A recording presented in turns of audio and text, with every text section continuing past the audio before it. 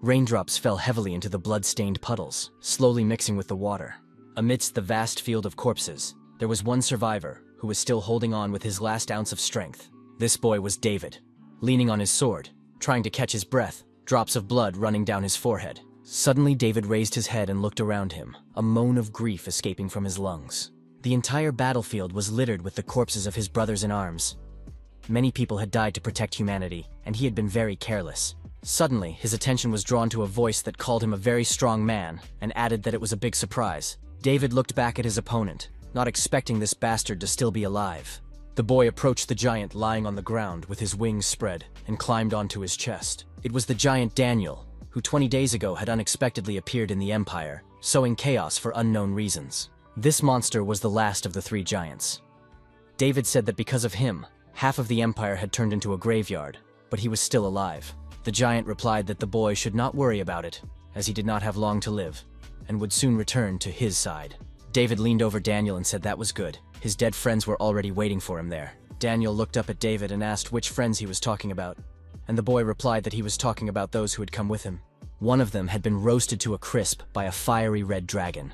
The second winged giant had been sealed away for eternity by an old man named Charles. David smiled, even forgetting his injuries for a moment, and asked if the giant understood him. Daniel replied that a strong person may not try to hide the truth behind superficial words, that the children of the stars share their feelings with each other, and they knew very well that they had taken their enemies with them to the other world. But that also meant that there were no strong people left, such as David himself. The boy was outraged by these words and shouted that he was still alive and that the giant should not talk nonsense.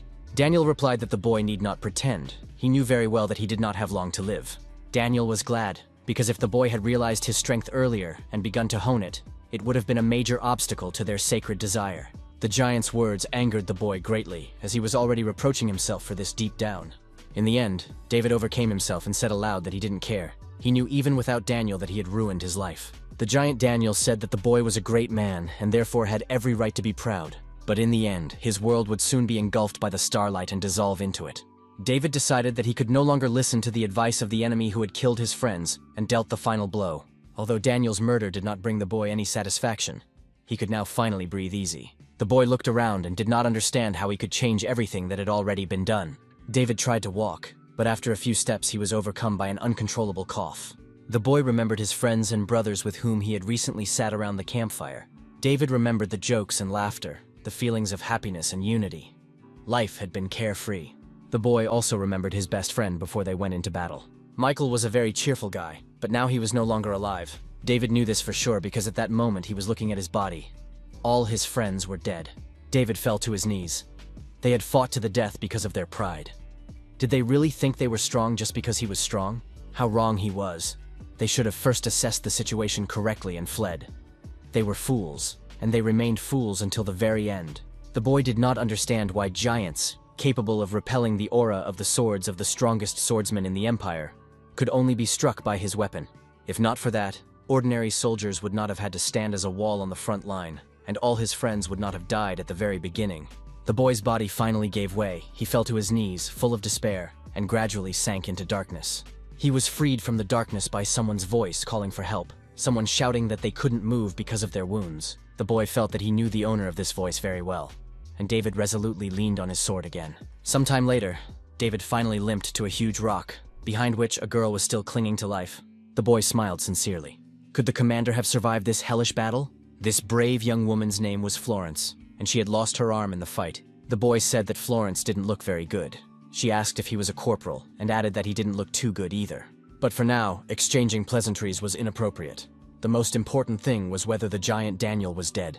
David replied that there was nothing to worry about. The giant was dead, and his body was lying nearby.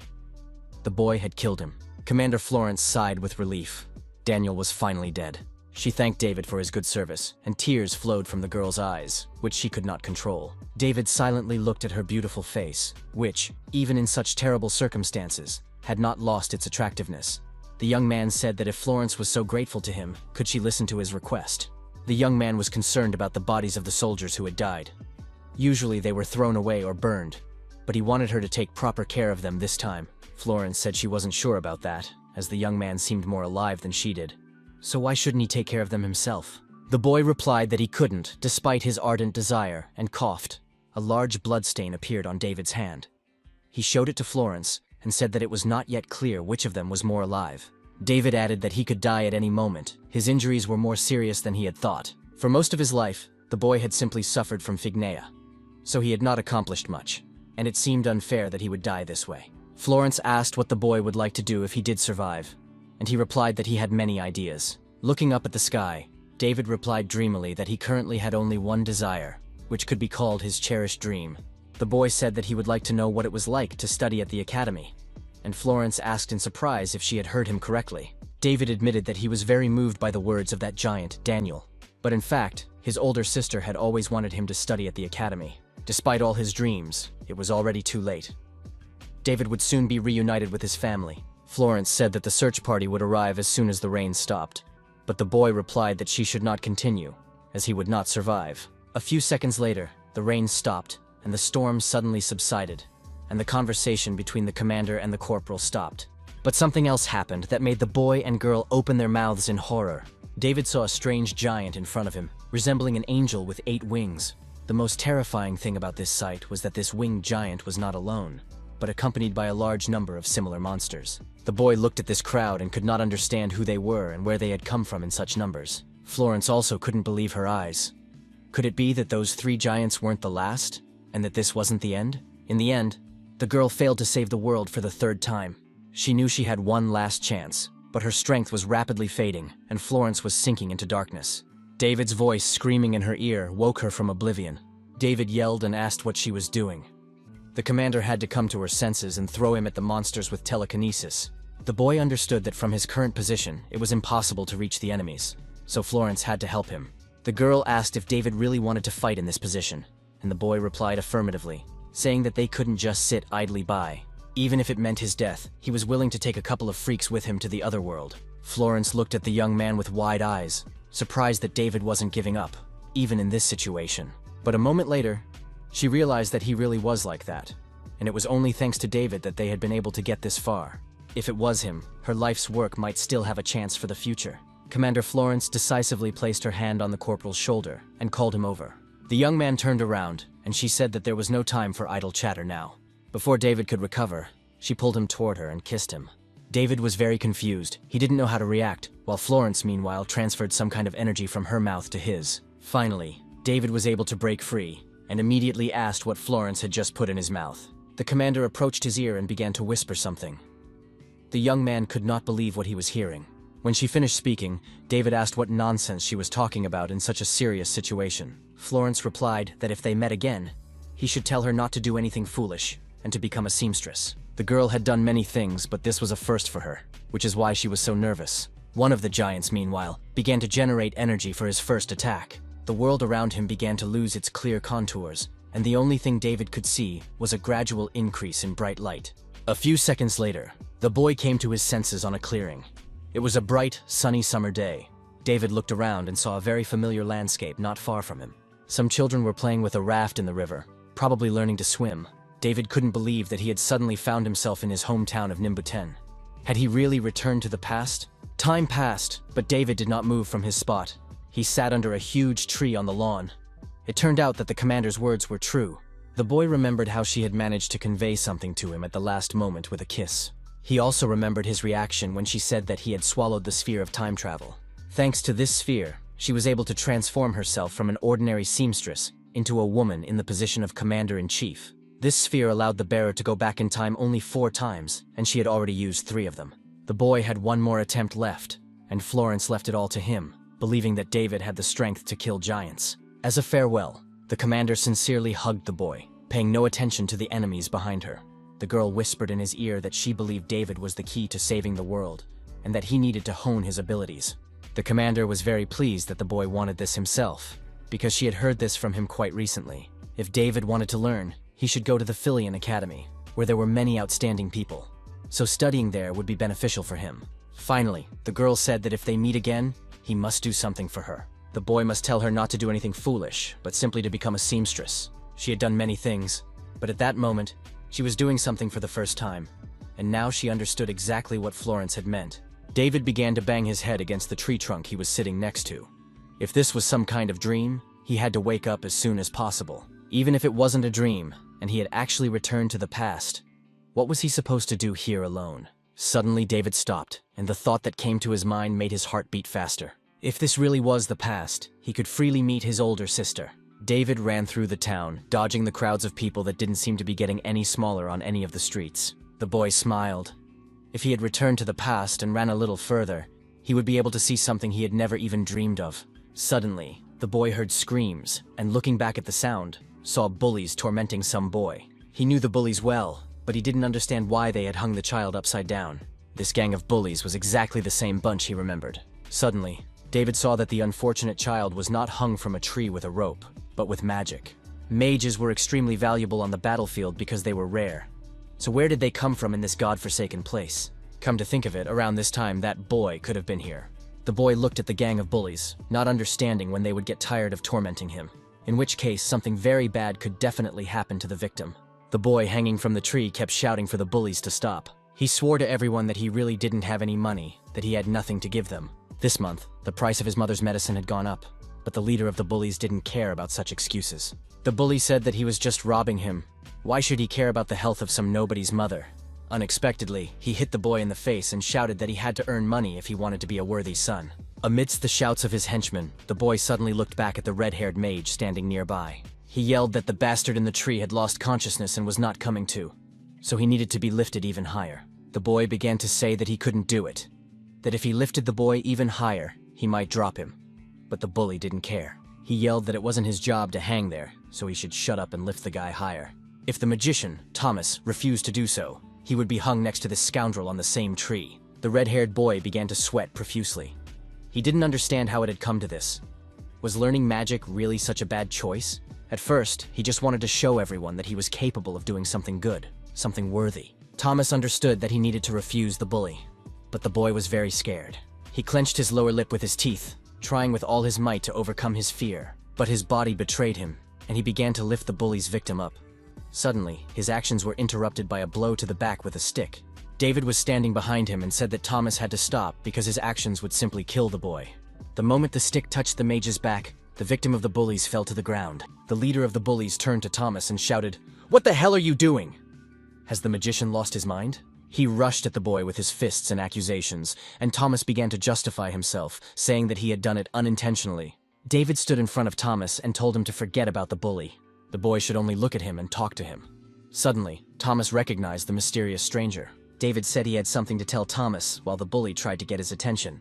David asked Thomas where he had learned telekinesis, and he replied that he had studied with the help of a grimoire he had bought from a merchant. The corporal was impressed that this red-haired boy had learned to do such things with the help of some cheap grimoire.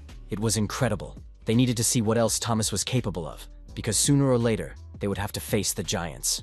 Suddenly, the boy heard a familiar clang of steel, a sound that could not be confused with anything else. It was the sound of a sword being drawn from its sheath.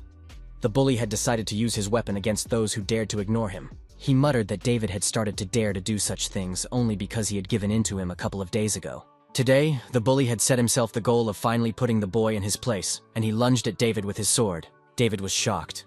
He couldn't understand where this scumbag had found a real sword, how he had managed to get it. The boy's stance was certainly poor, but he compensated for his lack of skill with his strength. And in the context of this situation, that was quite enough. Everything would have been fine if the bully hadn't swung his sword at David, who easily dodged his opponent's first blow. The bully was impressed by the boy's agility. He had no idea he was so fast. David thought that his body was certainly younger, but the combat skills he had acquired during his service in the penal battalion had not gone anywhere. The hooligan laughed and said he wanted to beat the boy so badly that he wouldn't be able to lift a spoon. David replied that today, success was simply flowing to him. The hooligan wanted to force David to his knees and beg for mercy, threatening to take one of the guy's arms anyway. David wanted to feign surprise and fear, but he couldn't do it. He wasn't afraid at all. The last straw for the boy was when the bully threatened to take care of his sister after killing David.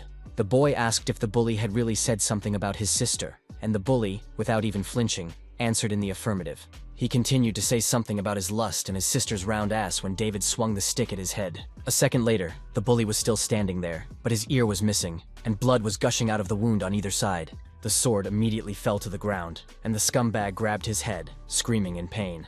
His henchman did not immediately understand what was happening and continued to giggle. But when their leader fell to his knees in front of David, they began to realize that something unexpected was happening. The hooligans couldn't comprehend how this was possible. A stranger had cut off their leader's ear with a simple stick.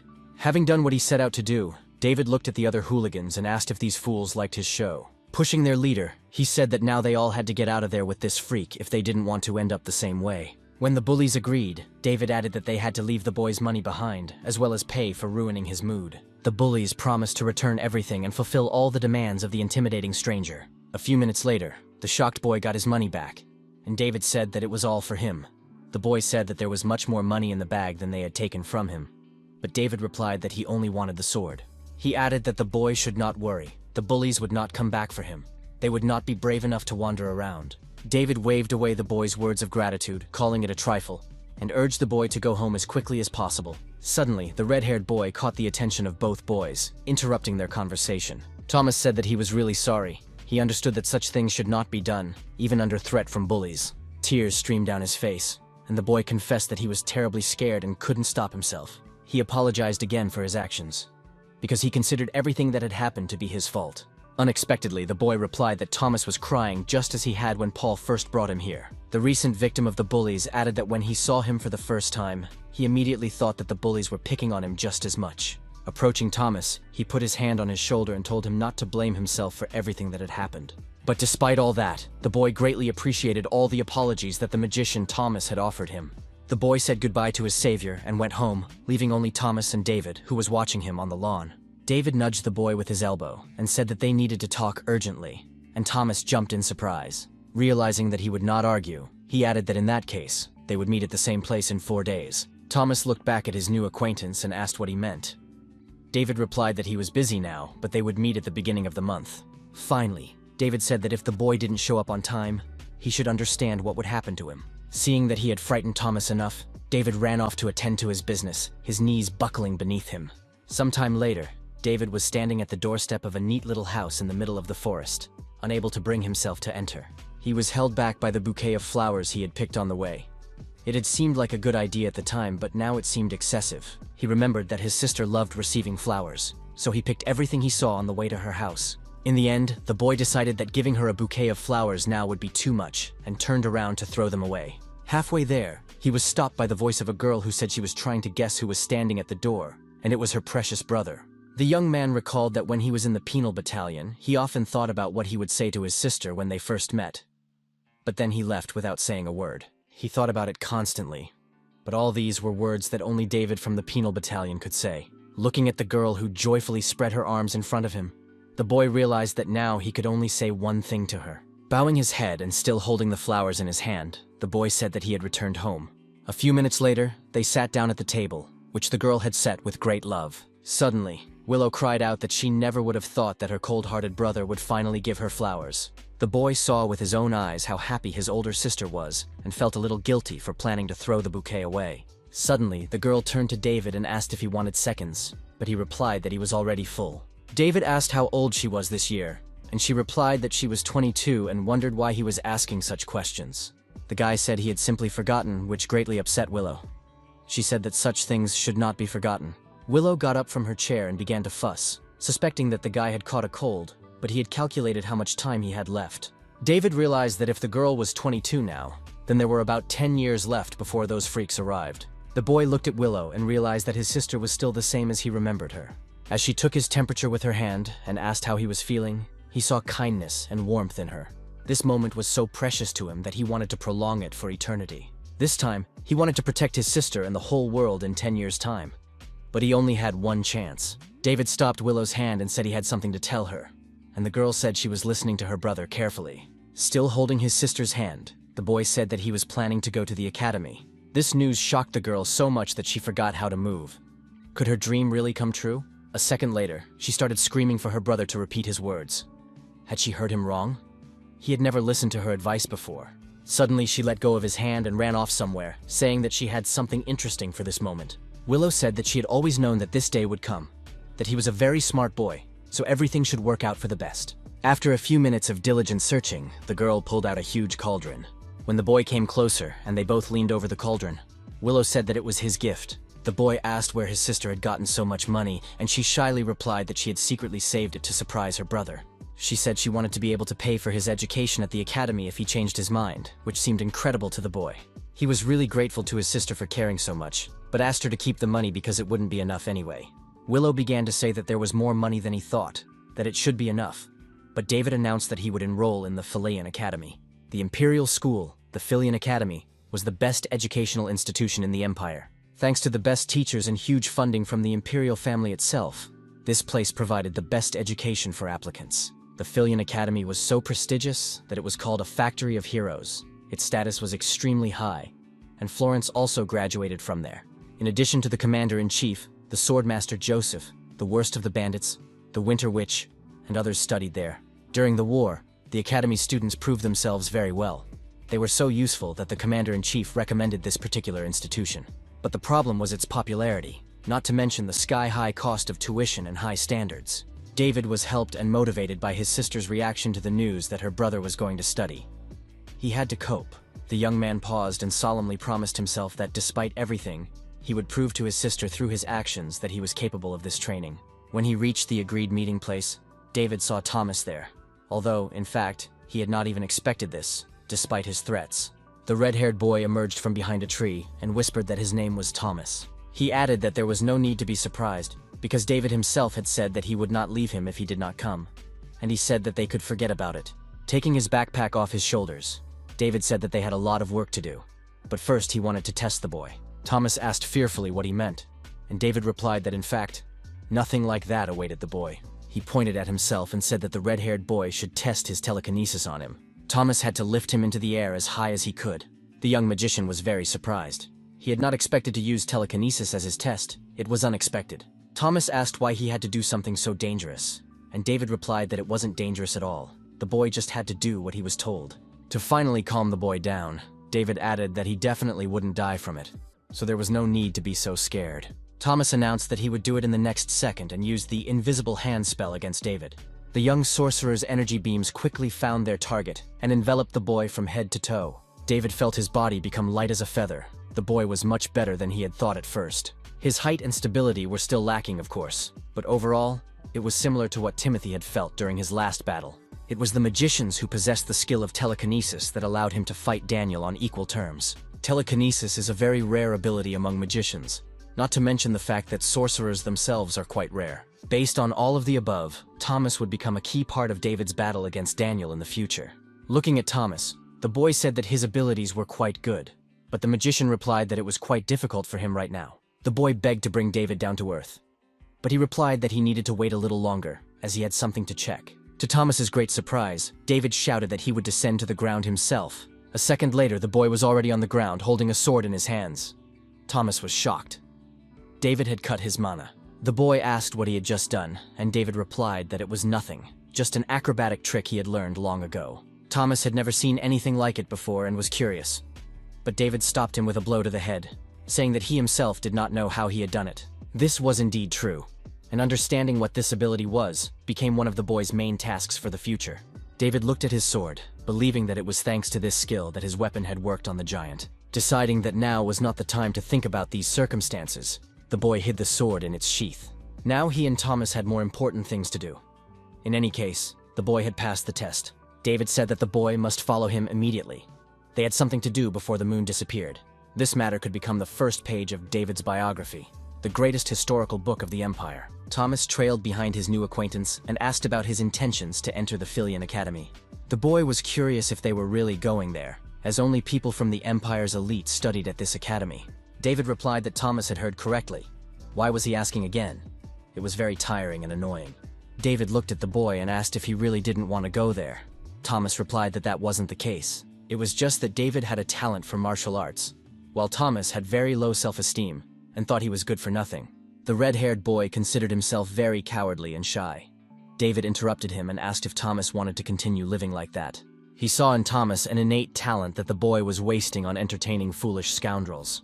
Did he really like that? After a pause, David said that, to be honest, the boy had a lot of stupid traits. He was indeed cowardly and shy. In addition, he was a crybaby who was ready to burst into tears over any little thing, and he was also a loser. These words struck Thomas right in the heart.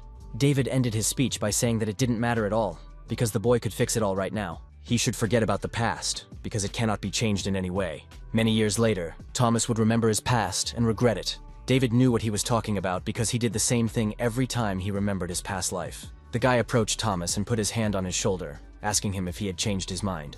Thomas couldn't say a word, suddenly realizing that someone like David cared about him. David said he wouldn't force him, turned around and walked away. It had the desired effect, and Thomas shouted that he wanted to change. The red-haired mage said he agreed to go with the boy to the Filion Academy. He wanted David to teach him everything he needed to know. David stopped. It was the first time Thomas had behaved courageously, and now his first obstacle awaited him. The words of his new mentor frightened the boy. Did he really have to do something right now? David was pleased with himself. A few seconds later, they were standing by the clearing, hiding behind the bushes. Thomas asked if this was really his first obstacle. David believed that the Moon Goblin was the best opponent for the young mage to demonstrate his skills. Moreover, this was not just any goblin but their leader, which made the task even more exciting. David laughed and, putting his hand on Thomas's shoulder, asked if he liked the task. The boy decided that there was no time to waste. They had to get started right away because time was running out. The moon variety of goblins often appeared in this area, and these creatures caused a lot of inconvenience to the locals. Most people distinguished these goblins from ordinary ones by their yellow skin and deformed bodies. But their real distinguishing feature was their boundless love of gold and treasure. These terrible creatures loved to ambush merchants and steal their valuables, then gather everything they had stolen in one place. They built an altar for their looted treasures and held a real celebration around it on nights like tonight, during the full moon. Thomas finally understood David's plan, and he was struck by his mentor's audacious plan to steal all the goblins' gold. Thomas had never heard of goblins gathering their treasures in one place and throwing a party. He asked David how he knew this, and David replied that he had his sources, but he couldn't say that he had encountered such creatures in his past life. In any case, all Thomas needed to do was to use telekinesis to transfer their treasures into his backpacks, without them noticing. David thought the conditions of the test were easy, but Thomas did not agree. He was worried about what would happen if he made a mistake and woke the goblins. David replied that in that case, they would both be in big trouble, and things would be bad. Thomas began to whisper loudly that it was too dangerous, and that they needed to plan everything first, to which David replied that he was a coward. The corporal ordered Thomas to look at him carefully, saying that in order to get into the Filion Academy, they both needed two things. The first condition was money. They needed to cover the insane cost of tuition. The second condition was experience. Money was also a problem, but experience was much more important. David said that Thomas should know that Filion was full of aristocrats who had received elite education since birth. The boy asked if Thomas wanted to beat these rich kids, and if so, there was only one way to do it. Starting from that moment, Thomas had to begin gaining experience, risking his life. These guys were ideal opponents, thanks to whom the boys could get money and experience, killing two birds with one stone. Thomas cried his eyes out, and David asked if the boy had any better ideas. If not, then everything was decided. David opened the first backpack and slapped Thomas on the back. They had to start right away. Very slowly and carefully, Thomas used his telekinesis spell, and the first backpack slowly filled with treasures. In a matter of minutes, the last coins and the dagger landed in the boy's other backpack. David looked at the treasures and was satisfied. The task had been completed perfectly. The boy ruffled Thomas's hair with his hand, noting what he had said earlier. The main thing for the boy was experience. The magician breathed a sigh of relief. The plan had worked. In fact, David wasn't sure that everything would work out. But just think, the boy learned very quickly. It turned out that Thomas was even better than he had imagined, and the boy had finally found himself a wonderful servant. David said that since they had already filled their backpacks to the brim, it was time to run. Thomas did not immediately understand that they were done. The corporal confirmed that they had done everything they needed to do, so they had to leave immediately before something went wrong. At that very moment, two boys were running through the forest, trying to catch up with something that was moving at great speed. Unable to keep up with the pace of the chase, one of them started shouting that the chicken flying in front of them had to stop immediately. Everyone heard this cry. David did not understand what kind of sick freaks could be causing such a commotion in the middle of the night. While the boys stood with their backs to the goblins, their leader woke up, the same cry having awakened him from his sleep. The leader looked around to see where the noise was coming from, and saw that there were no treasures in the chest. His voice, in turn, woke up the other moon goblins, who tried to figure out which thieves had stolen their shiny trinkets. Looking around, two of them suddenly noticed David and Thomas, who had not yet managed to escape from the clearing. David was dissatisfied, to say the least. Their situation was bad. The moon goblins were running at them in a pact to attack. The boy dropped his backpack on the ground. Thomas couldn't stand on his feet. David felt that from the very beginning, events were unfolding very well. He expected a trick and he got it. Thomas asked what they should do, maybe throw away the treasures and run away. David was against this idea. In that case, they would not be able to pay for their education, and that was his goal, to obtain some money. And although Thomas thought that this was not the main thing, they still had no time left. The goblins were dangerously close. Thomas took his sword out of its sheath. It was made of cheap steel, and with its weight and strength, it would last for about 15 blows. There were about 30 enemies, and they all rushed at their only opponent at once, because Thomas could be disregarded. The boy had only 15 blows, and the first few goblins were already at a sufficient distance from him. After making the necessary calculations, David pulled the sword out of its sheath with a sharp movement and cut off the heads of the first few goblins with one blow. Thomas silently watched as the heads of the monsters flew around him, mixing with his own blood. David smiled. He still had 14 sword strokes left, which was almost equal to the number of enemies. Finally, the last blow fell on the goblin leader, the boy's sword piercing his skull. David was even a little disappointed. Everything had turned out not so bad. Thomas, however, was in utter shock. In his opinion, what had just happened was impossible. Before his eyes, David decapitated 3 goblins with a single blow, after which a whole gang pounced on him. The monster's tactic didn't work, because when it happened, the boy simply disappeared for a moment. But when David reappeared a few seconds later, there was almost nothing left of the crowd of goblins. This battle, which Thomas believed would be their death sentence, turned out to be a death sentence for the goblin leader and his gang. Thomas was even more impressed by the spectacle David had given him. He hadn't even asked for help. Suddenly, the corporal's voice interrupted the boy's thoughts. David asked him why he was standing there like a statue. When Thomas began to apologize, the boy asked him not to, but rather to hurry up and gather his things. David looked back at his new assistant and added with a smile that they were going home. The boys' backs ached from the large amount of treasure in their backpacks, and David was unhappy that they had failed to stick to the plan. He also noticed pain in his muscles, which appeared after the battle with a couple of goblins. Could it be because he was still growing? David promised himself that he would get back to his physical training as soon as he returned home. Thomas was curious about the screams in the forest that had ruined all their plans, but David had no answer. He called those guys sick freaks and promised that they would pay for all the inconvenience they caused during the meeting.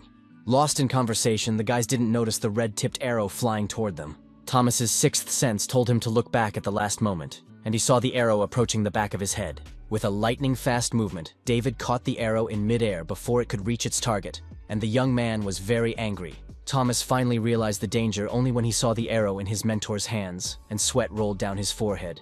David was already beginning to feel that this forest was cursed, which was why so many sick freaks were wandering around it. Opposite them, 2 young men emerged from the darkness into the light, who were also surprised that the boys turned out to be human. After looking more closely at David and Thomas, the young men came to the conclusion that they were not just humans, but children. One of the young men, throwing his bow behind his back, apologized to the children. He said that he had heard a rustling sound and thought it was a monster, which is why he started shooting. Seeing something shiny in one of the bags, the boys approached David, saying that they had almost killed a person. Realizing where this was going, the boy interrupted them, saying that the strangers weren't even trying to lie convincingly. David demanded an end to this shameful game, saying that the young men should say directly who they were and what they wanted. The archer scratched the back of his head, apologized, and said he had forgotten to introduce himself. Suddenly, lunging at David with a knife he had pulled out at the last second, he shouted that they were Caliboro. But the boy's plan failed. David grabbed his arm and struck him in the jaw with lightning speed. One of the Caliboro choked on his own blood, which immediately flowed from his nose and mouth. David knew this name well. Could it be that he had encountered these scumbags again? Seeing that his accomplice was in trouble, another Caliboro took out his knife and rushed at David. But Thomas, who was standing nearby, had no intention of giving him that opportunity. The boy shouted to David to be careful and cast a restraining spell of an invisible hand against the robber. The blonde Caliboro couldn't believe what was happening. He couldn't move. David, however, was pleased with Thomas's abilities and took advantage of the moment to knock the weapon out of the attacker's hands. Picking up the dagger from the ground a moment later, he struck the blonde man several times with lightning-fast blows. Not understanding what had just happened, the blonde man asked who they were. But a moment later, Thomas had to jump back as the young man fell to the ground, bursting into several pieces and spraying blood everywhere. Shocked, Thomas asked David if he had really killed his opponent, and David replied in the affirmative, saying that the man had wanted to kill him too. Finally, he added that the boy must have also heard that these 2 were members of the Caliboro. This was a gang that kidnapped and sold people. There was no crime they would not commit. It was the most ruthless group in the Empire.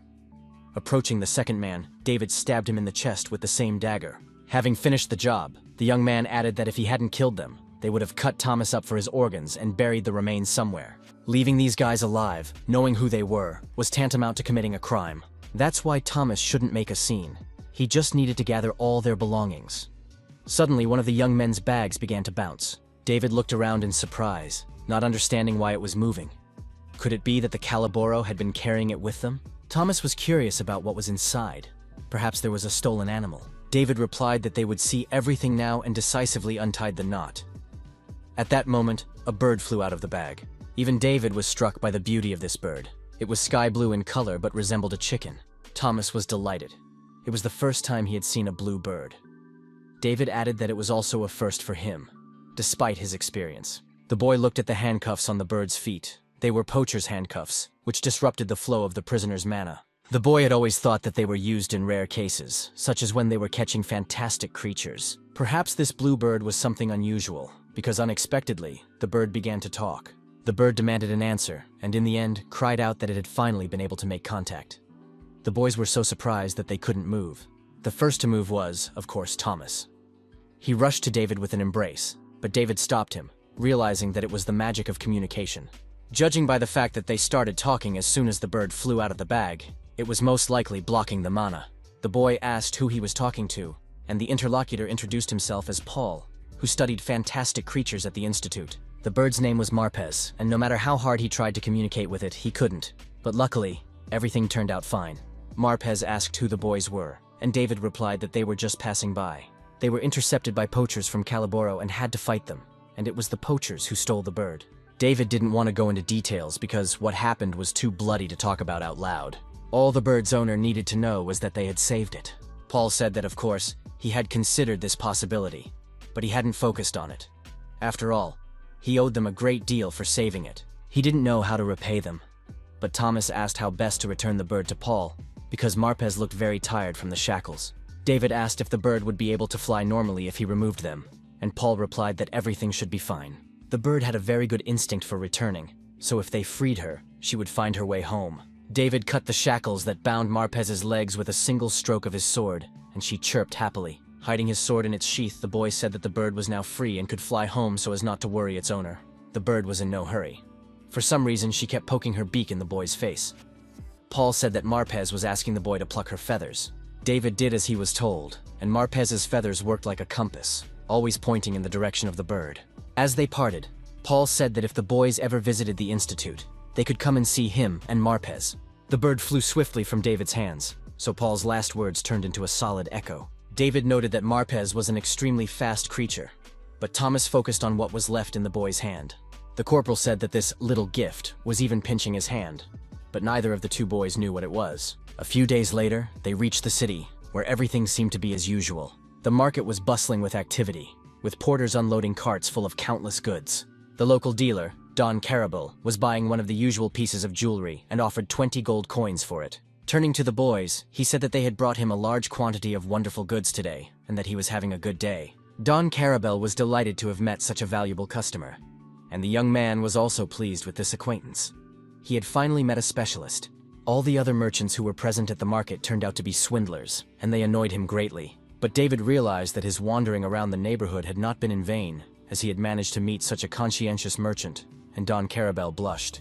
The young man asked if the dealer would like to appraise something else, a small item, and he agreed. The boy took the bird's gift out of his pocket and asked what it could be, as he did not want to sell the item. That night, the blue bird of dreams, or simply Marpez, left him this egg. At first, David thought that it had just pooped in his hand, but that wasn't the case. It had repaid him for his kindness in another way. He even threw the egg at a rock lying on the lawn nearby. But to his surprise, the purple egg smashed the rock to dust. It turned out to be really strong. Don Carabel, looking closely at the egg, said that he had never seen anything like it before, and did not know what kind of bird it might belong to. But it definitely belonged to an extremely rare species of fantastic creature, and this treasure could be worth a lot. The color and texture of the egg also caused surprise, forcing them to think and go over all the knowledge stored in their minds. David laughed, not wanting Don Carabel to say in a few seconds that it was just horse manure. The dealer gave the egg to the guy and said that he didn't really know what it was, but he thought it was something unusual. He asked David if he wanted to take the egg to a specialized place. David replied that this was the only option left to him. He couldn't sell the egg without knowing what it contained. After sorting through his treasures, The corporal asked if the dealer still sold books about the Filion Academy. David explained that he and Thomas were going to apply there, but knew nothing about it. Corabel replied that it was a great coincidence. Don Carabel explained that his daughter was also planning to apply there, and he was sure she would not mind helping them. He tried to explain that she would be there soon, and at that moment, the boys heard her voice. The girl asked what was going on. David looked around and saw a beautiful blonde, whom Don Carabel called his only flesh and blood. The girl's name was Marie. The dealer said that the boys were very important clients with whom he had just made a big deal. Mary did not believe her father's words, calling Thomas and David brats, which outraged them immensely. The merchant apologized for his daughter, saying that she had grown up in a merchant family and was therefore very sharp-tongued. Thomas replied that it was all right, but David was not concerned with such mannerisms. He saw something very familiar in the girl's face and asked her if she was really Marie. When Marie answered in the affirmative, he asked if her middle name was Alice, and she replied, "How did you know that?" David replied that it might seem very strange, but she looked very much like someone he knew. But just to be sure, he needed to ask the girl one more question in her ear. Mary Alice allowed David to do so, and he whispered, asking if she had something down there that was not typical for a girl. The girl was shocked by the nonsense she had just heard from the mouth of a stranger. David ignored her reaction, and continued to think aloud that it didn't seem like she had a penis. The boy looked at Don Carabella and said he would rather believe that the old man had another child he didn't know about. But David's thoughts were interrupted by a slap in the face from Mary, who now considered the guy a sick freak. But the effect of the slap was quite the opposite. The feeling seemed quite familiar to the boy. After the physical sensations, the boy was certain that this girl was Countess Mary Alice. When their penal battalion was in the city of Armalin, Count Mary was responsible for their supplies. Thanks to his excellent work ethic and friendly nature, he could befriend anyone. He was an impressive personality. However, as soon as someone mentioned the word member in conversation, he would instantly become extremely angry. When he lost his temper, he would start slapping everyone, and David was no exception. At the time, he didn't understand why this was happening all of a sudden. David always wanted to ask Count Mary why this happened the next time they met. But he never had the chance. Count Mary Alice died in battle, like all of David's other friends and comrades. He saw his body with his own eyes, but it seemed that David had just found the answer to his question. Who would have thought that this was the reason? He looked at Don Carabella's daughter, who was standing opposite him, angry, and realized that Count Mary Alice was a girl. Seeing the boy smile, Mary Alice exploded even more, deciding that she needed to punish him again and lunged at him.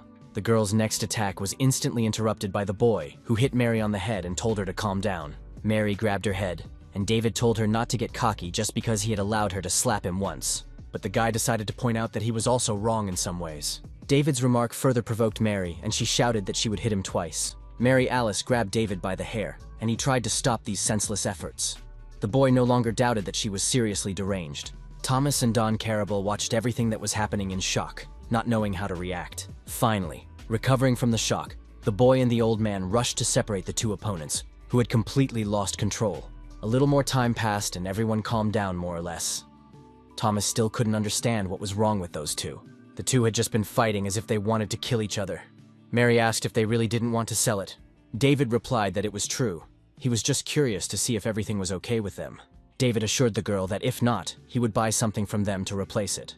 Now Thomas watched as the two oddballs seemed to become friends. The boy decided to buy 3 swords and a magic wand from Don Carabella and his daughters. Mary asked David why he needed 3 swords, as they would be very difficult to carry, and he replied that it was just in case, as they often broke. The girl asked him how he liked the weapons she had offered, and he replied that they were not bad, but this black one was the best of them all. Mary explained that black iron was very strong, which was why all famous knights wanted weapons made only from it. The girl added that she didn't know how rough the guy was when using swords, but he probably wouldn't be able to break this one. And the staff she offered had a very beautiful magic stone, so the boy should take good care of it, especially considering that such a cute boy is with him now. She turned to Thomas and asked if he was a magician. Mary asked what kind of magic Thomas used, and he modestly replied that he had telekinetic abilities. Mary was delighted. In her opinion, it was incredible, and if the boy tried hard, he could even get a scholarship to the academy. The only question left was for David himself, what technique he was going to demonstrate in the practical exam. The girl said that in order to get into Filion, he needed to impress them and show his techniques in the practical exam. The theoretical exam was also difficult, but not as difficult as the practical one, and if the boy showed good results, he would definitely be accepted into the academy. If the boy did not prove his worth, he could forget about entering the academy. David believed that he only needed to be skilled with a sword. The boy asked what they usually show to the professors on the committee, and Mary replied that most nobles show their family's secret techniques. But most martial arts masters and applicants show their own fighting techniques using mana. David did not know that sword-wielding children of that age could already use mana even if they were not magicians. But it turned out that he had to be able to do so as well. Mary said that if he wanted to join Filion, he absolutely had to be able to do this, to use his mana in battle. The girl saw David's reaction and suspected that he still hadn't learned to feel his mana. In the end, the boy had to ask if mana was the same thing as an aura, and this question made Mary's jaw drop. Mary Alice covered her face with her hands and groaned. Was it really true that David was going to enroll in the Filion Academy? She said that they were incomparable things, but her reaction even slightly offended the boy. Mary Alice stopped laughing and suddenly said that they needed to go out into the yard with David, who was a little scared. She got up and grabbed the swords lying on the table, saying that she would borrow them. David asked where the girl got so much confidence from, as she could damage the weapons, but she replied that he shouldn't worry. Mary said that if she broke any of the weapons, she would pay triple for them. Looking back at David, who was still sitting in place, the girl hurried him, saying that it was no longer appropriate to talk, and that he should follow her. Mary explained that mana was the primary source of nature's power, that it was like air and was everywhere, but not everyone could use it. In order to use mana, one must first feel one's own mana and develop a sense of mana. This can be achieved if you have talent, through training, strong desire, or something else. Many factors influence the result. Usually it takes people about a year to do this, and after a year, they begin to feel it. And those prospective applicants who wish to enroll at Filion have already passed this stage. Mary said that David should forget about his feelings for now, as he does not even understand the difference between mana and aura. Mary, however, acknowledged that aura is a type of mana, but the difference between them was, in fact, like the difference between heaven and earth. Even with talent and incredible effort, it takes at least 10 years of training to get an echo of the innate power of the aura. Having said everything she wanted to say, Mary Alice asked if the boy understood anything, and David replied that he did, a little. He recalled that he had sometimes met such people on the battlefield, who boasted that they used their aura or some other unusual powers. They were his enemies, but not so incredible that if you cut them down, they would die just like everyone else. Mary Alice announced that the explanations were over for now and asked if they could begin. The girl was sure that with practical training, David would understand everything faster, because he would use his body instead of his head. The boy did not expect anything extraordinary from Mary, because in his opinion, she was just a young girl. But a second later, Mary Alice made him tense up as she attacked David rapidly, forcing him to defend himself. At first, he couldn't even collect his thoughts. This girl had clearly made an impression on him. The boy parried the girl's first attack, but she didn't stop and was already running towards him again. David was amazed that at such a young age, Mary was already capable of exerting so much force, especially while using twin blades. David hadn't noticed anything like that yet, so he couldn't say for sure. But it seemed to be the mana combat technique she had told him about. But Mary, on the contrary, was impressed. She wanted to end the fight with one attack, to show the power of mana, to force the boy to give up on entering the academy. In her opinion, this was the best way out of the situation, because if the guy failed the entrance test, it would be even worse for him. But things did not turn out as expected, and for some reason, the girl felt that David was putting pressure on her, that he was capable of doing so even without using mana. Mary Alice tensed up. This was nonsense. Her opponent's voice brought her out of her stupor. He asked what she was thinking about. With one lightning-fast movement, the boy knocked both her blades aside and Mary was thrown back. Shouting that the girl should dodge rather than block his blows, the boy launched a second attack, and Mary had to jump back. The girl's eyes shone with excitement. She understood that she was in danger, but now she had a couple of seconds to catch her breath. She asked David if she was right in thinking that he was an unusual guy, and he replied with a smile that the same could be said of her. She not only possessed the mana, but also the sword, although there were problems with the center of gravity. If Mary could solve this, she could become much stronger. Such bold behavior greatly angered Mary Alice, who was not used to losing. She shouted that David should not consider himself the winner. The boy was only concerned that the girl would keep her word, because one of the swords had broken, and she had promised to pay triple for it. Hearing the sound of iron breaking, David looked back and said that Mary Alice should get the money ready. Thomas, who suddenly appeared behind the girl, said with excitement in his eyes that she was very brave. But at that very moment, David shouted that he was very tired, so the boy had to hurry up. The next morning, David came to the market to collect the money he was owed from the previous day. But to his surprise, instead of money, the boy found books on theory for admission to the Filion Academy and Mary's notes. The girl said that there was only a month left before admission, but David was surprised by such generosity, since yesterday she was against it. David even threatened her, but Mary replied that she had no ulterior motives, she just liked the boys. She decided to do them a small favor so that they could all enter the academy together, and offered her services for free. Mary would have loved to teach David personally, but the trade didn't want to wait, and it was already time for them to leave. So Mary Alice wished the boys well in their studies, saying that if David failed after all she had done for him, there would be no forgiveness. David laughed in response and told the girl to worry about herself instead. It was strange, but he was starting to like her even more. Jumping onto the footboard of the cart, Mary Alice waved goodbye and said they would see each other in the capital at the entrance exams.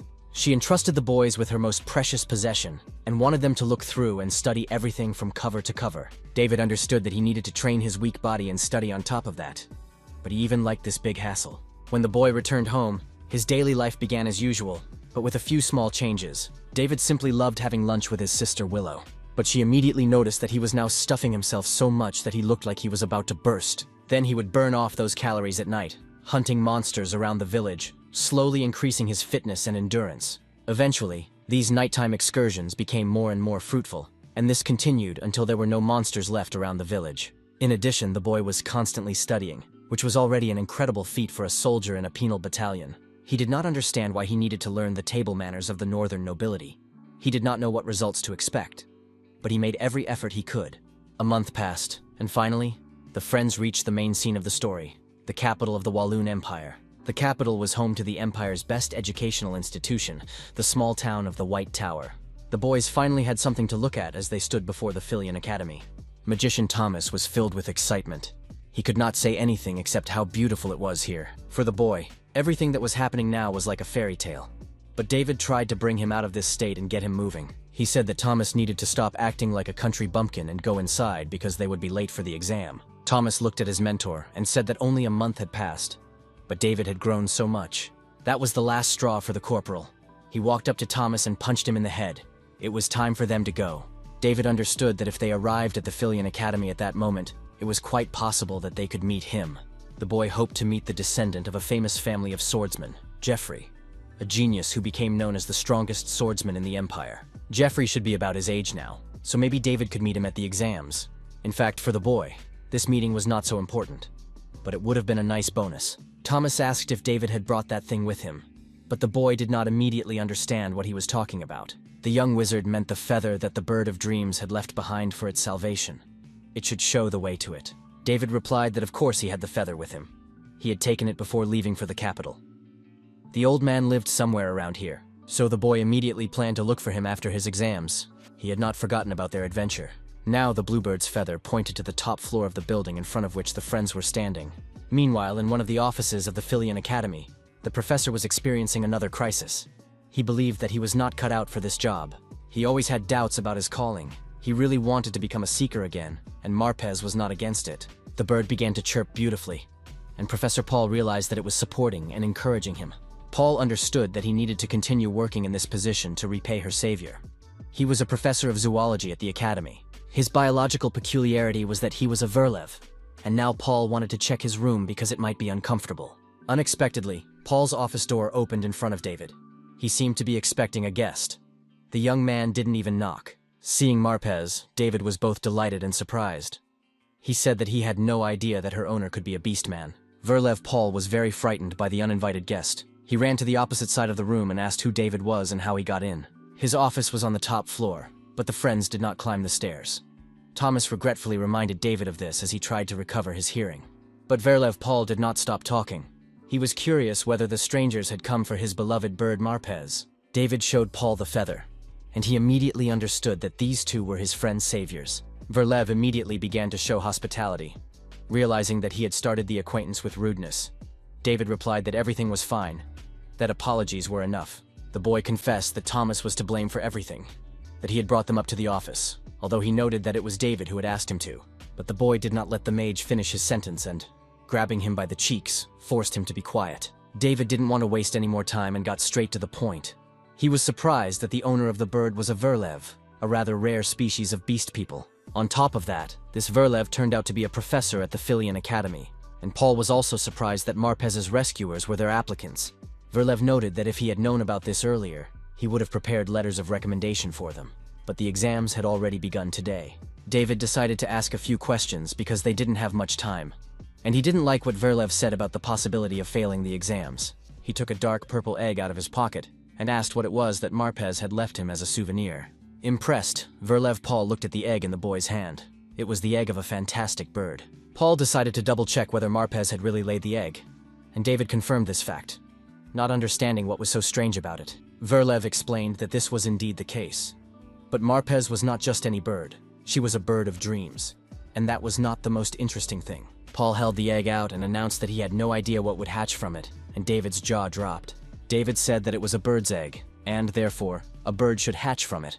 But with the bird of dreams, everything was different. Depending on its environment, the bird of dreams absorbs different types of mana and lays an egg. And when it hatches, a phoenix will emerge, enveloped in tongues of flame. If the bird lays an egg in a monster's nest, the chick will look like the monsters that live there. And sometimes it is not a bird that is born at all. Of course, if you analyze the mana flows emitted by the egg, you can predict what kind of bird will hatch from it. Myriad types of mana are intertwined in this egg, resembling turbulent molten metal. But right now, it was difficult to say for sure who was inside. And David was overwhelmed by the number of problems this egg presented. He looked at the blue bird and asked her where she had been wandering, which had allowed her to lay such a strange egg. The boy had never seen such a shameless bird, which was now looking at him and covering its head with its wing. Unexpectedly, Paul asked David if he would let him look after the egg, and David had no objection. Verleva was satisfied with this answer. The bird of dreams laid its egg only once in its lifetime, and he understood its value well. If Marpez herself laid this egg right in front of her rescuers, he believed that the bird felt something special about them. He scratched the bird's neck and said that he wanted to respect the choice of his friend, with whom he had lived for so long. David agreed again and added that he was also curious to see what would hatch from this egg. The young man understood that he and Thomas had little time. So, having resolved all their issues, he began to say goodbye to Paul, but Paul asked them to stay. Verlev had been thinking all this time about what to give them as a reward, and a wonderful idea had just come to mind. He handed the boys a scroll on which was written everything that would help them hatch the egg. Sometime later, the boys went to the practical exam hall in the main building of Hellelian Castle. They sat in the waiting area for prospective students, martial arts masters, and were invited to the commission one by one. Gradually, the line moved forward, and then the guy who was announcing the serial numbers declared exam number 111 complete. After announcing this, the guy invited the next applicant, number 112, to follow him. David watched with boredom as the guy walked into the next room. Judging by the number of the previous applicant, he was next. The boy was upset that he had to wait so long, but Mary replied that this happens at all exams. David asked Mary why she was dressed like that, because it was uncomfortable, but she replied that she had paid special attention to her appearance because it was Philean. She said that the nobility were entering here, and they could become their future clients, so she had to dress to impress. Mary Alice regretted that Thomas was not with them now. But David replied that he was taking the exam elsewhere with the magicians. Applicant number 112 finished his exam and came out in despair. The boy was sure he had failed the exam. David realized that it was his turn, and Mary wished him not to be nervous, but just to give it his all. The girl shouted after him that if he failed, there would be no forgiveness, and David thanked her for her support. At the door, the young man looked back at all the other applicants and said he would be back soon.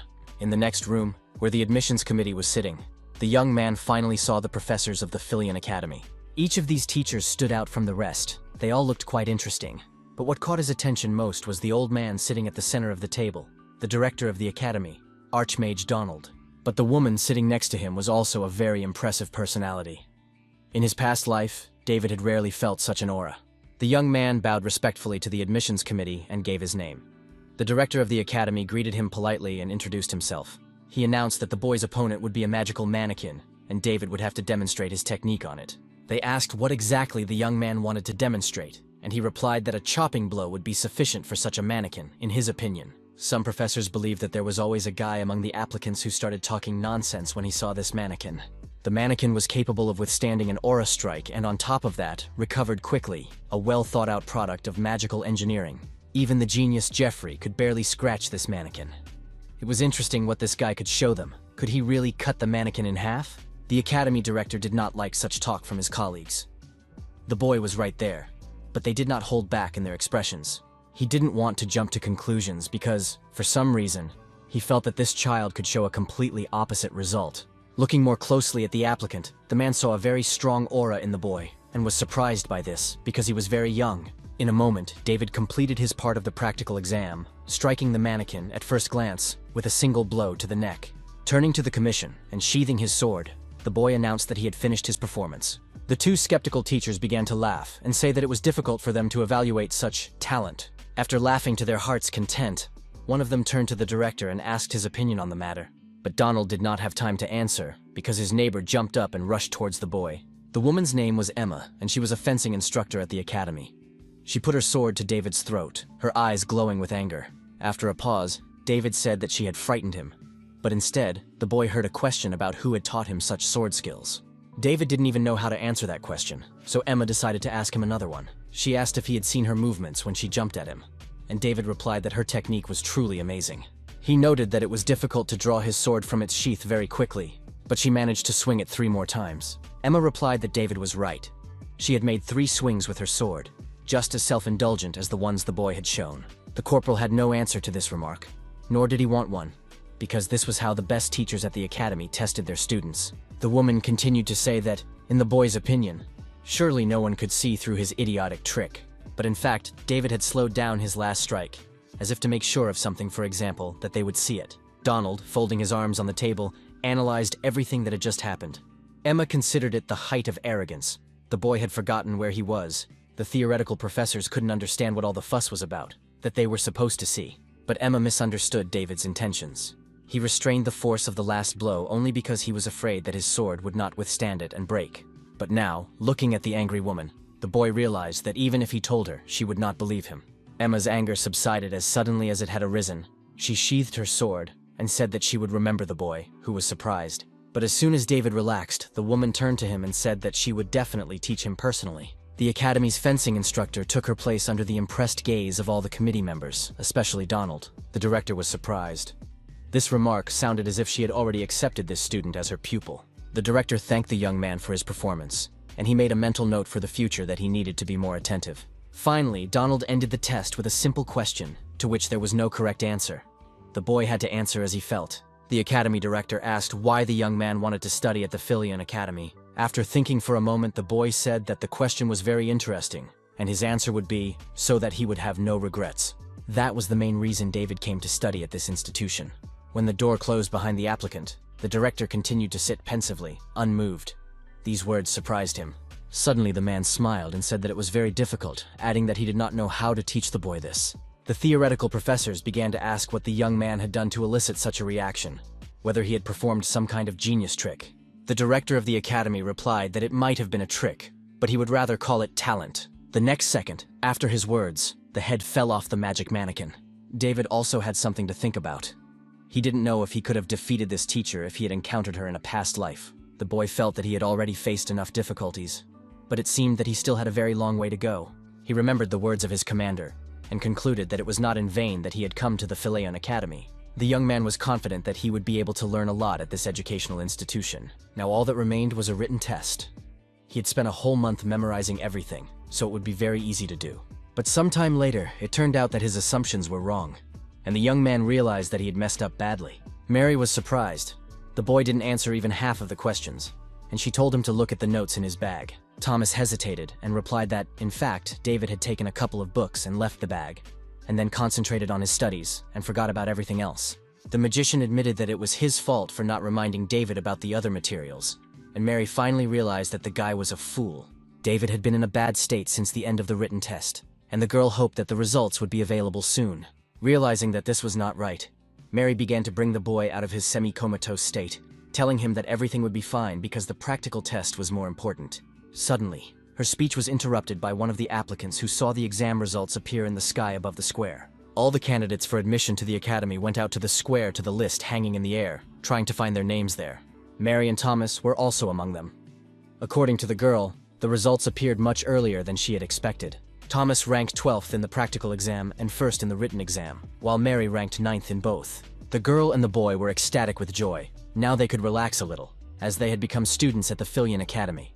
Mary noticed that Thomas had taken first place in theory, and praised him for it, even though he hadn't yet realized his score. 2 other people shared first place with him, but that didn't detract from his achievement, even though he himself considered it luck.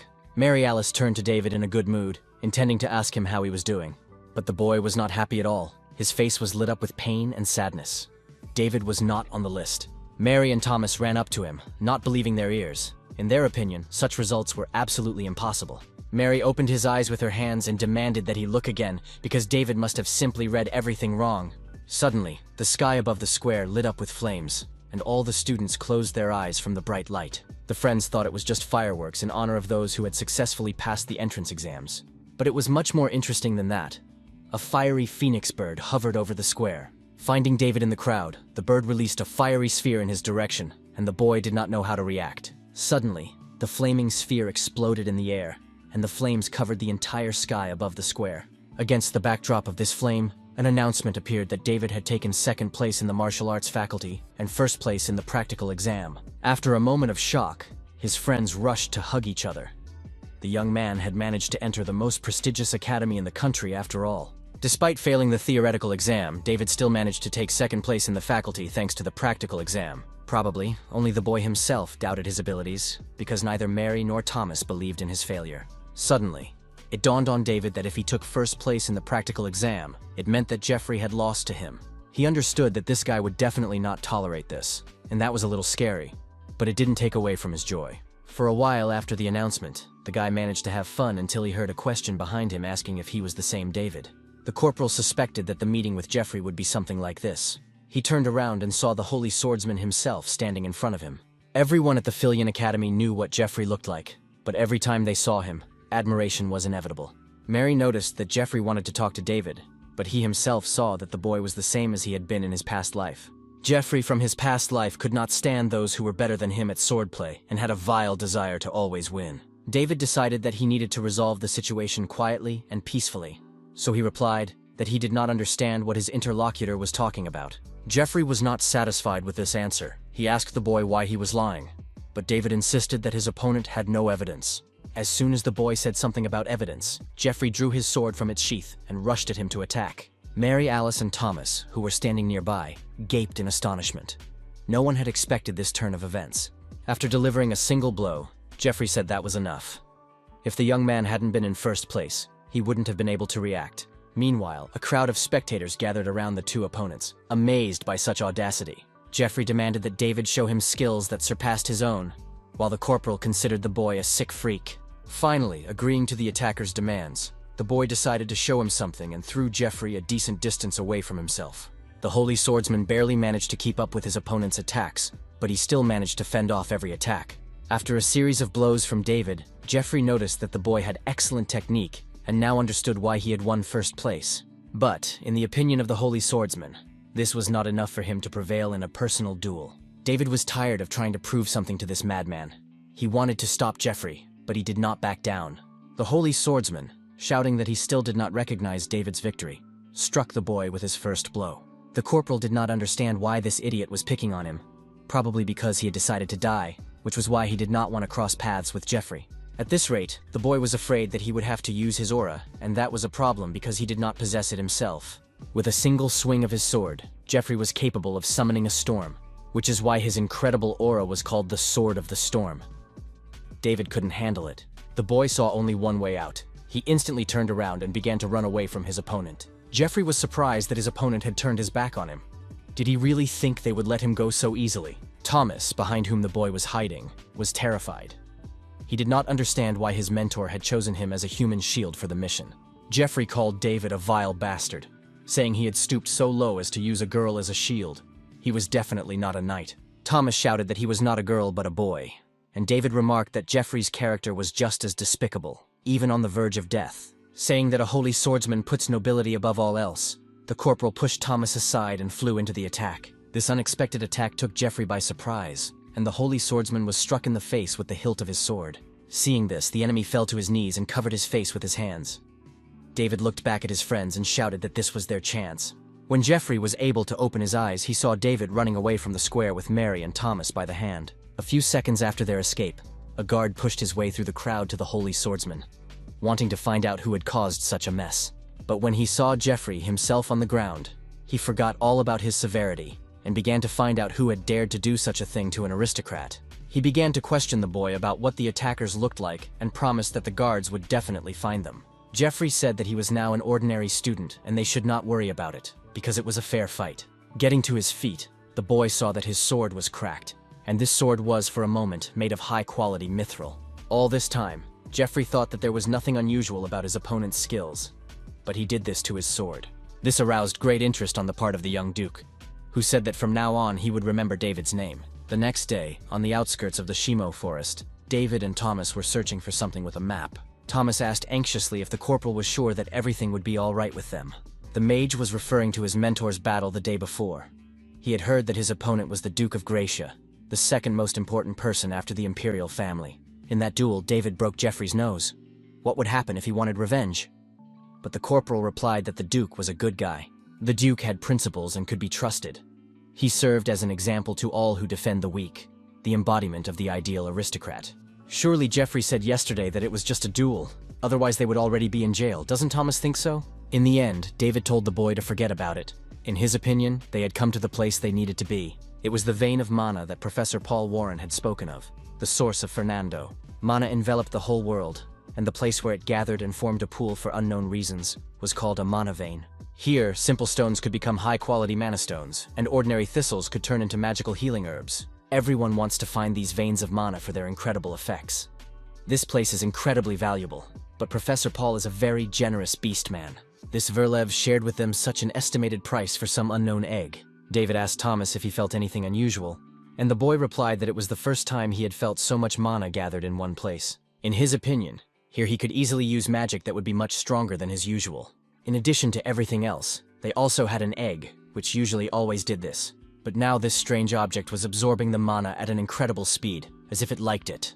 David replied that he still wouldn't understand it on his own, but he suspected that Mary would like it here too. Too bad she was busy. Thomas agreed with the boy, but he did so somewhat tensely. Something was bothering him. The young wizard asked his mentor if he thought this place was strange. Professor Paul said that there was a lot of mana here, which is why many fantastic creatures came here. This meant that there should be plenty of ordinary animals here, but this picture did not match what they were seeing now.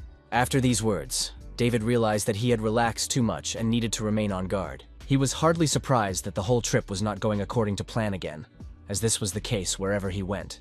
When Thomas asked him a question, the young man replied that he should get ready because the corporal had already smelled blood. Thomas asked what kind of blood smell he was talking about, but David answered his question with a question, forcing the boy to figure it out for himself. Someone had already visited this place before they arrived, which was why it was so quiet on the clearing near the spring. However, these guests were uninvited, and at that very moment, they were aiming their bows at the boys. The arrows, charged with mana from the spring, flew rapidly toward Thomas and David. The corporal quickly drew his sword and began to destroy the enemy's weapons one by one. The arrows shattered into pieces, but the boy realized that he had seen them before, in his past life in the penal battalion. One of his comrades had presented them with such an arrow, saying that it was extremely powerful and could even tear off an orc's head. After finishing his presentation, the guy asked if the captain wanted some for himself. David was tired of these daily offers. He said that the promoter with such an arrow had been caught poaching, so he probably had enough of lying, but the guy insisted. The guy swore and swore that such arrows could only be used by hunting dogs, those who had successfully completed 100 raids. In this country, elite units and Calaboro squads were called hunting dogs, which meant that the boys were now facing them. David ordered Thomas to hide somewhere and be careful. The dogs must not turn the boy into a porcupine. The corporal himself, at that moment, was going to leave for a short time. At least that was how he phrased his thoughts to his assistant. Hiding behind trees, the hunting dogs couldn't understand how this guy could chop up all the arrows soaked in mana with one swing. While the Calaboro squad was speculating about the identity of their opponent, David was rapidly approaching them. Finally, the commander of the detachment saw this and ordered his men to immediately scatter, surround the enemy, and attack him. David guessed that the commander of the detachment was quick to make decisions. These guys were different from the petty thugs he had encountered earlier in the forest. When he saw the members of the squad rushing in different directions, the boy realized that things were going to get a little tricky. If things continued this way, David decided to use a trick and shouted that the Calaboro could no longer distinguish between enemies and allies. David continued to bluff, saying that it was strange that the hunting dogs had not heard the new introductions. He introduced himself as the youngest hunting dog of the Damas branch, named Kenneth. The members of the squad returned to the clearing and surrounded the boy, asking him if he was telling the truth. David insisted on his story, but the squad leader shouted that the boy must think he was a complete fool. Even with connections, hunting dogs couldn't take such a stinker. The corporal replied that he could ask the wolf of his branch. Finally, the boy advised the squad leader that considering everyone around him worthless just because he himself was worthless was not the best habit. Calling the squad leader a wild dog, David added that this was precisely why he looked so pathetic. The bandit couldn't understand where the boy got the courage to call him names. Did he really want to die? But David continued to mock him. Even the members of the gang began to calm their captain down, telling him not to doubt the boy just because he was a child. After all, only the Calaboro themselves knew the system of ranks and branches, and the boy understood all of this. The fighters insisted on waiting for the captain, and if the boy was not lying, they could have conflicts with the Damas branch. Suddenly, the captain's voice rang out, asking what kind of mess they had all made here, and the man emerged from the bushes onto the clearing. The captain turned out to be a burly man with traces of battles on his face and body. He was a wolf of the Demir Vium branch. The squad leader immediately released David and briefly recounted everything the boy had told them. David was already tired of this conversation, but if the captain had joined them, then everyone was now gathered on the clearing. The wolf asked if the boy was really Kenneth from the Damas branch, and David hastily replied in the affirmative. For the captain, this statement was quite strange. He did not understand that, in that case, Kenneth had forgotten that this part of the mountain range was Demir territory. David laughed and pretended that he was simply unaware of this division of territory. After a short pause, the boy added that it was all because he was not Kenneth, and the wolf stared at him. A second later, everyone around David was struck by his sword, and the boy no longer wanted to talk. Continuing to kill the hunting dogs, the boy said that he had simply given himself the worst name he knew. The wolf did not have time to respond, because his head flew off his shoulders with one blow, and the captain was no longer among the living. When only David and the squad leader remained on the clearing, the boy turned to him and repeated what he had said earlier about his bad end. With one lightning strike, David cut off the fingers of the hand holding the dagger. The enemy's reaction was unexpected. He fell to his knees, his back to David, and began to scream in pain. The corporal threw the map in the direction of his opponent, and said that if he did not want to die, he should pull himself together and grab it. The commander of the hunting dog squad must mark the location of all the branches he knows on the map. At the silent question in Caliborn's eyes, David laughed. Everything was quite clear, or the enemy simply did not want to do it. Raising his sword, the young man said that if the enemy resisted, there was no point in leaving him alive. The commander of the hunting dogs said he had nothing to write with, but David said he had made an unbeatable pen for him. The enemy had to look at his right hand. It was much better than any pen in the world. Sometime later, when the job was done, David looked at the map with the new markings and said that the commander had worked very hard. The young man added that, in his opinion, the commander of the hunting dogs even had a talent for drawing, and asked if he would be released now. But he shouldn't have asked, because a moment later, the corporal's sword cut the boy's face in two. David stood bathed in moonlight, radiating a powerful aura. The young man had no intention of leaving anyone alive. Thomas was thrown against the tree the boy was leaning on by the horrific sight that appeared before his eyes. David looked at his protege and said that he had warned him about this in advance. But, in Thomas's opinion, it was too much. A whole pile of dead bodies of magical creatures and forest animals lay before the boys. David looked at the pile of bodies and said that, as he had said before, not killing a Calaboro when you meet one is a crime. But still, Thomas had nothing to worry about, as they were all wanted criminals who should have been executed. Suddenly, among the dead animals, the boy spotted a blue bird, and said that if Professor Paul saw it, he would be very upset. Finally, David asked Thomas if it was time for them to return to the academy dormitory. Suddenly, the boy felt the egg on his belt stir, so he untied the bag and tried to pull it out. But Thomas paid no attention to his mentor's hopes. The boy pointed to something in front of them, and the corporal looked in that direction. A veritable tsunami of blood rose above the clearing, but the entire avalanche froze in front of the boys. David forgot about his egg and grabbed the hilt of his sword, preparing for another fight. Suddenly, all the boys' worries vanished, because the egg flew into the air and glowed purple. A moment later, the boys saw that this strange egg with an unknown creature inside was absorbing blood. Thomas peered over David's shoulder and asked the corporal what he thought was happening, but he had no answer. David was sure of only one thing. Whatever was under that shell, it was definitely something unusual. A short time later, there was not a drop of blood left on the lawn. The absorption was complete. David thought this was an interesting feature, but noticed that nothing had changed, and at that moment, the egg cracked. The boy realized that the time had come for the unknown creature to hatch. He was thrilled. An amazing bird was about to hatch. But having come too close, the boy lost his vigilance, and what was inside the shell flew right into his face. David grabbed his nose, not understanding what the hell was going on. Was this creature going to attack them? He opened his eyes and saw a very strange-looking bird of dreams right in front of him, which answered him in its own language. But no matter how closely he looked, this creature did not resemble a bird at all. It was more like a dragon. Thomas agreed with him on this. In the books the boy had read, dragons were depicted in much the same way. David mentally returned to the image of Marpez. He was curious where she had absorbed the mana to give birth to such a creature. The boy reached out his hand, and the strange creature rubbed against his finger with pleasure. David leaned toward the dragon's muzzle and said that hitting it in the face was too much of a greeting. The creature closed its eyes, and a strange pentagram instantly formed in the air. When the pentagram dispersed, David realized that all the wounds on his face had healed. It turned out that this little creature knew the magic of healing. Added to all of the above was the creature's incredible love for David. The creature did not appear as capable as it actually was.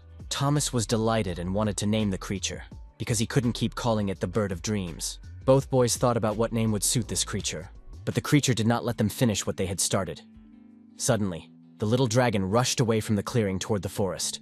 David was struck by the speed of his new friend. Could the creature sense someone's presence from a distance? Sometime before that, a messenger from the Caliboro tribe named Stephen had been running at full speed toward the clearing. He stopped at the edge of the clearing, not understanding how it happened that while he was running on an errand, all the members of the squad had died along with the captain. And then, the boy managed to see this huge sea of blood being swallowed up by an unknown object. Stephen decided to run away, but as soon as he took a few steps, a strange dragon-like creature chased after him. The boy turned around in horror so many times that he lost his footing and tripped over a root on the ground. He turned toward the creature hovering above him, and it began to suck the blood from his wounds. The boy began to scream that he was bleeding and beg anyone for help. Everything stopped with one word from David. He called the creature Sita and said that this was how she would kill the boy. Thomas asked if David had just named the dragon Sita, and he replied in the affirmative, saying that the name had been floating around in his head for a long time. The boy scratched the creature's paw and asked if she liked her new name, in front of the stunned messenger. Stephen realized that David had been in that clearing with this creature. Could he really be the master of this monster? The corporal turned to the messenger and asked how Stephen was feeling, calling him by name. The boy was initially taken aback, but then replied quickly that he was only alive thanks to the stranger. Stephen realized that this strange boy knew his name from somewhere, but David, threatening him with his sword, said that it was none of the courier's business. Who would have thought that they would meet this way? In any case, David was glad to see him and asked how the boy's poaching business was going. Finally, the corporal called the guy a talkative hunting dog, which really impressed Stephen. He immediately began to justify himself, calling himself an ordinary messenger. David replied that the guy needed to do something for him. Laughing out loud, the corporal added that he needed to explain something right away. This was not a request at all. David played with gold coins, tossing them from his palm into the air. He was satisfied. For the first time, everything turned out even better than he had expected. And Thomas was also pleasantly shocked. Thomas was a little confused when David said that even water from the spring was worth its weight in gold and made him take some with him. At that moment, the boy could not even dream that Marie's father would offer such a high price for this water. Thanks to Don Carabel, they no longer had to worry about money. And besides, they owed Professor Paul a great deal. The boys were very upset when they went to thank the wizard and show him Sita. But he had already left on a business trip. Still, David thought that, considering the map he had received from the hunting dog he had killed, and at the same time, having given the task to the asshole errand boy Stephen, their conversation would not be limited to simple gratitude. The boy had frightened Stephen so much that night that he would not dare betray him under any circumstances. Thomas asked what David was going to do with all that money, since the boy was exempt from tuition fees and even received a scholarship.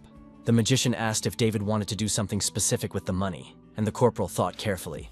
Come to think of it, the entrance ceremony was about to begin, and they needed to hurry. A few days passed, and another carriage arrived at the stagecoach station in the center of Wallonia. The page kindly opened the door and asked the woman to get out, informing her that they had arrived at their destination. The girl was delighted. She looked around and couldn't believe her eyes.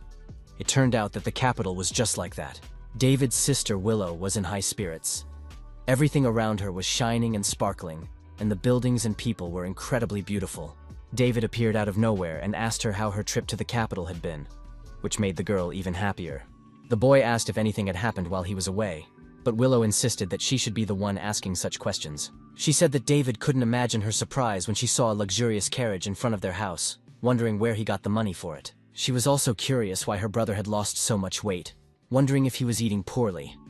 David could barely get a word in, saying that he was eating well. Reassured about her brother, Willow finally noticed an unusual creature on his shoulder, which was also looking at her with curiosity. She liked it very much and asked what this cute creature was.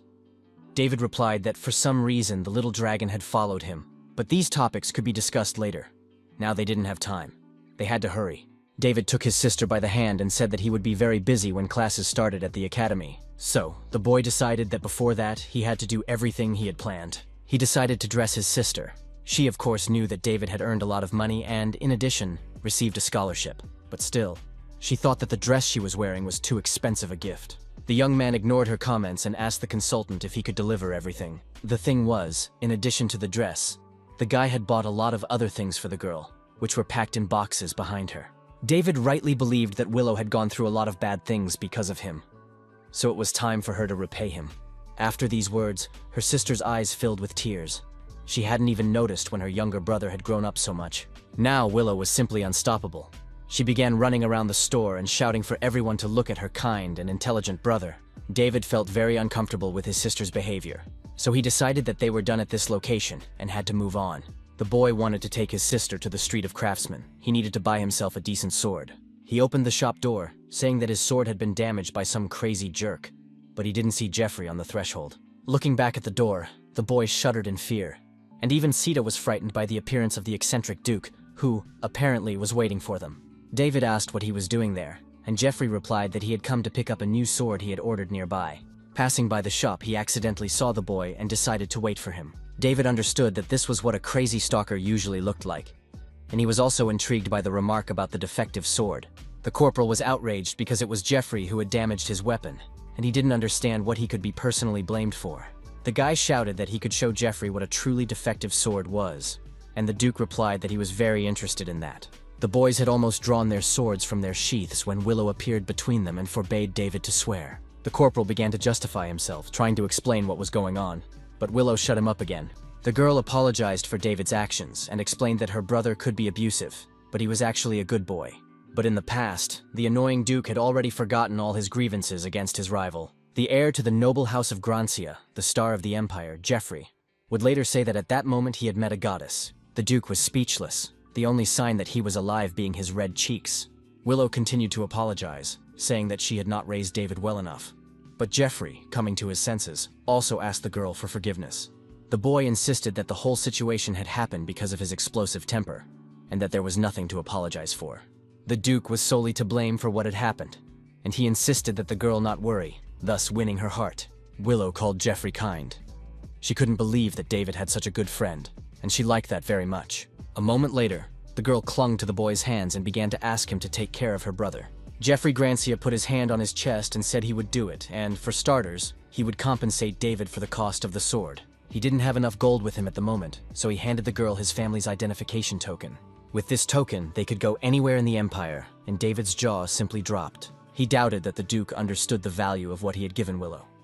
So Jeffrey recommended going to the smithy at the western end of the Craftsman's Street. This smithy had a 500-year history, so it was difficult for ordinary people to get in, but with this token, they would be allowed in. Turning toward the exit, the young man said one last thing, that he hoped they would make them a good sword there. David was impressed. He hadn't expected such a turn of events. Did the Duke not understand what he had just done? With the Grancia family's identification token, you can even buy a decent-sized village. Could this really be the same sacred swordsman, Jeffrey, whom he knew from his past life? The next day, the entrance ceremony for the Philian Academy began in the square.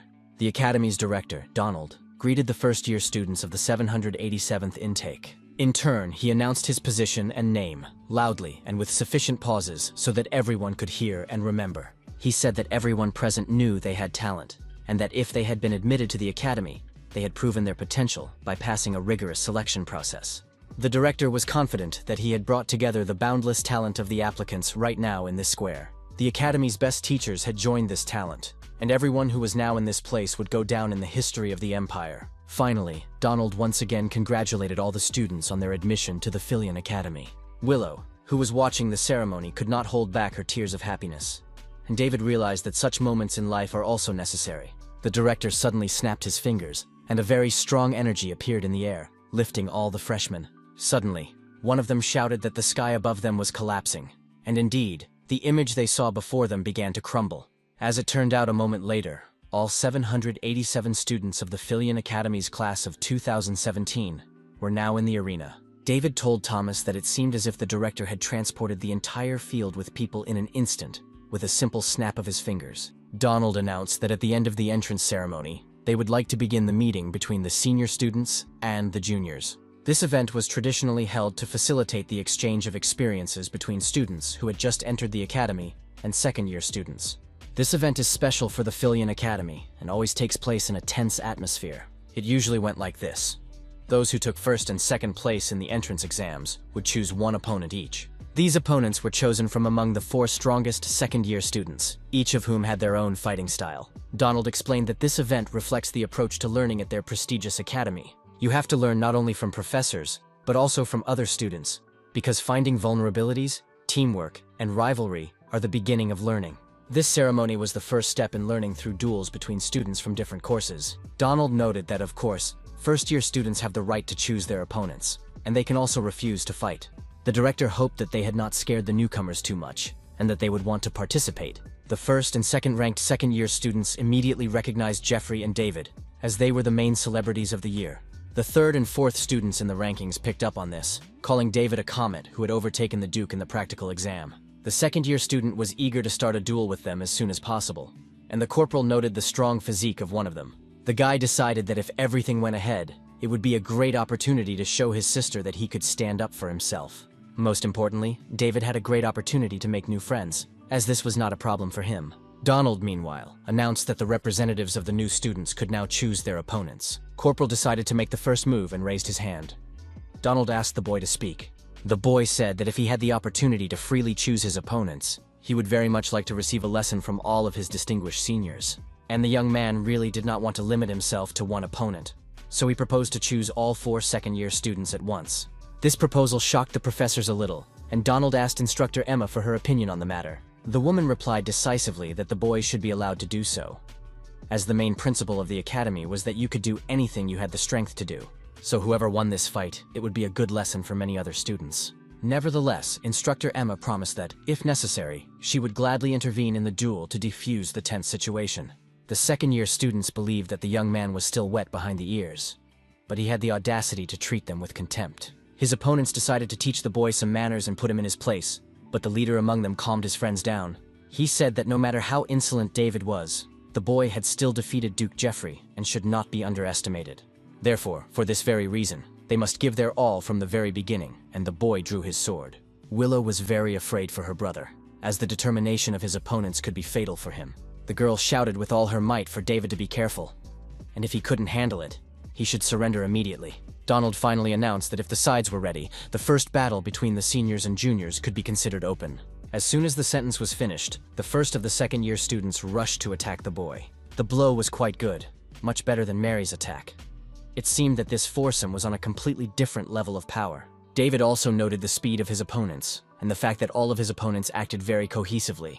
As soon as one opponent landed a blow, another participant in the fight immediately joined in. But the guy managed to avoid being hit, even though the second-year students worked well as a team. In the end, David had to retreat to a safe distance, deciding that he needed to change his tactics urgently. The boy did not notice that a fourth opponent, the strongest student, had already appeared behind him. He raised his sword above the boy and said that David had started all this in vain. He wanted a serious fight with the boy, which, in his opinion, could no longer happen, although David skillfully avoided his blow. The opponent's attacks were powerful enough, and they attacked in turn without pause. The boy understood that the second-year students were all at a very high level of skill. But he was also off target, and in a moment the boy was no longer where his opponents were running. The burly student's sword struck the ground with force, and none of them even noticed that the boy had disappeared from view. David was very impressed by the skill of the Filian Academy, despite the fact that the boy managed to strike 3 opponents in a fraction of a second. In the end, only 2 remained active in the arena, and the burly student was impressed by the freshman's power. David asked if the boy had lost his fighting spirit, and if not, he promised to remain serious until the very end. The corporal rushed towards his opponent without waiting for an answer, and the latter prepared to repel the attack. Suddenly, the sophomore noticed and recognized the unique stance of instructor Emma in David's movements. While the boy was focused on this, David managed to land a series of blows to his torso. In the end, such a powerful attack caused the sophomore's giant sword to shatter. The duel was over. David turned to his opponents and said that he had learned a lot from them. All the spectators jumped up. There was an uproar. Everyone was curious about who this newcomer was, who had been able to turn the situation upside down in a flash. Even the second-year students themselves, when they came to their senses, could not understand if David was really a first-year student. The top-ranked second-year student looked at his broken sword and said that he had no objection to his opponent. David looked at his sister, who grabbed her neighbor by the chest and shouted that he was her brother, and now she wouldn't have to worry about him getting beaten up here. The boy turned to his opponents and said that they had done well and that he had learned a lot from them. Amidst his joy at being accepted into the academy, the boy admitted that he had gone a little too far. But they were much stronger than him, and now he knew that for sure. He sincerely thanked the second-year students for accepting his challenge, which greatly surprised Mary and Thomas. The young man asked them to forget about his rudeness today, hoping that he would still be able to learn something from them in the future. After a moment of silence, the burly student shouted with a smile that at first he thought David was a jerk, but he turned out to be a strong, well-mannered younger man. He grabbed the boy by the hand and said that David didn't need to be so shy, that he had won fairly thanks to his skills. You need to behave more confidently because that is the whole point of the Philian Academy. The sophomore raised David's hand above his head. Willow was shocked. Now that David had demonstrated his social skills, she had to understand that she had nothing to worry about. Meanwhile, one of the Academy's students, who was also very interested in David and his abilities, watched the whole scene. When night fell on the Philian Academy, all the students were invited to the dining hall. David had always been curious about what a banquet in honor of admission to the Academy looked like, and he looked around with interest. In fact, the celebration turned out to be so grand that the young man did not even dare to imagine it. Mary said what she had said before. This is the most prestigious academy in the imperial capital, and one should not expect anything less. David replied that he had even stopped being surprised by everything. Thomas asked if the boy had accompanied his sister. The boy replied that Willow was too worried about him, so he had to calm her down for a long time. The boy even had to send Sita with her, just in case, so there was no need to worry about the girl. Sita was, after all, a dragon, and Thomas was impressed that David cared so much about his sister. The corporal considered such behavior completely natural and decided not to continue the conversation, but to check what they fed at this academy. When the boy's teeth bit into the chicken leg, he heard Jeffrey's voice behind him.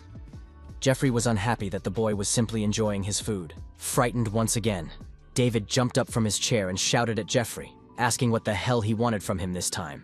He asked why the Duke had come again, and the Duke replied that he had not come to fight, but simply wanted to check something important.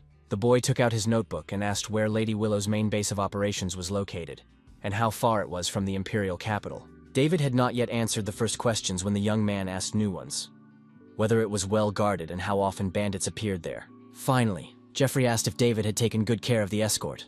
The young man should have at least hired mercenaries. David exploded, saying that he had taken good care of his sister, and that someone more reliable than ordinary mercenaries was watching over her. So Jeffrey had nothing to worry about. Nothing would happen to Willow, unless a wyvern or something like it appeared. But these words only provoked Jeffrey, and now he was worried that if a werewolf appeared, the girl would be in danger. David was fed up with this, and he asked the guy what the hell he was doing making a scene over his sister, who the hell he thought he was. Unexpectedly, the argument between these two stubborn rivals was interrupted by the girl's voice, who said that they were putting on an interesting show. She turned to Jeffrey and asked since when the Wolf of Grancia had become so talkative. Judging by the Duke's expression, he did not like this girl at all, and he asked her what she wanted, calling her Corinne. It was Corinne Akalucia, who had taken first place among those who had entered the Faculty of Magic. The girl laughed and apologized, saying that she didn't want the Duke to misunderstand her. But at the moment, she was not interested in him, but in his interlocutor, David. The boy was shocked and did not know how to respond to such a confession from a stranger. While David was thinking of a response, Jeffrey said that the girl had probably come back with her malicious hobby. The Duke finally remarked that he was done with his work, so she could do whatever she wanted. But Jeffrey couldn't just leave, and finally suggested that David send a couple of guards after Willow, but David asked him to just get lost. Thomas approached the boy and whispered that it was the same girl who had shocked everyone during the duel. David asked him not to remind him, because he himself remembered how Corinne had shown complete superiority over all her opponents. Recalling that explosion in the arena, the boy came to the conclusion that, in his opinion, she had even gone a little too far. The girl smiled sweetly in response, and asked if he didn't think it was necessary to teach those who had become completely arrogant a lesson. But David said he didn't understand what she was talking about and suggested she get straight to the point. Corinne smiled predatorily and replied that she was very impressed by the guy's talent and had come to make him an offer. The petty thief would not have dared to even dream of such an offer, so special was it. David stared in amazement at the medallion the girl was holding in her hand. It was an invitation from the Akalucia family. Unlike other nobles who valued blood ties, for the Akalucia family, talent was paramount, and that was how they became one of the pillars of the empire. This family gave those talents who, in their opinion, had potential, the opportunity to become part of them. The symbol of this opportunity was the very invitation from the Akalushia family, the medallion that the young man now held in his hands. David asked if she had permission to just give such things to people, and Corin replied that if he was asking such questions, he understood what it was. The young man couldn't tell the whole truth, so he simply replied that he had heard something about it. He first learned about this medallion in a penal battalion in his past life. When the commander showed him the medallion, the young man asked if a commoner like him could become part of this noble family. Florence looked closely at her young interlocutor and said that it was undoubtedly possible. But first, the boy would have to pass a test administered by the head of the family, which would not be a problem for those with talent. So the boy should keep this in mind. As soon as he washed away his sins with achievements in this war, he would be able to receive such an invitation. The woman considered David to be a very talented warrior, who undoubtedly had abilities. Corin said that if the boy already knew, she saw no point in explaining everything to him, and she hoped that David would make the right choice. She looked at him goodbye and said that even if he was born a wolf but lived among sheep, he could become one of them. She left, leaving Thomas with arrhythmia, and David asked if geniuses always did whatever they wanted. The good thing was that now he could contact Akalusia, and this clan could be useful to him. In general, at the Philian Academy, the abilities of students were valued above all else, and depending on their grades, their environment changed. The most striking example of this was the student dormitory system. All students with average grades were assigned to the Netian Hall, a perfectly decent building that did not claim to be overly sophisticated. Each student was given a clean room, a high-quality cafeteria, and so on. A fairly nice dormitory with everything they needed. On the other hand, 30% of the students with the worst academic records were assigned to the Crater Hall. The first day of all newcomers to this dormitory always began with cries of discontent. The representatives of the nobility were very concerned that they had to live in this dilapidated shack without any servants, but the commandant always apologized for the fact that there were no workers for the Crater Hall at the academy. 4 people were supposed to live in each room of this hall, and the cafeteria, showers, and toilets were shared. The commandant responded to all the indignant exclamations by saying that these were the rules of the academy, and that students should not look at him like that, but rather focus on their studies. If after moving to this dormitory their grades for the semester did not improve, the students could stay in this hall for the next semester. The last hall, where 10% of the best students lived, was called the Nabardos Hall. According to David, it was easy to describe this hall in one sentence. Everything in it was extremely luxurious. The boy was surprised that all these advantages and luxuries were made for the students. It was truly an outstanding academy. Suddenly, David saw the same course selection form they had been told about on the table. The young man realized that he just needed to choose the courses he wanted to attend, but the list was quite long. In the first year, you had to get used to the rhythm of the academy, so everyone advised not to choose too many courses, but they all looked very interesting to him. This was a common mistake made by first-year students, who were in for a rough ride. A few minutes passed, and David was already sitting contentedly on the sofa in the middle of his living room. Perhaps his choice was too exaggerated, but if the guy had entered the Philian Academy, he believed he had the right to do so. But the guy's intentions were gradually falling apart. First, the teacher of the basics of imperial fencing said that the guy didn't need his course. David didn't understand at first what he meant, since they had only just started training, but the teacher replied that those were his exact words, that the boy had already mastered all the basics of imperial fencing technique perfectly at the beginning. According to the academy's rules, students were dismissed from classes as soon as they mastered the curriculum, otherwise they would demotivate others. But finally, the teacher added that the boy should not get carried away. David should focus on his studies. In the end, the behavior of the teachers of some courses greatly upset the boy, and he was in despair. He was expelled not only from the imperial fencing courses, but also from the archery courses. Next was the monster hunting course instructor, who was impressed with David's abilities. Now the boy had been expelled from everywhere. He had a completely different view of his studies, and his despair was interrupted by Emma's voice. The fencing instructor asked if the boy should be in class at this time, as he seemed very familiar to her. Suddenly the woman smiled, realizing that David had been able to complete all the courses he had enrolled in. The boy replied that he thought the academy would be better.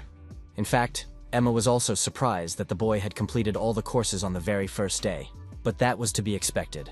David only needed one glance to copy her personal fighting technique. The woman said that, as an instructor at the Phileon Academy, she couldn't turn a blind eye to this and asked the boy to give her the sword. David was confused and asked why the instructor needed his weapon. Emma, without answering, snatched the sword from the boy's hands and added only that she was going to teach him important things. The boy continued to protest when, unexpectedly, water exploded in the pond behind him. To David's surprise, Emma replied that she believed that was all the piece of metal she was holding in her hand was capable of. The woman added that this sword could not even be considered a weapon. It only prevented the boy from unleashing his full power. Telling David to look more closely, Emma took out her sword and showed him the mana strike again. The fencing instructor's mana was so powerful that it could raise a whole hurricane. When the attack was almost over, the boy and the woman found themselves under a torrential rain from the lake. Hiding her sword in its sheath, Emma looked at the boy and asked if he now understood what he was missing. A weapon is a strong and sharp piece of iron designed for fighting enemies, and it is preferable not to break it during use. But even if this weapon breaks, you can always get a new one. In other words, it is a consumable. That was David's opinion until he saw with his own eyes what instructor Emma had done. It was completely absurd.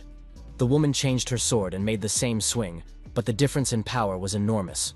Just one breath and a tiny drop of strength. It might seem like a small thing, but on the battlefield this small thing can cost lives, so wasting energy is a sure way to die. Emma said that if mana is used, David simply has to choose the right weapon for himself. But of course, he doesn't understand that. He doesn't understand such things precisely because he still doesn't know how to use his mana. David had no idea that Emma knew, but she replied that it was hard to believe because the boy demonstrated such strength without using mana at all. The woman claimed that one day the boy would be able to start using it after all, and he shouldn't worry about it. However, in order to use his abilities correctly, he would definitely need a good weapon. Emma saw that her words made the boy think deeply, and she invited him to her classes. The instructor added that only sophomores and seniors were allowed to attend her course, but she would gladly make an exception for him. However, David had to come to his first class with a proper weapon instead of that piece of iron. It was a condition for admission to her class. On his first day off, David and his friends came to order a sword, prompted by his conversation with the instructor. They approached the very smithy that Duke Jeffrey had told them about when he gave David his medallion. According to his friends, the smithy looked very shabby, as if it would fall apart at the slightest touch. Mary asked if the Grancia family really bought their weapons from this place all the time, and David replied with a smile that it seemed to be the case. The boy said that they would only find out for sure when they went inside, but the interior seemed even worse. This was strange for the boy, because Jeffrey couldn't lie. Suddenly, a very angry voice asked who was making noise in his house, because he was actually sleeping.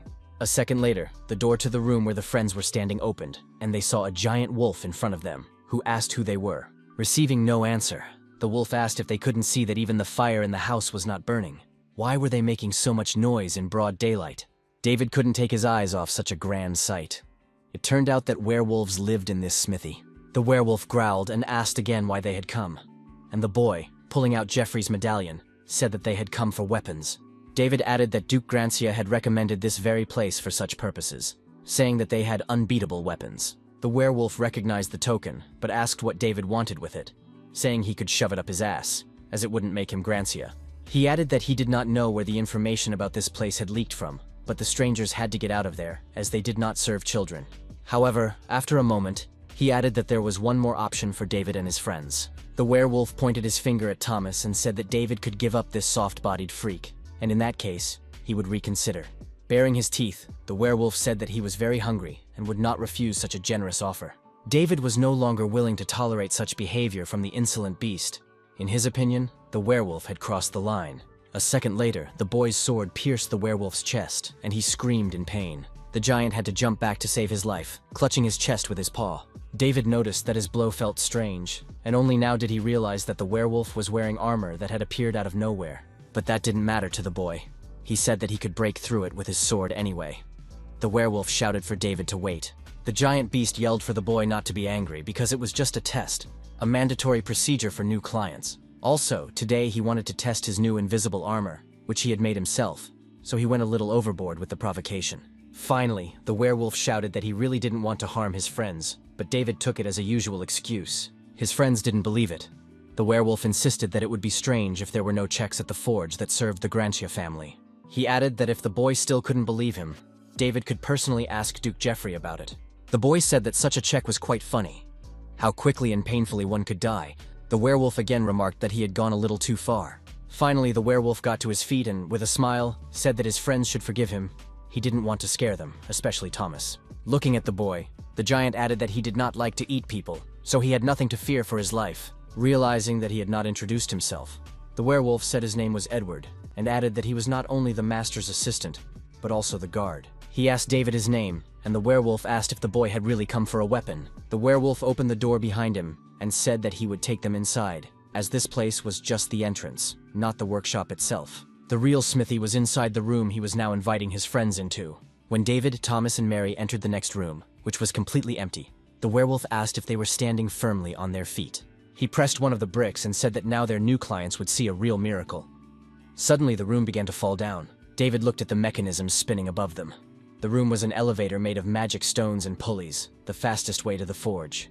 The werewolf noted that it was the best and largest forge in the empire, called the Grand Cappadocia. The boy was amazed that such a place actually existed underground.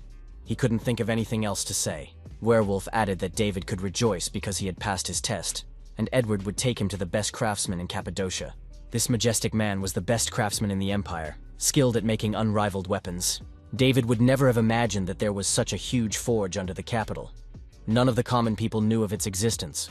Edward also found this incredible, but this forge only worked on supplies for the royal family and the nobility. It was not a matter of discrimination, but rather that the best craftsmen in the country worked here. However, the best of them all was the elder Brian, who lived here and had been smelting metal for 400 years. Edward said that the old man was quite stubborn, but had unmatched skills, so the werewolf respected him.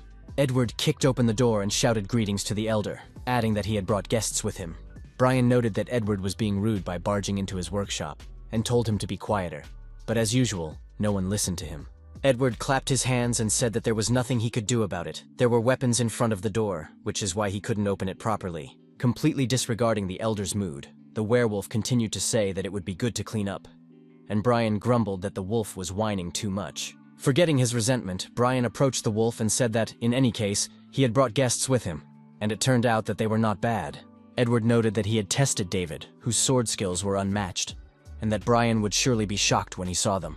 This presentation of David greatly surprised Brian, who remarked that the guy looked like just some punk. The master asked if the boy could demonstrate his skills, as he could tell a lot about his abilities just by seeing them. David answered in the affirmative. But at that moment, Brian saw his chipped sword and snorted meaningfully. The master snatched the boy's sword from his hands and broke it with a single blow of his hammer. Brian asked if the boy had really been carrying it as a weapon all this time. After a second's pause, David exploded, lashing out at the master with complaints about what he was doing with his belongings. But Brian said that the boy could take any of the swords lying around, otherwise he would not be able to fully assess his skills. The master agreed to give David the sword he chose for free, so the guy didn't have to worry. He was doing this because any of the swords lying around would be 100 times better than the piece of crap he had just broken. The boy's anger instantly subsided. He picked up one of the swords and felt that it really did feel different in his hand, but the boy was still curious about how different it was. David said that if he broke anything, it wasn't his fault, and Brian agreed. The master asked the boy to fully immerse himself in the new weapon, and David decided to recall Emma's instructor technique again. From the boy's first movements, Brian recognized the person he reminded him of. David had mastered Emma's technique, but the master's surprise was even greater when one of the walls of his house simply exploded and scattered into the air. Other blacksmiths rushed to Brian's house. No one understood what was happening there in broad daylight. Had the blast furnace exploded? The answer awaited everyone when the smoke cleared, and they saw the master and his new clients inside, unharmed. But even though everyone was physically unharmed, David and everyone else in the room couldn't understand what had just happened. David was the first to come to them, asking those present what had happened. Brian's workshop had been smashed in half by his blow. The boy said that he had not planned it at all, but Brian noted that this technique definitely belonged to Emma. Approaching David and looking closely at his face, the master asked if Emma was teaching the boy martial arts. The corporal responded with surprise, asking if the master could possibly know the instructor Emma, and he replied in the affirmative. Brian added a moment later that he had made the sword for her, which made David wonder if he was referring to that comically long sword. The master blacksmith added that he had named this weapon the secret sword Eurus, and rightly considered it one of his masterpieces. The sword David was holding was not even fit to be compared to the sword of Eurus, but Brian asked if the boy liked it, and he replied in the affirmative. The corporal called it incredible, and admitted that he did not think that a weapon could be anything special, and Brian said the same about the boy himself. But it turned out that the master had not seen such a grand talent in a long time, and he felt alive again. Bran noted that great talent is also a big problem, as it would be difficult to find a sword that suited him, because it is very difficult for any weapon to withstand the boy's blows. The boy looked at the blade of the weapon he was holding, and saw a crack in it. David looked back at the blacksmith and asked what he should do in this case, and the blacksmith replied that ordinary materials would not withstand it. He said that he would have to use the highest quality steel and alloy it with a special material, which would have to be at least a byproduct of a wyvern. David took the fragments of his treasure out of his pocket and asked about it. He wasn't sure at first, but took it just in case. The master, of course, did not understand what the boy had in his hand, and he explained that it was the shell of a magical creature's egg. A short time later, the sound of hammer blows rang out in the forge. Brian couldn't believe what he was seeing with his own eyes. The mithril hammer did not leave a single scratch on the shell. Could such a material really exist? Brian turned to David and shouted in excitement, asking if he could use such a precious material for his creation. The boy replied that the shell was worthless to him, so it was more important to see if there was enough of it to make a weapon. The master promised to make the boy a sword in 2 weeks, and assured David that this weapon would be the best in the entire empire. Turning to Mary and Thomas, the man remarked that since they were already there, they could go to other craftsmen and order weapons from them. Brian couldn't send the friends of an important person away from the forge empty-handed if they said that he would take care of them. The master added that he could take care of them himself, but he didn't want to be distracted and waste time on it right now. The friends watched in awe as Brian worked feverishly, and David realized that this master was crazy, completely obsessed with his work. Meanwhile, discontent was rising under the smithy, and one of the interlocutors noted that the people above them were very loud, and it was very annoying. He wanted to burn everything above them, but his opponent said that for now, they had to be patient and not reveal themselves. To calm the young man down, he added that the wait would not be long, starting with the blacksmiths and ending with everyone in the empire. They would destroy everyone. Soon the day would come when the entire empire would be buried in streams of light, and no one knew that these two were now standing next to one of the giants. David was thrilled. The foreman, who was called the best blacksmith in the empire, said he would make him a sword personally. Thomas and Mary also placed their orders with other blacksmiths, and it seemed to cost them a pretty penny. But David wasn't worried about that at all, because he wasn't even going to pay for all these orders. He put all the expenses on Jeffrey's pocket. The only problem for the boy was that it would take half a month to make the sword. David was walking down the street, and couldn't decide what to do to kill time while Thomas and Mary were in class. Suddenly the boy realized that he was near the 3rd hall for senior students, the Hallelian Hall. Instructor Emma seemed to be teaching her class there, but he hadn't been attending because he hadn't bought himself a proper weapon. But if he had a temporary sword now, he could afford to attend her course. Suddenly, Emma appeared next to him like a ghost and grabbed the boy by the ear, saying that they hadn't seen each other in a long time. She said she had given him permission to come to her class as soon as he found a weapon and asked what he had been doing all this time. Still holding David by the ear, she asked if he had decided to start skipping class, but the boy began to deny this. He mumbled that he had very good reasons for doing so, but Emma was no longer listening to him and dragged him inside. To David's endless protests, the woman replied only that she would listen to his excuses and explanations on the way to the training hall. The guy was shouting so loudly that he was heard even inside the building. A girl with a stack of papers approached the window to find out what was going on, but she was not allowed to satisfy her curiosity. A guy passing by pushed her shoulder and told her to get out of the way. Dropping the papers she was holding, the girl began to apologize to him, but he replied that the teacher's assistant was too slow. He said that she had no time for distractions and needed to prepare for class as quickly as possible, and the girl agreed. Emma brought David to arena number 1 and introduced him to the other students, who might already know him from the academy entrance ceremony. But the woman decided to introduce David to the students once more. They lined up in several rows and listened attentively to their mentor. Emma paused for a moment and said that this asshole's name was David, and from now on he would be attending classes with everyone else in the hall. The boy bowed to his classmates and said that he was very pleased to meet his seniors. The freshmen began to discuss whether this was the guy who had taken 2nd place among the first-year students. Some of them had already heard that David had passed his classes as an external student. Was he really that good, even though he looked like a dandy? David thought that these jerks weren't paying attention to what they were saying, because he was standing right in front of them and could hear everything. But he was still glad to see some of the upperclassmen in the hall. Although among the rows of students, he also spotted Duke Jeffrey, who remained the person he disliked. Suddenly the door opened and a girl's voice apologized to Instructor Emma for being late. The girl quickly approached her mentor, passing David, and said that she was late because she was preparing for class. The boy recognized the voice, but did not yet dare to admit it to himself. Emma replied that the girl should not worry, she needed to catch her breath. The instructor had just finished introducing the newcomer, the younger one everyone was talking about. Emma told the stranger to say hello to him because he should know her assistant. The boy heard a greeting from the stranger addressed to him. The girl turned around and said that she was a sophomore and worked as Emma's assistant instructor. It was Florence. She approached David and extended her hand, offering to establish a relationship with him, but the guy could hardly hear her words. Florence was famous for her exceptional leadership skills, and she was also known as the first woman to hold the position of commander-in-chief. She ruled the battlefield with her cool-headed prudence and outstanding leadership qualities. She was a true Iron Lady, and everyone under her command spoke highly of her. Some noted that it was not blood that flowed through her veins, but red-hot iron. David would never have thought that the Commander-in-Chief could smile like that. It was clear that she had no memories of her past life. And David looked at the real Commander-in-Chief from his past life. He remembered her request that he tell her to become a seamstress in her next life, but he didn't understand what he should do now. But now he was preoccupied with something else. One of the seniors asked the girl to look at his stand, and she gladly agreed to come over. Following the first, a second senior said that her towel smelled bad, and asked if there were any others, and the girl again agreed to help. David watched this scene as Florence ran from one student to another and couldn't understand why they were putting her to work so hard. The boy's thoughts were interrupted by the voice of a senior who offered to spar with him. The corporal was surprised by this offer, scratched the back of his head, and said that if it was too unexpected, David should forgive him. The senior introduced himself as Anthony and said that he was a third-year student.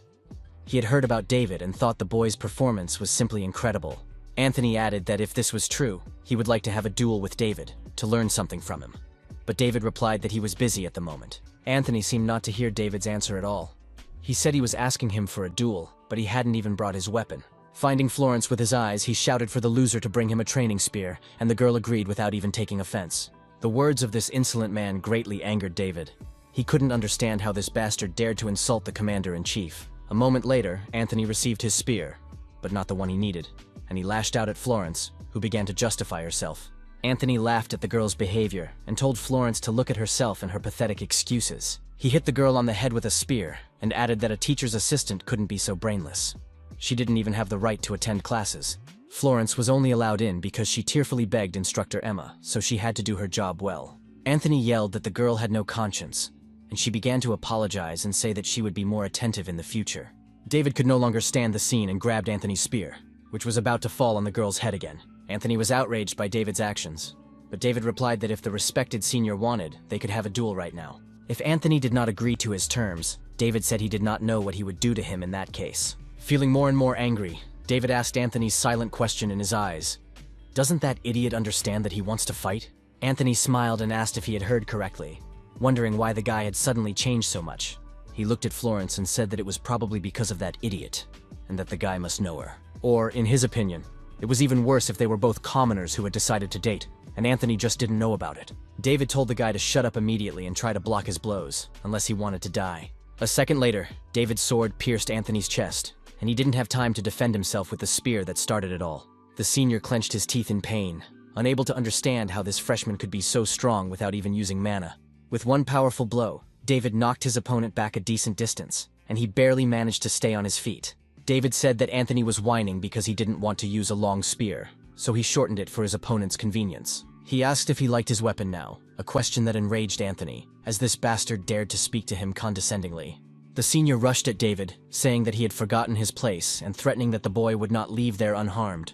A second later, the piece of spear Anthony was wielding was broken into several more pieces before the boy could even blink. Seeing his opponent's shocked expression, David said that he should only worry about himself and struck the boy hard with his sword.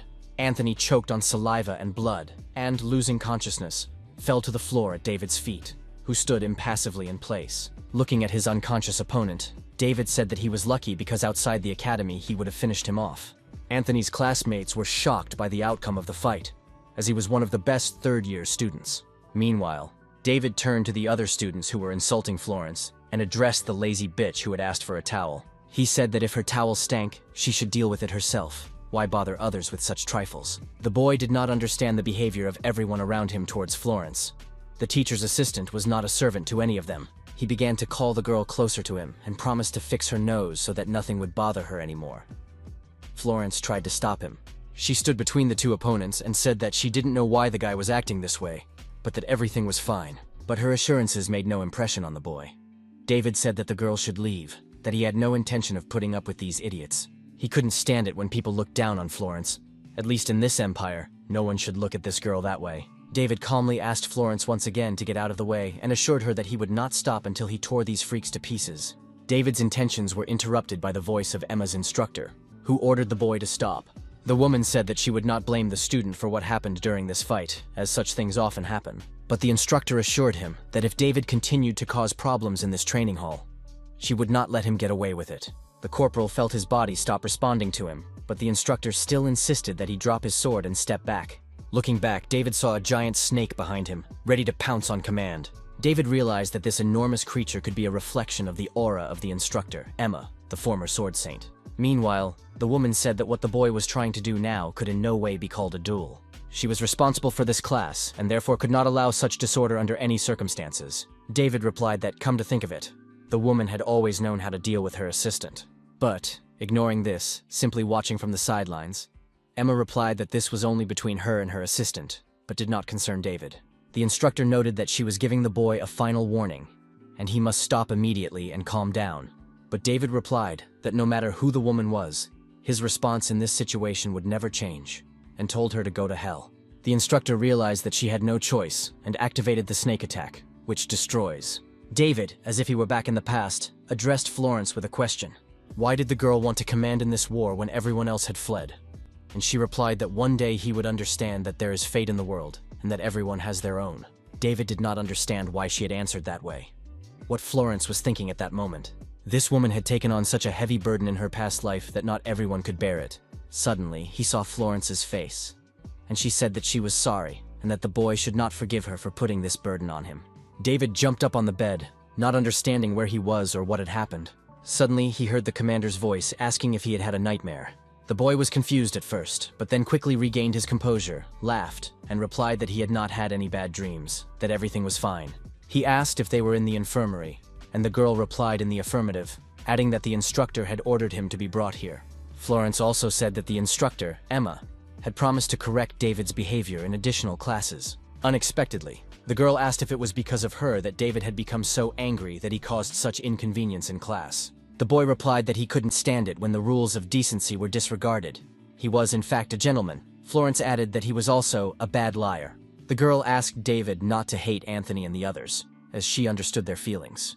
David was surprised that Florence could say such a thing, because she did her best to help those around her. He was very curious as to why the commander-in-chief allowed herself to be insulted like that all the time. David thought it was strange if all the seniors behaved this way towards her just because of some teenage stupidity. He was also very interested in the behavior of instructor Emma, who saw all this and allowed it to happen. Surely Florence wasn't upset by it at all. The girl laughed and asked him not to misunderstand. The instructor behaved that way because Florence had asked her to. It so happened that she enjoyed privileges she did not deserve. Initially, only those who had reached the level of expert could attend this course.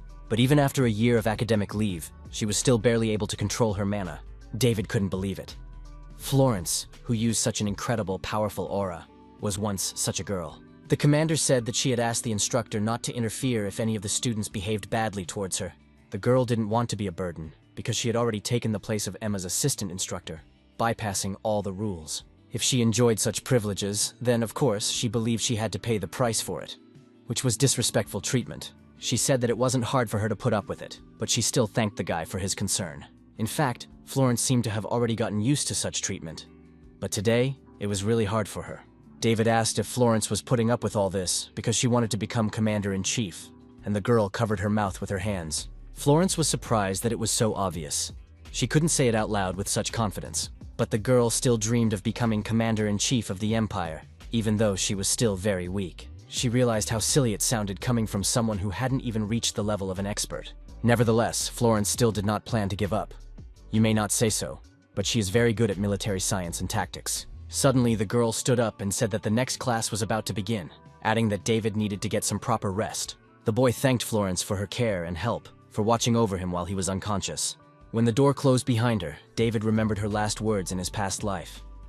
Should he tell her to quit school? These thoughts gnawed at the young man. He did not know what to do to make the right decision in this situation. A few days later, the weekend arrived, and his friends returned to Grand Cappadocia. David was unhappy that no one had come to meet them, even though they had been invited to come today. If the master was going to behave like this, why did he send him a carrier pigeon in the middle of the night, saying that he had created the masterpiece of his life?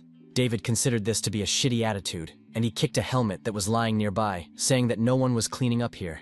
Mary and Thomas looked at the boy and didn't understand why he had been so sensitive lately, especially after Emma's class.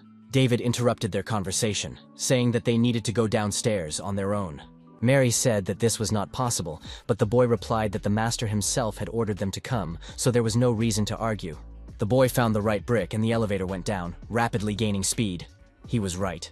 Mary and Thomas began to panic, but David was focused on the master and how to teach him a lesson. When the elevator took them downstairs, the friends saw a horrific scene of Grand Cappadocia in flames. Everywhere lay the dead bodies of blacksmiths and customers who had come to the forge to pick up their orders. Thomas called out loudly to David to look where he was pointing. Down below, a giant stone giant was chasing several blacksmiths, and the men did not know where to hide from him. David asked in surprise what the stone giants were doing here, but Thomas said anxiously that the blacksmiths would be caught soon, and they needed to help them. As soon as the boy finished his sentence, David grabbed him under the arm and ordered Mary to bring the teacher or someone else here. A moment later, the boys jumped down. David ordered Thomas to use telekinesis in midair, and he used his invisible hand. Meanwhile, the blacksmiths were already exhausted and fell to the ground, preparing for their fate, probably their last seconds of life. The stone giant ran up to the men and swung his large stone fists at them. A second later, the giant monster crumbled into pieces, and David's powerful blow saved the lives of the blacksmiths.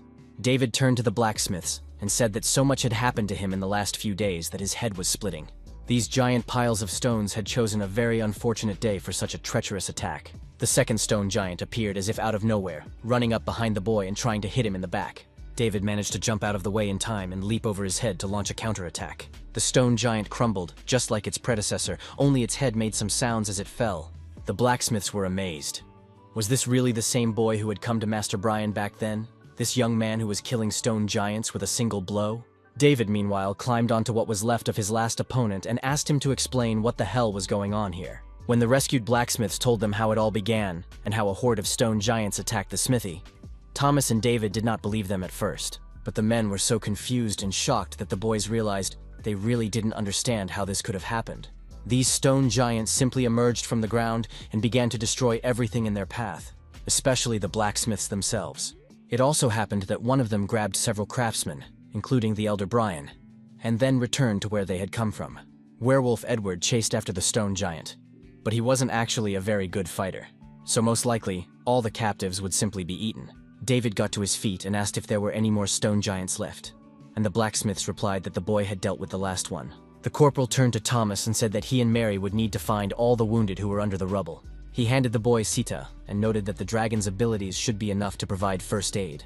Thomas asked what David was going to do in the meantime, and he replied that, of course, he would go to rescue old Brian.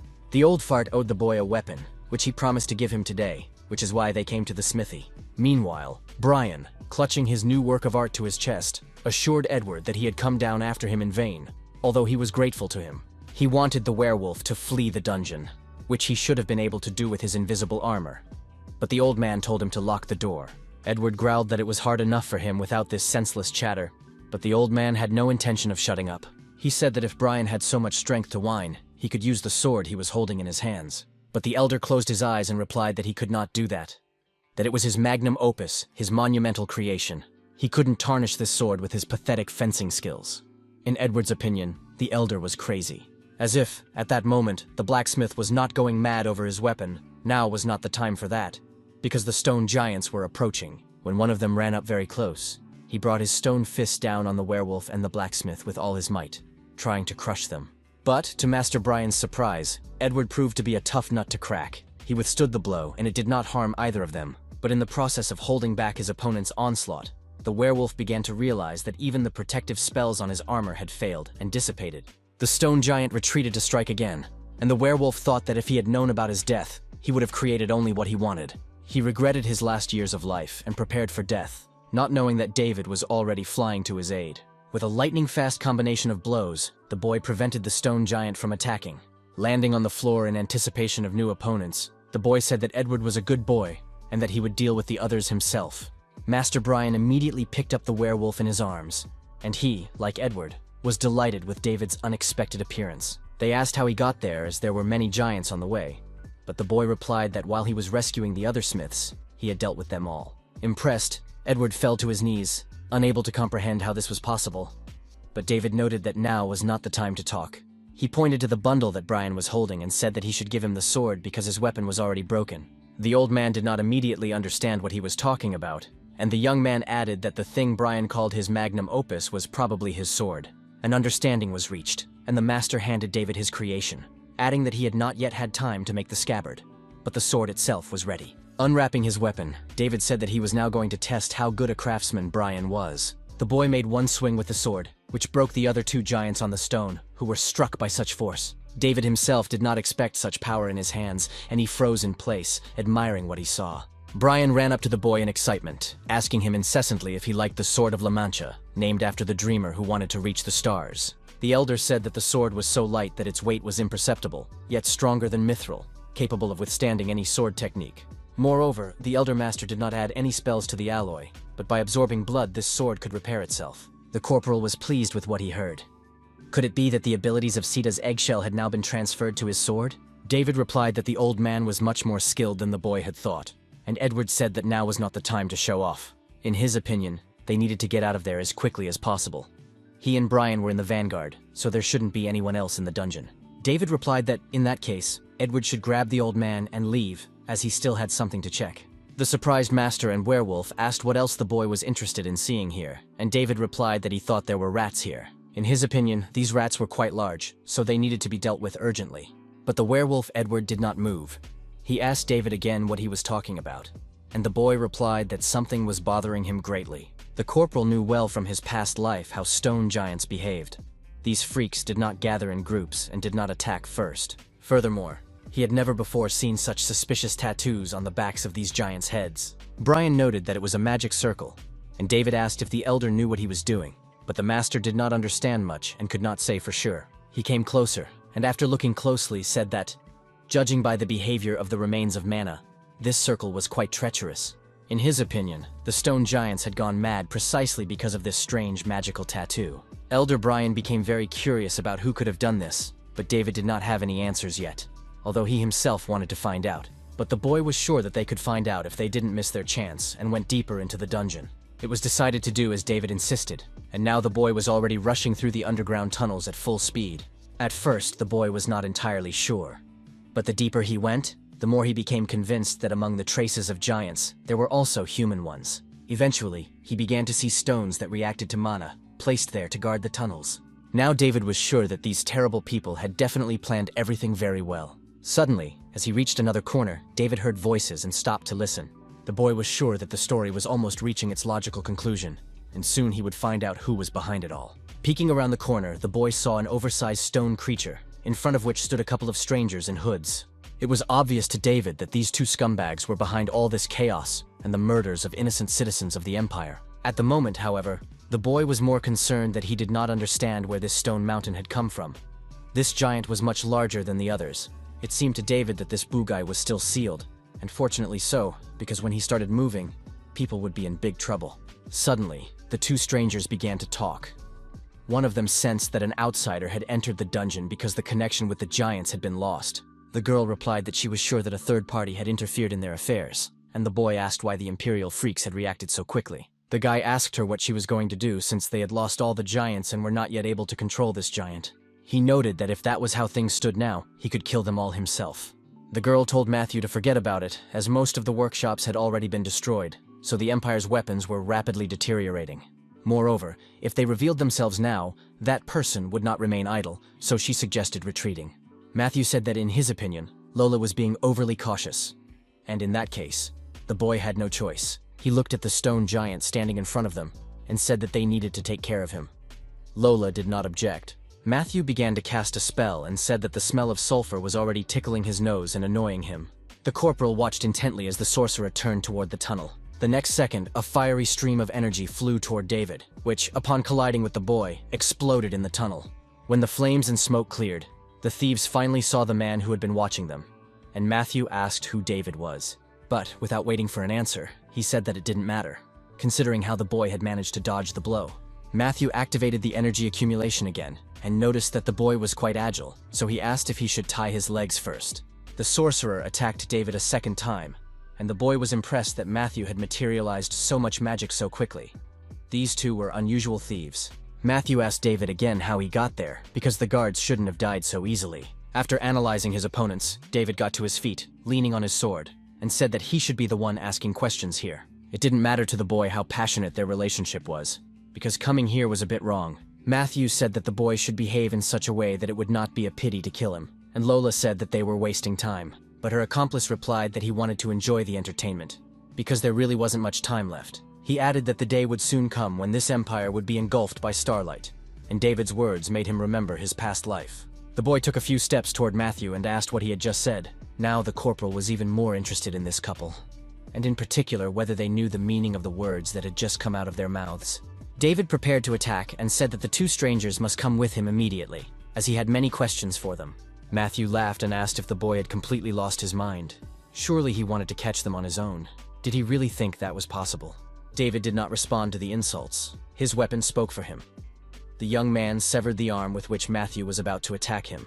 After the limb was severed from the body, the boy said briefly that it was possible, but for now, the enemy should just lie quietly. The sorcerer fell to the ground and began to crawl toward his severed limb, while David approached his companion. Lola had no idea what to do. Her accomplice, Matthew, was completely unable to react to the boy's swift attack, while the girl looked on in confusion as her accomplice gathered himself together piece by piece. David grabbed her by the throat with his hand. The corporal said that she'd better answer his questions honestly if she didn't want to end up like her friend. After David's words, the girl finally snapped out of her stupor and used a protective mana shield against him. The corporal sighed, realizing that the girl was not going to give up so easily. He noted that Lola had created a strong protective shield, but the fate of the barrier was decided by a combination of his lightning-fast strikes, and the shield shattered into tiny pieces. Lola once again dropped her hands in amazement. This little boy had managed to cut through her mana shield with just a few blows, but the girl's surprise was short-lived, because a few seconds later, David threw her to the floor, stabbing her in the chest with his sword. The rapid fall knocked the hood off Lola, and the boy saw her elven ears. She was a half-elf who had gotten involved with a complete freak. Suddenly, a powerful explosion sounded behind the boy, drowning out his words. To save himself, David had to pull the sword out of Lola's body and fend off the attack. The first explosion was followed by several more, all coming from the giant stone giant. David turned around and saw Matthew, whose hand had turned into something quite ugly. He thought that he had chopped off his hand after all. Matthew yelled at the boy to immediately take his hands off his accomplice. David smiled and, thrusting his sword into the girl's leg, said that Matthew didn't seem to understand how things really worked. The boy looked intently into the sorcerer's eyes and said that, in fact, he had to understand. They were nuts. David added that Matthew had to choose. Either he would silently do what the boy told him to do, or this half-elf lying on the floor would also lose her arm. David wondered if she would be able to grow a new limb as well. Matthew suddenly calmed down and said he agreed to obey David, and the boy was satisfied with this choice. In fact, the corporal didn't want to shed any more blood either, so he pulled his sword out of Lola's leg. He looked at the girl and said that it would be bad if she died, but a smile froze on the half-elf's face. While David was wondering why Lola was smiling, the stone giant's hand struck him with such speed that he barely had time to raise his sword. A second later, the boy flew across the entire cave, unable to withstand such a blow. Meanwhile, Matthew approached Lola and asked how she was feeling. The girl replied that she was fine and that she now owed him a favor. If he hadn't distracted the guy with a feint, she wouldn't have been able to activate the giant to protect them unnoticed. She only activated her arm, but that guy must have been seriously injured. Matthew ordered the girl to go to the church and report. He himself was going to finish off this little freak. Lola was worried about her accomplice and told him to be careful. The girl thought that this boy was a monster in a child's body. Matthew replied that the girl should not worry. He would no longer be carefree. The sorcerer understood that this was no child, and if he didn't kill him now, it could become a big problem in the future. Matthew needed to watch his opponent's every move, he decided, but he didn't have time to do so because he lost all his limbs. A moment later, with a nasty squelch, all the parts of the sorcerer's body fell to the floor, and David stood nearby. The boy turned to Lola and asked where she was going. He had already said earlier that he had many questions for them. The half-elf was shocked. She didn't understand how the boy could have survived such a blow from the giant, and she hastily activated some kind of rune. David gritted his teeth and said that he would not let any of them escape from this cave. But after a moment, he realized that strangely, he couldn't move his limbs. His body wouldn't obey him. Lola stood opposite him and, after a short pause, said that everything had changed dramatically, and that she had to report all of this. Activating the portal, the girl added that David should prepare himself, as she would find out everything about him, and take away everything he held dear. His family, his beloved, and his friends. David couldn't let that happen. He had just found a way out, and he couldn't lose it, or everything would happen again. The boy tried with all his might to move, but he could only move his hand. He shouted for the girl to stop. Suddenly, a green light illuminated the cave, and a woman's voice ordered the half-elf to stop.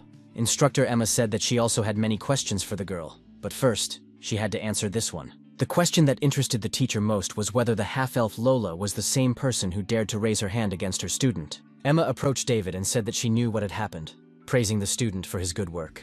David looked at her and said with a smile that the instructor had arrived just in time. The boy said he didn't expect to see his teacher here, and added that he was very lucky. The woman replied that if he had the strength to talk, he would live. But now it was time to deal with these two criminals.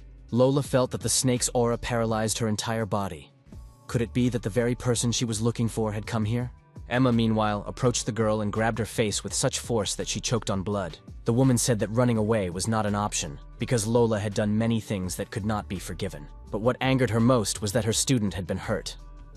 The instructor led the girl to the snake's mouth and told her to look at the future that awaited her. A few minutes later, Lola was lying on the floor begging for mercy, crying. Emma said that David had done well, and as soon as he was treated, everything should be reported to the director immediately. The boy asked if the future the instructor had mentioned was Ruddle in prison. The woman answered in the affirmative and asked why he was interested. The Fortress of Screams Rodolan is a prison located in the heart of the sea. It holds criminals who rebelled against the Empire and is famous for its use of all kinds of torture. Having found out everything he needed to know, David began to ask for permission to be present at the interrogation. Emma pretended not to understand what he wanted, but the boy did not give up and grabbed her hand, begging her to at least listen to his request once. David looked pityingly into his teacher's eyes, not letting go of her hand, and said that it was very important to him. Meanwhile, the mage doctors provided first aid to all the victims in the smithy and carried them up the mountain. Mary and Thomas were finally able to catch their breath, as if a weight had been lifted from their shoulders. It seemed that they had managed to help all the victims. Thomas was still worried about their friend David, who had not yet returned. Could something have happened to him? Suddenly, the friends heard the boy's voice coming from the dungeon. He said that the boy and girl had done a great job. They told him everything on the way, and the boy heard that while Mary was running for reinforcements, Thomas and Sita had rescued more than half of the people who had been buried under the rubble of the smithy. He asked if his friends were okay, but received the same question in response. Thomas saw that the boy was covered in wounds. Young Mock ran up to David and asked him to get medical attention immediately. But David replied that he had already done so, and that his friends should rest. Moreover, the boy still had some business to attend to. He watched as two unconscious criminals were carried out of the dungeon on stretchers. A few hours later, David, accompanied by teachers from the academy, arrived at the meeting place with Rodolin's convoy. Suddenly, a cart appeared above the cliff in the forest of Greno, pulled by a giant magical flying creature and driven by a man in a mask. When the carriage landed, the man approached the instructor and greeted Emma by name. Two more people quietly joined him, and he said that they had come to escort the criminals, having received an imperial order. He approached the bound criminals and asked if these were indeed the people he was looking for, and they replied in the affirmative. Emma added that the man had an amazing ability to regenerate, and they should keep that in mind during the interrogations. The escort replied that the interrogator would be pleased, as this was the first time in a long time that they had come across such an interesting subject. After clarifying all the details, they grabbed the prisoners and promised to contact Emma after the interrogation was over. A few minutes later, the prisoners rose into the sky. Probably for the last time they would ever feel free. The instructor watched the convoyers leave and said that after a week in Rodolan, the two would definitely talk. She added that she would definitely let the boy know when they contacted her, so all they could do now was wait. David had no choice but to agree to the conditions offered by his teacher. If he had to wait, he would wait. From that moment on, time flew by very quickly, and the restoration of Grand Cappadocia also moved quickly with the support of the Empire. David gladly returned to the academy and spent a lot of extra time with instructor Emma practicing combat techniques. A few more days passed, and the fortress of Rodolan finally welcomed them back. The chief interrogator was questioning another prisoner, so engrossed in the case that he almost forgot one thing. They were about to receive guests, which was a rare occurrence in these parts. A gray-haired elderly man politely greeted instructor Emma and David within the walls of the Rodolan fortress. He introduced himself as the interrogator assigned to the criminals they had captured, and also said that he would be accompanying the guests today. The man's name was Larry, and he asked if the guests wanted to go to the prisoners right away.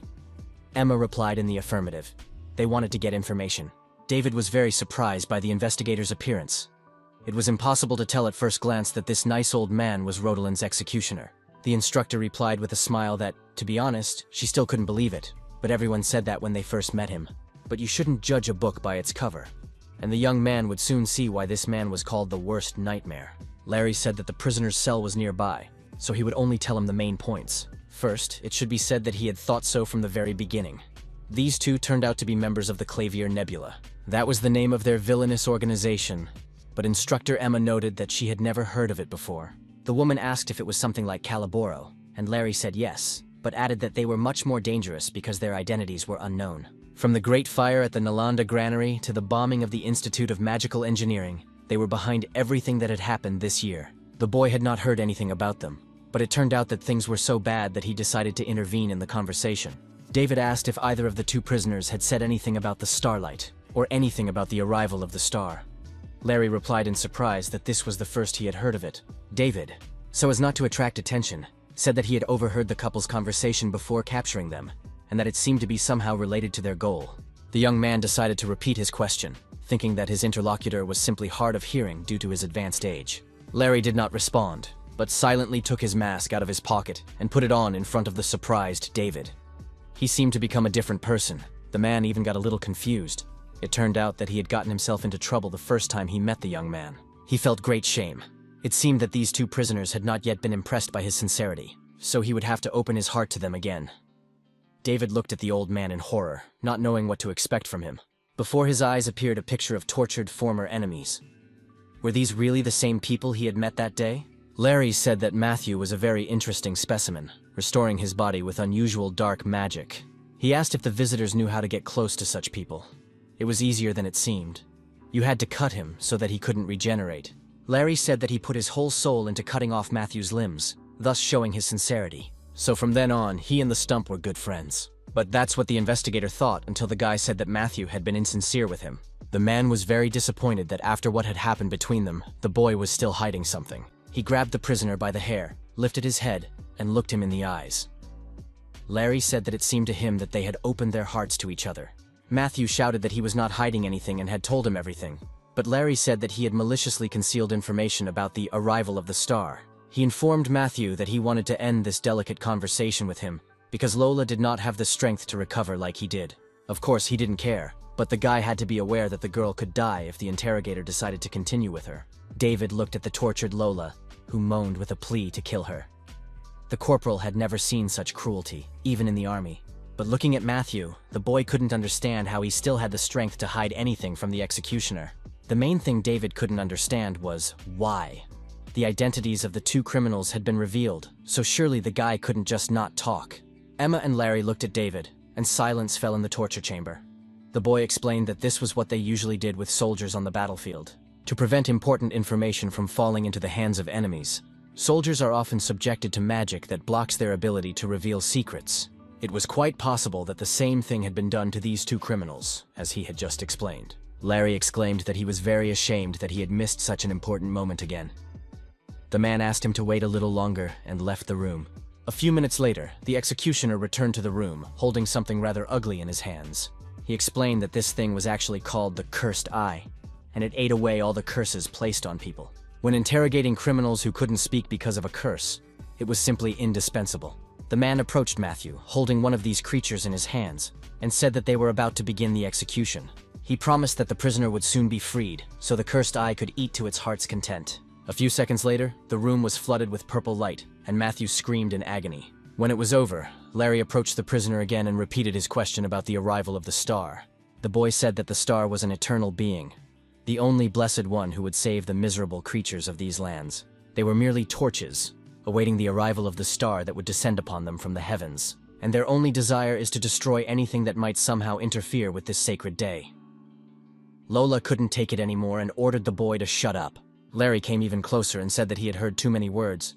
Matthew had to explain everything more simply for his sake. The man asked what was about to fall from the heavens, and the captive boy replied that it would be the children of the star. Hearing those words, only David was frightened in that room. He understood well that they were talking about Daniel. The boy couldn't help himself, and despite all of Larry's warnings, approached Matthew and asked if he meant Daniel when he said the children of the stars.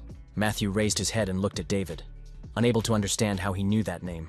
Suddenly his face began to blister and swell in different directions, and the corporal couldn't understand what was happening. Unexpectedly, Larry ran up to the guy, and pushing him away from the prisoner, activated some kind of protective shield. A moment later, there was a huge explosion that lit up the entire interrogation room. When everything calmed down, Larry said that he hadn't expected this. The Cursed Eye had sucked out the curse, but the prisoner had exploded anyway. David cursed and asked if this always happened.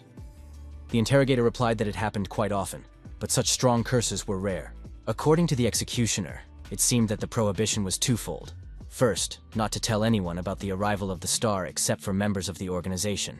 Second, they were not to utter the words associated with it, which is what caused the captive prisoner to explode. Having said that, Larry moved as close as possible to David and, looking him in the eye, asked who Daniel was. If the executioner was right, then this name was the secret information of the Clavier Nebula, and he was now interested in how the boy had obtained it. He insisted that he had to know because he was the interrogator assigned to investigate the case. David replied that he didn't know much. He just happened to hear the name. And the executioner asked under what circumstances this happened. The young man replied that, as everyone knew, he was the first person to encounter the two in Grand Cappadocia. In fact, it was all accidental. He just overheard their conversation. At first, their words did not seem significant to the young man, but now he realized that it was a very important clue. That's why the guy interrupted their conversation, apologized, and asked Larry if he was satisfied with that answer. The executioner was suspicious of David's words. He was sure that the boy was hiding something, but he did not feel that he posed a threat to the Empire. He assumed that it might be because of the young man's gaze. His eyes burned with hatred for these freaks. David's impromptu interrogation was interrupted by Instructor Emma, who put her sword to Larry's neck. She said that the conversation was over, as the man was interrogating her student right in front of her. Larry immediately backed off, saying he had no such intention and apologized, adding that he just wanted to confirm his assumptions. He asked if, in her opinion, it wasn't better to check all the information that came to light. Turning to David, the executioner apologized for his rudeness. But the boy replied that he held no grudge, and they had cleared up the misunderstanding. In fact, the young man was covered in sweat under his clothes, and if he had slipped up, Larry would definitely have wanted to interrogate him. Meanwhile, the interrogator said he regretted that the cursed eye had died, as they were harder to catch than most fantastical creatures. David asked if these animals were really that strong, and Larry replied in the affirmative, adding that if you looked closely, they were quite cute. He offered the boy to touch the one sitting on his shoulder, but suddenly saw that the creature had changed color. Larry stared intently at the cursed eye as the creature swallowed the curse, but Lola was too far away to see who had cast it. Suddenly, he remembered the moment when he protected David from the explosion and had to touch the boy's shoulder. Could it have happened at that very moment?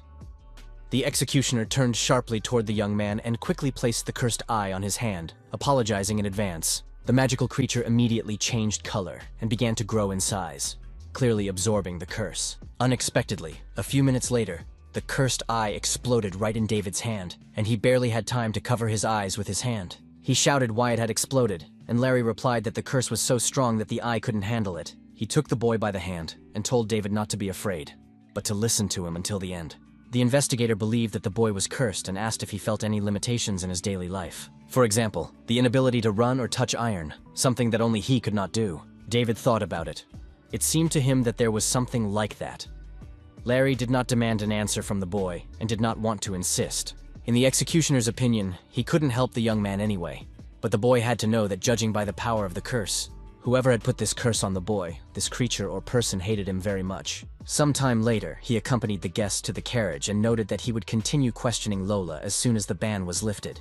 Instructor Emma replied that she approved and said she would eagerly await the report. Larry, meanwhile, watched the boy, who was lost in his thoughts and did not participate in the conversation at all. Kat asked what he was thinking, and the boy replied that he had learned about the curse that had been placed on him his entire life. The interrogator replied that he understood, but that David shouldn't worry so much, as he was a student at the Philian Academy. The young man didn't understand what this remark meant. Larry smiled and replied that, as far as he knew, there was a mage who had been working there for a long time, and who knew more about curses than anyone else on the continent. The name of this amazing woman was Professor Lillian Secret, and she was the one to turn to with a problem of this nature. On the way to the academy, the boy continued to be bothered by his eye, which was constantly itching, forcing him to scratch his eyelid. Seeing this, the instructor asked if he could leave his eyes alone and how bad the itching was. The boy replied in the affirmative, saying that ever since the cursed eye had touched him, the itching had been unbearable. Emma said that this was a sign that the curse was weakening. She added that the student should not worry, and asked if he could think of anyone who might have done this to him. He had no idea who it could be.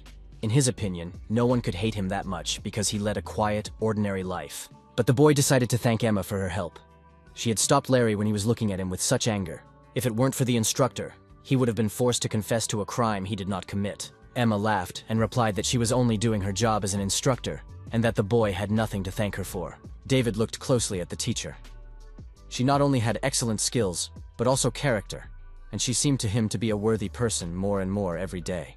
But the boy was very upset that, for some reason, he knew nothing about her in his past life and had never seen her anywhere. He was worried that it might be because of the infamous Clavier Nebula. Could those criminals be connected to it somehow? The next day, David and Florence met at the entrance to Sherry Forest, near the park columns. The girl greeted him and added that they hadn't seen each other since that day, and if it weren't for the instructor's order, they would never have met. Florence asked how he was doing. David suddenly realized that he still couldn't figure out the commander's questions. The young man clutched his head, not knowing how to behave with her, what to do, or how best to act. Letting go of the situation, David decided he would think about it later, but for now, he needed to smile. He replied that they really hadn't seen each other in a long time. Things were going well for him, and Florence said that after that day, everyone had started to warm up to her. So now, it was much easier for her. Although she still had a strange feeling because Anthony was always scared and ran away when he looked at her. Still, the girl felt that she didn't really like this situation, and David was very surprised by this clarification. Florence said that the instructor had told her about the boy's curse, and he confirmed that this information was correct. That was why he had come here today. He needed to meet with Professor Lillian's secret. But now the guy realized that this weirdo had very specific tastes if she decided to live in such a place. Florence agreed, adding that the witch's office was also unusual and could only be found by students of the magic faculty. That's why she asked for help from a friend from the magic faculty. But she seemed to be late. Suddenly, out of nowhere, Corinne materialized next to Florence and shouted, hugging her, that she missed her sister. They engaged in everyday conversation about their affairs, while David was still in a state of shock. He had definitely seen the same Akalucia who had told everyone about wolves and sheep. But now the girl was different. Florence apologized for asking the girl to come so unexpectedly, but she replied that her sister could call her any time. Suddenly, Corinne's smile disappeared, and she asked anxiously why Florence needed Professor's secret. There was a silence, and David realized it was time for him to intervene in the conversation. He greeted Corinne and replied that it was his idea. The girl's reaction was unexpected. She grabbed her head and shouted that David had forgotten something. Sometime later, the friends finally reached a strange little house, and the boy asked if it was really the professor's office. He added that it was very suspicious, and asked Corinne if she wanted to kill him and bury him there. The girl exploded, shouting that he shouldn't call her that, and asking why he thought she was going to kill him. Finally irritated, she ran ahead, saying that enough was enough, and that he should follow her. David watched the girl's back as she continued to mutter something. They were friends with Florence, although the commander-in-chief was also an Akalucia. A few minutes later, Corinne opened the door of the small house and invited the boy inside. David's jaw dropped. Could it be that he was now standing in front of Professor Lillian's secret herself? But Corinne noticed that the boy was in no hurry. They had not yet reached their destination. Approaching the woman sitting in the chair, the girl pointed her hand at her, generating magical energy. She warned David to stand still and not move, no matter what happened. The girl loudly uttered a magical spell consisting of several words, which was supposed to open the door. David looked at the old woman, who remained motionless, and did not understand what all this was for if nothing was happening. Suddenly, the grandmother began to transform and grow in size, opening her mouth, which was as big as a room. David was genuinely afraid for his life at that moment, but Corinne told him not to worry, because this was the entrance to the professor's real office. Lillian Secret's office was called Separacchio, and the boy looked at it in awe. So, the old woman was the entrance. The boy found this decision, to put it mildly, very strange. Suddenly he heard a voice behind him. The professor flew toward him through the air and said that he must be the student sent by instructor Emma. Approaching David and touching his eyelids, the woman said that everything was as Emma had told her. She sensed something very ominous inside the boy. Lillian was in fact the best expert on curses on the continent. The main feature of this young girl who smiled at David was that she was 83 years old. Seeing the boy's surprise, the woman said that he should not be surprised, that it was for personal reasons, and that in fact this body was already over 80. David asked how she managed to look so young, but the magician replied that they could talk about it later if he wished. Now they needed to urgently remove the curse from the boy. She snapped her fingers, and David saw strange rings with runic inscriptions around him. But it wasn't just the boy who was surprised. Lillian said thoughtfully that she would never have thought that one person could have so many curses. Moreover, most of them were similar to ancient prayers, and it was not even worth touching them with ordinary skills, as it was very dangerous. David asked what he should do in this case. Lillian replied that he should not worry, as their appearance and number were, of course, surprising. But she, in turn, was not far behind them. The woman asked him to listen to her carefully. The boy's curses would materialize in his soul. David would have only one task: to find the source of these curses and destroy it. The boy looked at the sorceress with incomprehension and simply repeated the phrase he had heard aloud. David asked how he should do this, and the woman replied that everything would happen instinctively as soon as he came face to face with the source. Having said these words, Lillian touched David's forehead with her finger and wished him a safe return. The boy began to fall into some kind of abyss, and above him he saw Lillian, who remained in the doorway and looked at him.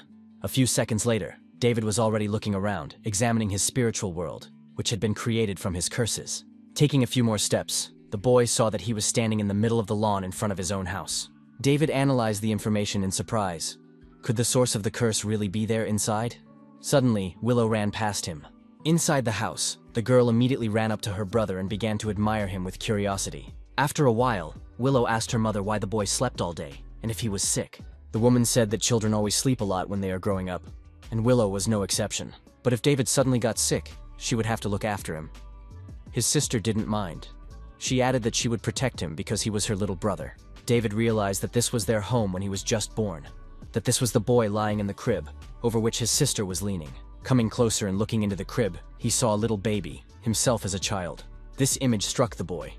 He thought he had been ugly since birth, but David had ended up in his past. Suddenly, the door of the house behind him opened, and the boy sensed the presence of another person.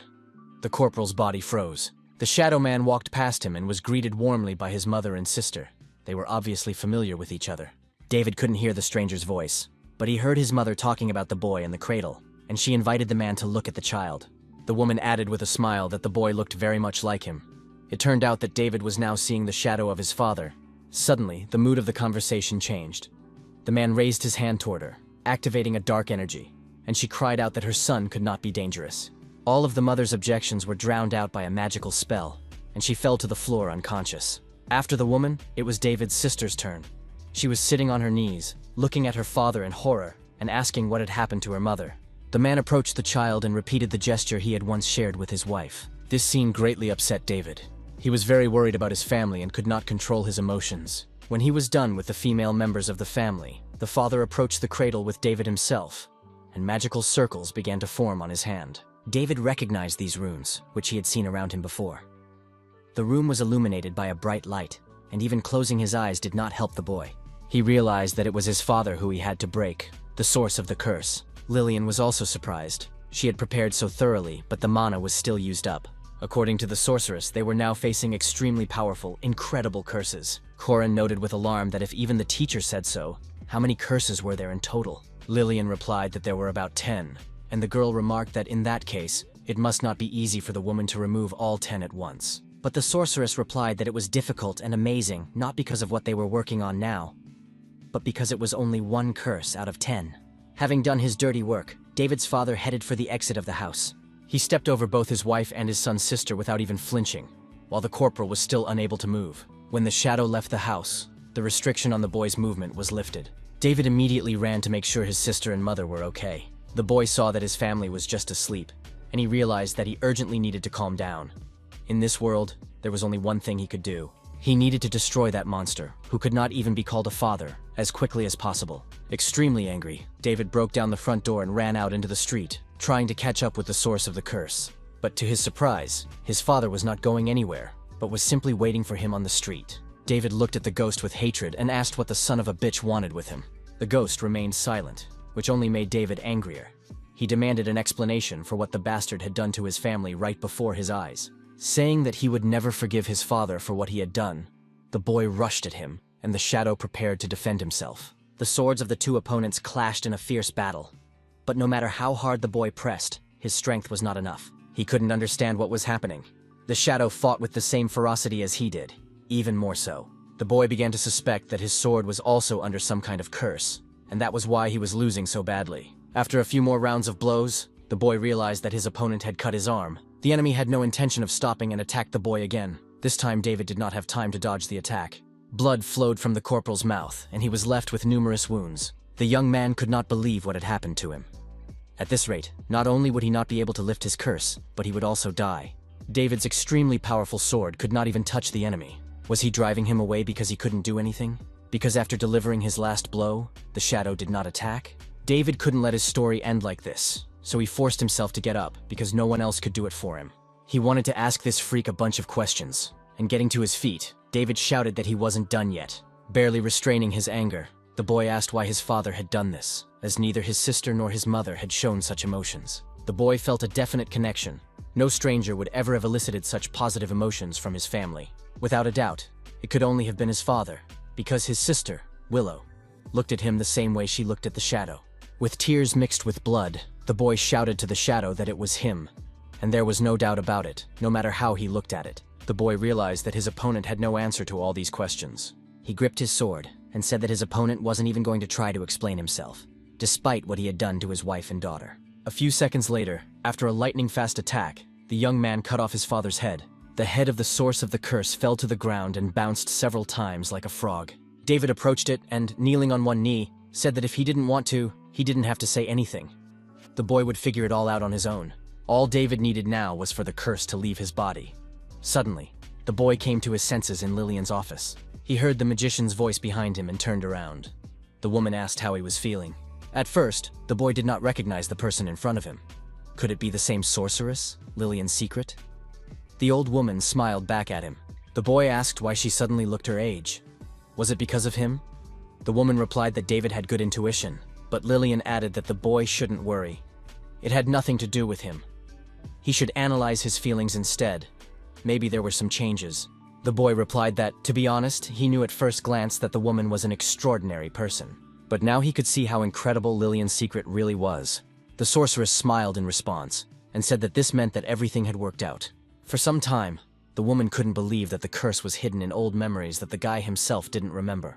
In addition, it turned out that the person who had put the curse on him looked like his father, and the boy replied that it was possible. The magician asked why he said that, and the young man himself said that it was impossible to see the appearance of this person. But David had heard what his relatives had said. To be honest, the corporal believed that when this bastard touched his family, he felt something. This something was so unfamiliar to him that he would not have been able to recognize it on his own, an unfamiliar sadness. That's why the guy thought that was the reason why he got so upset. Now, when he thinks about it again, it seems to him that this man, his opponent, felt the same way. The woman asked if the young man had no memories of his family at all, and David replied in the affirmative, adding that his sister had none either. The young man explained that he and his sister had never even thought about it, as if those memories had been completely erased. The magician realized that not only his ability to perceive mana had been sealed, but also the boy's self-perception. It seemed that it was David's father who had placed such a powerful curse on his son, and also just in case, he erased the boy's memories, and for this reason, some of his father's memories were transferred to David. Sometimes magical spells related to memories have this effect, which is why his memories could affect the boy's imagination.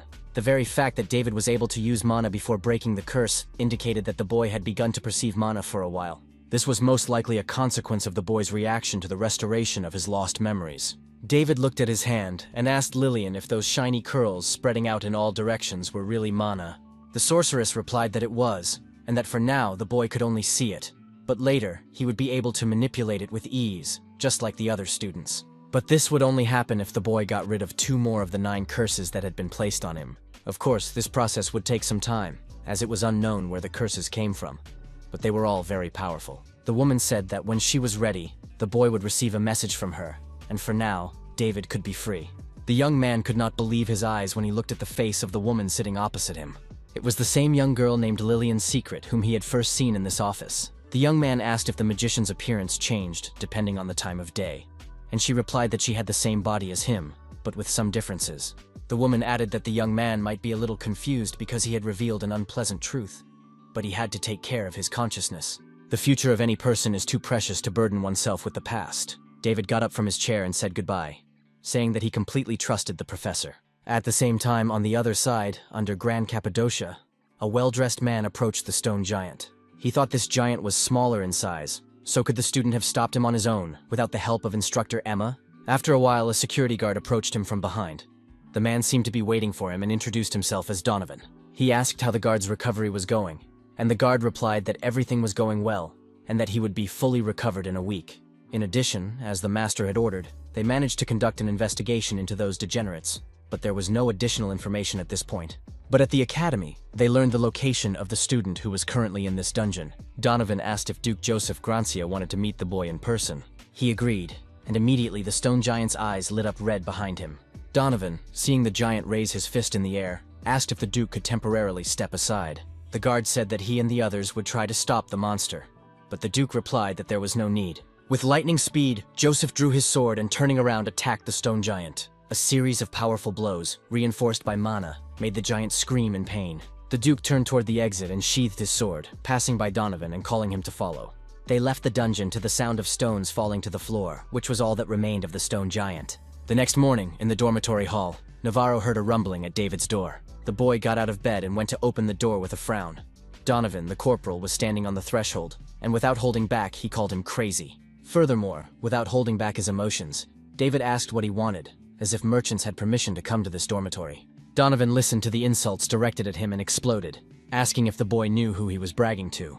The young man saw a mania that enveloped Donovan from head to toe, and this energy was quite gloomy. Something definitely mixed with this energy, and unexpectedly, the Duke intervened in their conversation and said that it was their fault for coming without warning. Donovan began to argue, and the young man realized that he was now standing before the man who was called the Duke of the Empire. Duke Joseph Grancia apologized for the words and actions of Donovan, who was his escort knight, that is, his bodyguard. He asked if the young man would give them a moment of his attention, if, of course, he had no objections. David stared in amazement at the box the Duke had brought with him and asked if he had understood correctly that they had only finished making them yesterday. David examined the scabbard of his sword, La Mancha, which was truly an exquisite work of art. The boy asked why the Duke was doing this, and he replied that the Grand Cappadocia Masters had asked him personally. To be more precise, Master Brian insisted on it. He asked him for a favor. In addition, the Duke himself wanted to personally thank the boy for what he had done. The Grancia and Grand Cappadocia families had long been good friends. His favorite sword, Pale Lord, was also created by Master Brian in this forge. That is why it was only natural for the Duke to congratulate the hero who saved Grand Cappadocia. He reached into his pocket and, saying that he had prepared a separate gift from himself, pulled out an object in his palm. David was amazed. Duke Joseph had given him a sign of recognition from Grancia, which even bore the seal of the head of the family. The young man asked if the Duke had really decided to give him such a precious thing, which was worth as much as 3 villages. Joseph replied that they were obliged to treat benefactors in this way, and that 2 other students had also received gifts. They had also helped the boy in the smithy, so they received gifts from the master, and an award from the Grancia family. David replied that his friends, Mary and Thomas, were probably praising the Duke as much as they could. Joseph replied that he was very happy to hear that, but they needed to move on to another issue that was bothering him. He asked David if he could tell him everything that was currently known about the incident that had occurred in the dungeons. The Duke of Grancia remarked that he was too interested in these reckless people. David was struck by the aura that rose from the sofa where Joseph was sitting, which was what had brought the Duke of the Empire here. The boy said he didn't know how much the Duke knew, but he already understood that these rats were much crazier than anyone had imagined. The boy said that he was very fast, so David had to expend a lot of strength and energy to hit him. David asked what Joseph meant when he said he didn't let him go. The boy was talking to the Duke, but he was still watching the guard, who still hadn't moved, reacting to their conversation. If he remembered correctly, this feeling resembled the disgust David felt when he encountered the criminals in the dungeon. Could the man behind Joseph be one of them? The Duke asked what had happened. David was talking all the time, but suddenly fell silent. The boy did not understand the reaction. Could it be that the Duke's subordinate was letting something slip? Duke Joseph Gracia was one of the most powerful people on the continent. Surely he could see what David was seeing now. Could it be that only the boy could see such things? In that case, he decided to ask if perhaps the Duke was sensing the appearance of a star, and David was not mistaken in throwing out the bait, as Donovan's face darkened. The Duke put his cup of tea on the table and said that he was talking about an organization that supported Children of the Stars, the Clavier Nebula. He couldn't believe that such a thing could exist on the continent, but the boy's words did not arouse his suspicion. Joseph asked if the boy had figured it out on his own, and he replied that before the teacher arrived, he had to work a little to get the enemy to confess. Looking at Donovan, the boy laughed and said that it was very funny to watch him cry and beg for his life. David wanted to explain in more detail, but the Duke refused, asking him to write a letter because he was unable to listen to the story any longer. The corporal did not insist and leaned back on the sofa with a smile, realizing that there was no need to continue. The moment the young man finished his short story, Donovan completely lost control. Realizing that they had agreed on everything, the Duke stood up and said it was time for him to go, understanding that his urgent intervention would be needed. Finally, David said that there was something important to know about these people, and Joseph became curious and asked what it was. David scratched the back of his head and replied that it was a long story, and it would be rude to distract a man who was already busy. He promised to organize everything and send a letter to the Duke of Grancia in the evening. The young man was sure that he would find it very interesting, especially when it came to the part about Daniel, and Donovan's reaction was immediate. That same night, the young man slept soundly in his bed in the dormitory, dreaming sweet dreams. Donovan, who had slipped into David's room, drew his sword and struck the boy in the neck, and the whole bedroom was illuminated. When the light faded, the Duke's guard realized that there was no one in the bed. David's voice behind him said that the boy thought rat number 3 would not be coming today. Donovan was furious, but David said he should look in the other corner of the room before fighting. The guard broke out in a sweat when the boy added that he had a special surprise for his guest today. In the corner of David's bedroom, sitting in an armchair, was the young Duke Jeffrey, staring silently and furiously at Donovan. After a moment of silence, Jeffrey said that his father's bodyguard had to explain right now how to understand this situation. A few hours earlier, on the top floor of the Navarra Pavilion, David had met with Duke Jeffrey. Jeffrey came over as soon as he got the message from David that Donovan was coming to attack the guy tonight. But the Duke did not believe this information, because this knight was one of the most talented and loyal in Grancia. He was his father's bodyguard. Now, immediately after appearing at the academy, the boy suddenly made such a statement. David replied that Grancia had changed in many ways over the past 4 years. Not wanting to argue anymore, the boy invited the Duke to his place so that he could see for himself. In any case, Jeffrey had nothing to lose. If David's words turned out to be true, the traitors could be hiding their identities within the Grancia family. If that happened, the young man would have to personally take care of getting rid of the third rat. Now, Jeffrey, who listened to David's suggestion, demanded an explanation from Donovan for his behavior. David laughed and said that a rat would not confess if asked, and that the Duke was very naive if he intended to live in a cruel world. Instead of explaining, Donovan suddenly raised his leg and slammed it hard against the floor. Energy rays began to form from his foot, quickly covering the entire floor of the room. David suddenly felt his whole body becoming heavier as Donovan used his aura against them. The Duke of Grancia's guard rushed at David, striking him blow after blow. From such a frenzied onslaught, the corporal could not stay on his feet and flew some distance away from his opponent. Jeffrey, who had seen the whole fight, shouted at Donovan, demanding an explanation and for him to stop. But this shout only provoked the Duke's guard, who then chose his master's son as his target. Donovan's attack was as swift as the previous one, and the young Duke barely managed to parry the blows. Luckily, Jeffrey did not yet know how to control the radius of his aura and could not use his technique, because his anger would have affected others. These words only further irritated the young man, because Donovan was right in his assumptions. The Duke could not take such a big risk. Attacking the young lord for the third time, the traitor said that, despite everything, he was truly sorry. He did not want their relationship to end this way, but that son of a bitch, David, ruined everything. Jeffrey noted that Donovan's skills were very different from what the boy knew, and asked how long the traitor had been hiding his abilities. Donovan said that traitor was the wrong word because, from the very beginning, the man had never been a knight of Grancia. Jeffrey instantly lowered his hands and said that he was convinced, and that David could do whatever he wanted. At that moment, the corporal activated. The boy repelled the traitor's attack, and said that in any case, it was very sad that Jeffrey had done so much for the sake of one phrase. The young Duke replied that he hoped David understood that this was a very serious matter for their family. After what happened today, a bloody wind would blow in Grancia for some time, and unexpectedly, the Duke rushed straight at his father's subordinate. Donovan saw that despite his fatigue and exhaustion, the boy was still able to use mana. After Jeffrey struck and knocked his opponent back, he was surprised at how strong a swordsman he had dared to face. Donovan couldn't believe what was happening. Could it be that the boy had also been hiding his strength? But there was no reason for that. Could young Master Jeffrey have grown so much in his skill in such a short time? It simply couldn't be. David interrupted the traitor's musings about the genius of the Master's son with another attack. The boy said that Donovan was probably free, and now so sad that he had completely lost his vigilance. The corporal's blow was so powerful that Donovan could barely withstand the pressure. The traitor already regretted getting involved with these two monsters. He had underestimated his opponents. David was surprised by Donovan's quick reaction. The boy, in turn, also did not expect him to be able to dodge the blow. The boy was so preoccupied with this thought that he did not notice the traitor's counterattack, which threw him back to the other end of the room. Donovan's attack caused a lot of noise in the dormitory, and the former knight was very angry with himself for it, as the professor might come here soon. The traitor decided that fighting was no longer an option and that he needed to retreat urgently, so he turned toward the door. The man was very irritated. He couldn't believe that he had encountered so many difficulties because of one damn boy. He realized that it was a mistake to think he could defeat these two. First, he had to hide, and then find a way to get rid of them. Jeffrey's voice interrupted the traitor's thoughts as he flew toward him, already catching up. The boy said that the guard was right. The boy added that, unlike his father, he was not yet mature enough and could not properly use the Sword of the Storm. But it was foolish of his opponent to run away like that.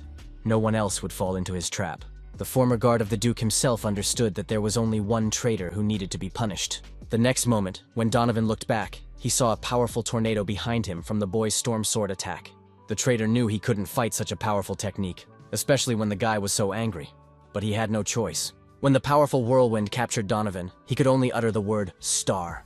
When it was all over, Jeffrey sheathed his sword and said that from that day on, no one in the family would mention the guard. David looked at Jeffrey, smiling, and said that he must have been very angry. But now it was unclear whether they could even send the scoundrel to Ronan in his current state. He replied that he had only cut Donovan's tendons. Jeffrey added that, in any case, he was glad David was there because he needed to report the situation to the family as soon as possible. The boy looked into the corporal's eyes and said that they needed to list all the traitors as quickly as possible. Before David could recover, Jeffrey turned and ran away, shouting that he was leaving the rest to the boy. The corporal was dissatisfied with the young Duke's behavior, because it was he who had caused all this trouble, and now he had to deal with it. David was so angry that he didn't notice someone approaching him from behind until he heard a voice. The boy turned around and said with relief that someone had finally come, and was bombarded with questions in response. Director Donald asked what kind of storm had just happened, and whether the boy had been attacked. Along with the principal, the boy saw instructor Emma, who was wearing pajamas with a snake painted on them. The boy, seeing his home teacher, complimented her clothes, but she ignored him and said that David had to answer her questions. Donald supported the woman in her desire to know the truth, adding that Emma's pajamas were not important right now. It was good that the boy was not injured, because he needed to explain everything, and David agreed to the demands of his elders. But first, the boy asked the director to repeat something after him. He decided to check all suspicious individuals this way. Donald asked, laughing, what exactly he should repeat, and David said it was the phrase, "Daniel is a jerk." Emma and Donald stared at the boy in amazement. They didn't understand what it meant. But in the end, the director complied with the boy's request without any problems. A little later, a conversation took place in the academy director's office, and Donald learned that there was a spy in the Grancia family, which was a very serious situation. The director praised the boy for his work, saying that thanks to David, they had managed to avoid many problems. The boy decided not to tell anyone yet that he had the ability to see mana. After all, he wasn't 100% sure about it himself. If, God forbid, the information leaked, not only he, but everyone around him would be in danger. Donald said that the Grancia family would conduct a full investigation, so David had nothing to worry about. His grandfather noted that the Empire was indebted to the boy time and time again after the incident in the blacksmith's village. Donald added that he would like to thank David on his own behalf as director, and asked what the boy needed. David decided to take advantage of the opportunity. David didn't even think twice. He blurted out what he would like to do inside the academy, and asked if he would be allowed to do it. The next day, David stood by the bulletin board in Fillion Square and advertised his project. He asked everyone if they were tired of the club activities limited by the academy. He had ideas on this topic, and very good news for everyone, namely a special adventure club. One of the students tried to ask what the name meant, but David shut him up and said that it was, of course, a good question. David said that it was a very constructive club that developed personal talents that would help the Empire in practical terms. In addition, it is the only club that Director Donald has agreed to operate outside the academy, which caused a bit more commotion. Finally, the corporal announced that anyone wishing to join could come to the first arena of Hellelion at the time indicated in the brochure. As David uttered the last words of his speech, Sita flew off his shoulder, and a girl passing by the crowd noticed her and stopped. She even forgot where she was going and approached the crowd to get a better look at the strange creature. A few days later, at the first arena of Hellelion, a sad David complained about his fate to Florence, and he put on a show in the square. The guy was trying to recruit new talent, but only his friends and acquaintances came to the arena today. Mary laughed and asked if David was serious, reminding him of what he had done at his so-called interview. He personally knocked the wind out of people under the guise of testing their skills. He also said very suspicious things to those who did not know or were not ready to risk their lives. After that, rumors spread throughout the academy that you needed to have 10 lives to join this club. David, after listening to his friend's reproaches, said that this is what real battle is all about, and those gossips are just cowards. After all, the guy only needed promising individuals, such as the third-year student who had just gotten to his feet after regaining consciousness. David said that the guy himself insisted on sparring, even though he told him that these abilities did not need to be tested, as they were already familiar with each other. He said that the third-year student had obviously passed, that the guy's name was Danny Brown, and that he sincerely thanked David for accepting him. David noted that he was warning him in advance that their club would be quite difficult, and asked if Danny was ready for it. The third-year student happily replied that this was exactly what he was looking for. His goal was to become even stronger. David replied that, in that case, everyone present could leave for the day as they needed to rest before getting down to business. Thomas asked what David himself would be doing, and he replied that he had time, so he wanted to wait a little longer to see what might happen. David hoped that another talented person might come to him, but in the end, he lost hope after a few hours when no one came. The young man said it was time to get ready, and thanked Florence for her assistance. She had found a moment to help him.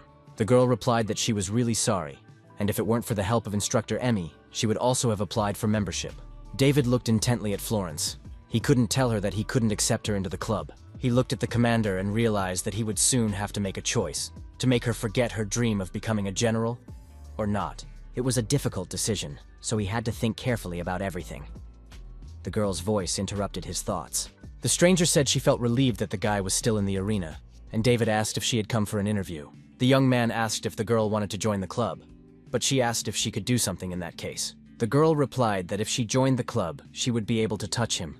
David even began to stutter, and the guy asked what exactly the girl was going to touch. Suddenly, an indecent thought crept into the guy's mind, and he shouted that the girl must be a pervert. The strange girl replied that David could calm down, that she wasn't talking about him, that he had misunderstood, that she was talking about the creature David was holding in his arms. Hearing this, David laughed and said that she should have warned him right away, because that was why he had misunderstood her. Pointing to Sita, David added that this little thing was always with him, so if the girl joined the club, she would definitely be able to touch her. Seeing how the girl reacted to this news, David was finally convinced that she was a very strange person. He couldn't believe that he hadn't noticed her until she came up close. She was definitely an unusual student. Not at all simple. The stranger asked what she needed to do to pass the interview, and David replied that she had to show her technique on a magic mannequin. The girl said her name was Ruby DeKnight. She was a junior at the Faculty of Magic, and announced that she was beginning the interview.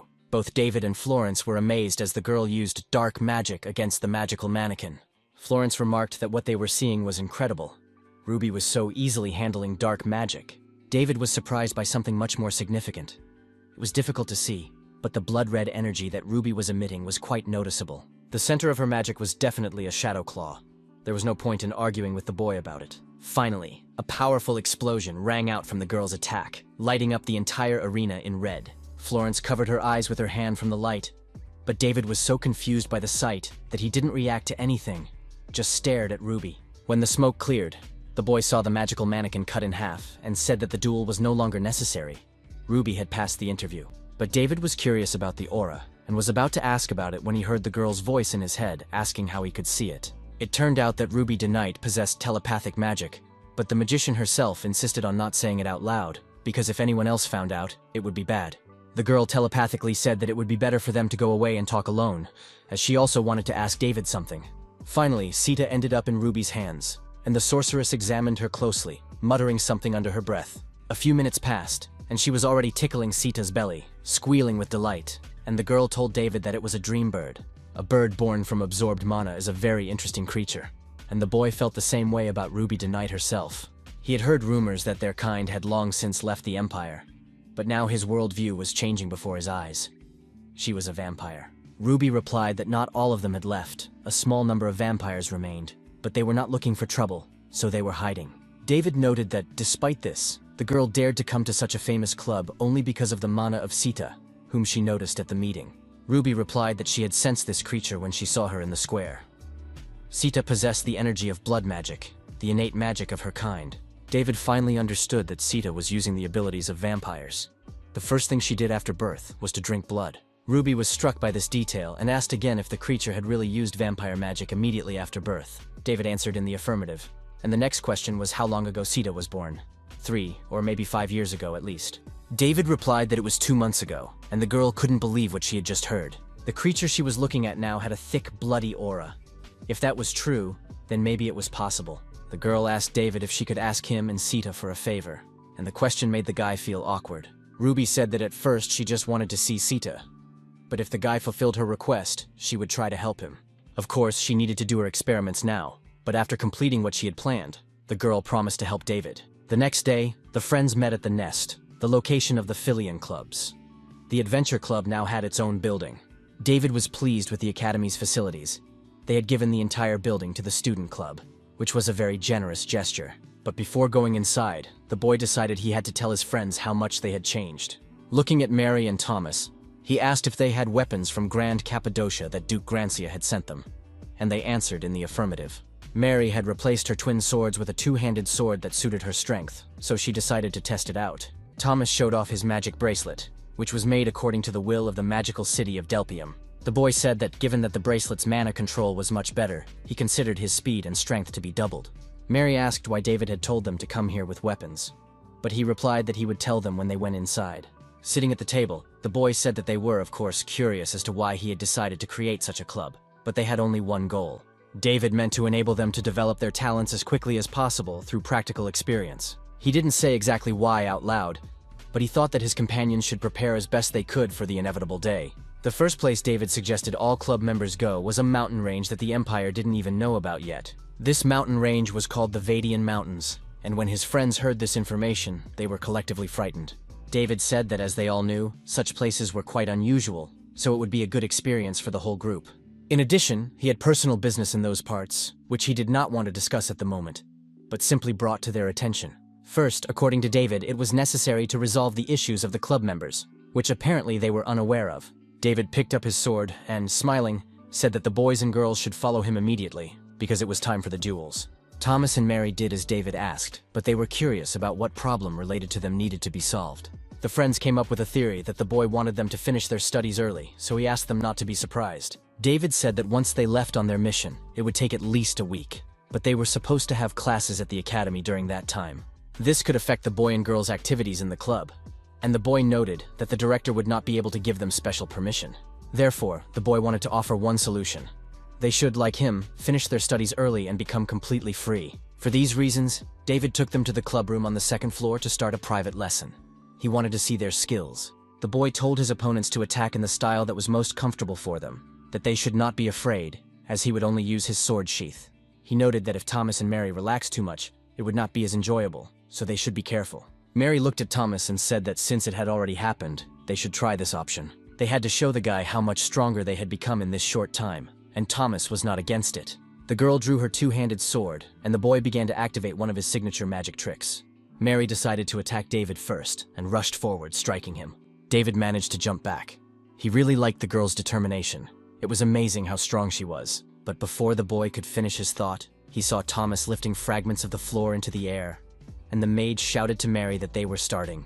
At that moment, all the stones flying around flew toward a single target, David, who was standing at the opposite end of the room. The boy deftly dodged every rock, so now Thomas could use his telekinesis in this way. David even had to use his sword sheath to deflect the falling rocks, which showed no sign of stopping. Thomas had a very good skill. While the boy was busy attacking the sorcerer, he almost missed Mary, who was flying towards him and shouting for David not to block, but to dodge. David decided to follow his friend's advice and jumped aside at the last moment. When Mary's sword touched the floor, the boy laughed out loud, realizing that if he hadn't dodged, he would already be dead. Mary did not give up, trying to get David. She struck new blows again and again. And then the moment came when the boy switched from defense to attack, and now it was Mary's turn to block his blows, which was very difficult.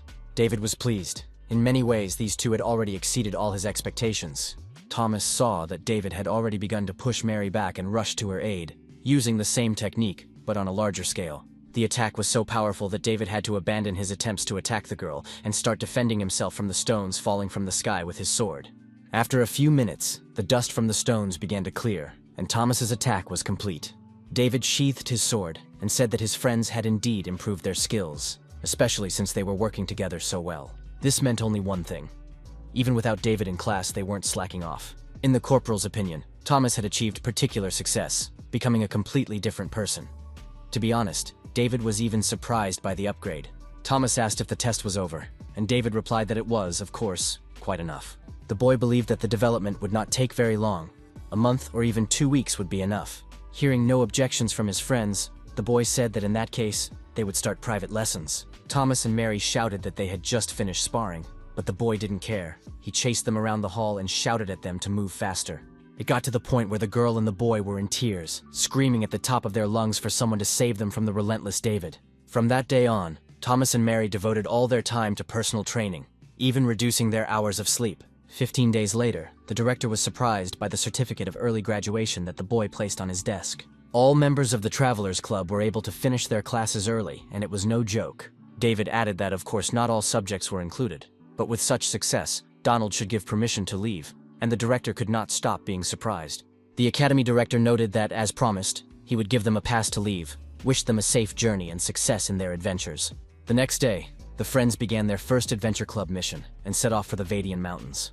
Mary was surprised that they had only just begun their journey, and already there was such pure mana in the air. Training here would be even easier. Danny was happy with the situation and asked David what they would do next.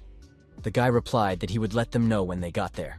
The friends asked what they would be doing here, and David replied that they might not believe it, but there was something here for them to seek for their development. Meanwhile, in the temple in the heart of the forest, the elf sensed that something quite grand was happening, as guests had arrived in such a harsh land. A little more time passed, and David announced that they had arrived, and his friends could breathe a sigh of relief. They stood on the mountain and looked down at the valley where there was a whole camp of orcs. The boys said that there were just so many of them here. Danny was amazed that the orcs had built an entire village, and David replied that they could often be found in such godforsaken places where there were no people. There aren't many of these creatures now, but they reproduce so quickly that soon they will be found all over the mountain range. This could affect all the human settlements nearby, which is why the friends need to get rid of them as soon as possible. David said that this would be the first real battle for the members of the Travelers Club. He asked Thomas and Mary if they could handle this task, and the wizard replied that he was late when David told him they were looking for orcs. Now Thomas saw that there were quite a few orcs, and he wondered if the club members would be okay after such a battle. David replied that orcs were ideal opponents for them, but there was one but. The dominant species in these parts were ogres, and his friends would definitely not be able to cope with them, especially their leader, a two-headed ogre. This monster was so strong that last time the guy barely managed to defeat it. But the ogres would not appear anytime soon, so for now, there should be no problems. And the boy was about to give the command to begin. Suddenly, David heard a voice behind him saying that they had good intentions, but they shouldn't do this after all. The corporal turned around and saw a stranger behind him, whose appearance surprised him greatly, as he had not seen any traces of this creature until he spoke. The elf said that he was just a priest who had stopped in the mountains, serving an ancient soul with the divine name of Senial. When the corporal grabbed his sword, the elf asked his friends to go with him to a safe place. He emphasized that it was very dangerous here, even when David put his sword to his throat. Thomas and Mary did not understand such cruelty on the part of the boy, but he replied that there were too many madmen around now. He turned to the elf and ordered him to listen carefully and not move. When the elf indicated that he would comply, David shouted that Daniel was a bastard. Sometime later, the friends were following the elf, who said that as someone who worshipped God, he did not take kindly to such words. He called that moment the most awkward in the last 200 years, and David replied that he should not worry, it was a cry of respect. The boy asked how old the elf really was, and he replied that he had long since stopped counting the years, so he had no idea himself. After a short pause, the friend's new acquaintance said that he had counted about 1,000, which caused a very violent reaction among the students. David looked at the eccentric man who was smelling flowers along the way and thought that, apparently, he had been alive before the Empire began. But there was something else. The elf said something about it being an inopportune moment for a duel. He again replied in the affirmative and explained that monsters in the area had been behaving very strangely lately. Another phenomenon had occurred.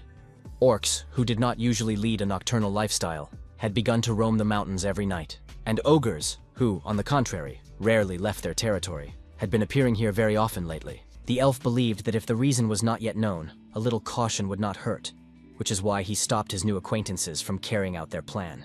The weirdo announced that they could now relax right there, and in a moment, the boys found themselves in front of the portal. The elf led them straight to the temple of Senial, whom he served, and invited them inside the majestic building. Danny was amazed by the sight. The temple had appeared out of nowhere. Had the elf cast a magical barrier over it? The stranger's abilities were impressive.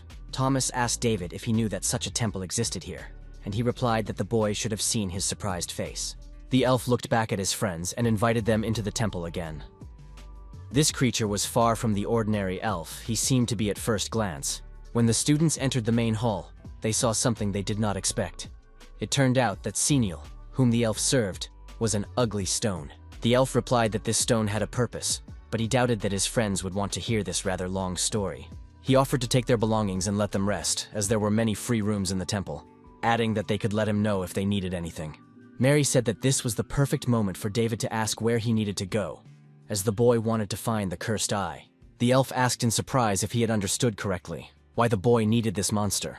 After looking at David for a moment, his new acquaintance asked if it was because he was cursed. But, in fact, the elf did not need confirmation.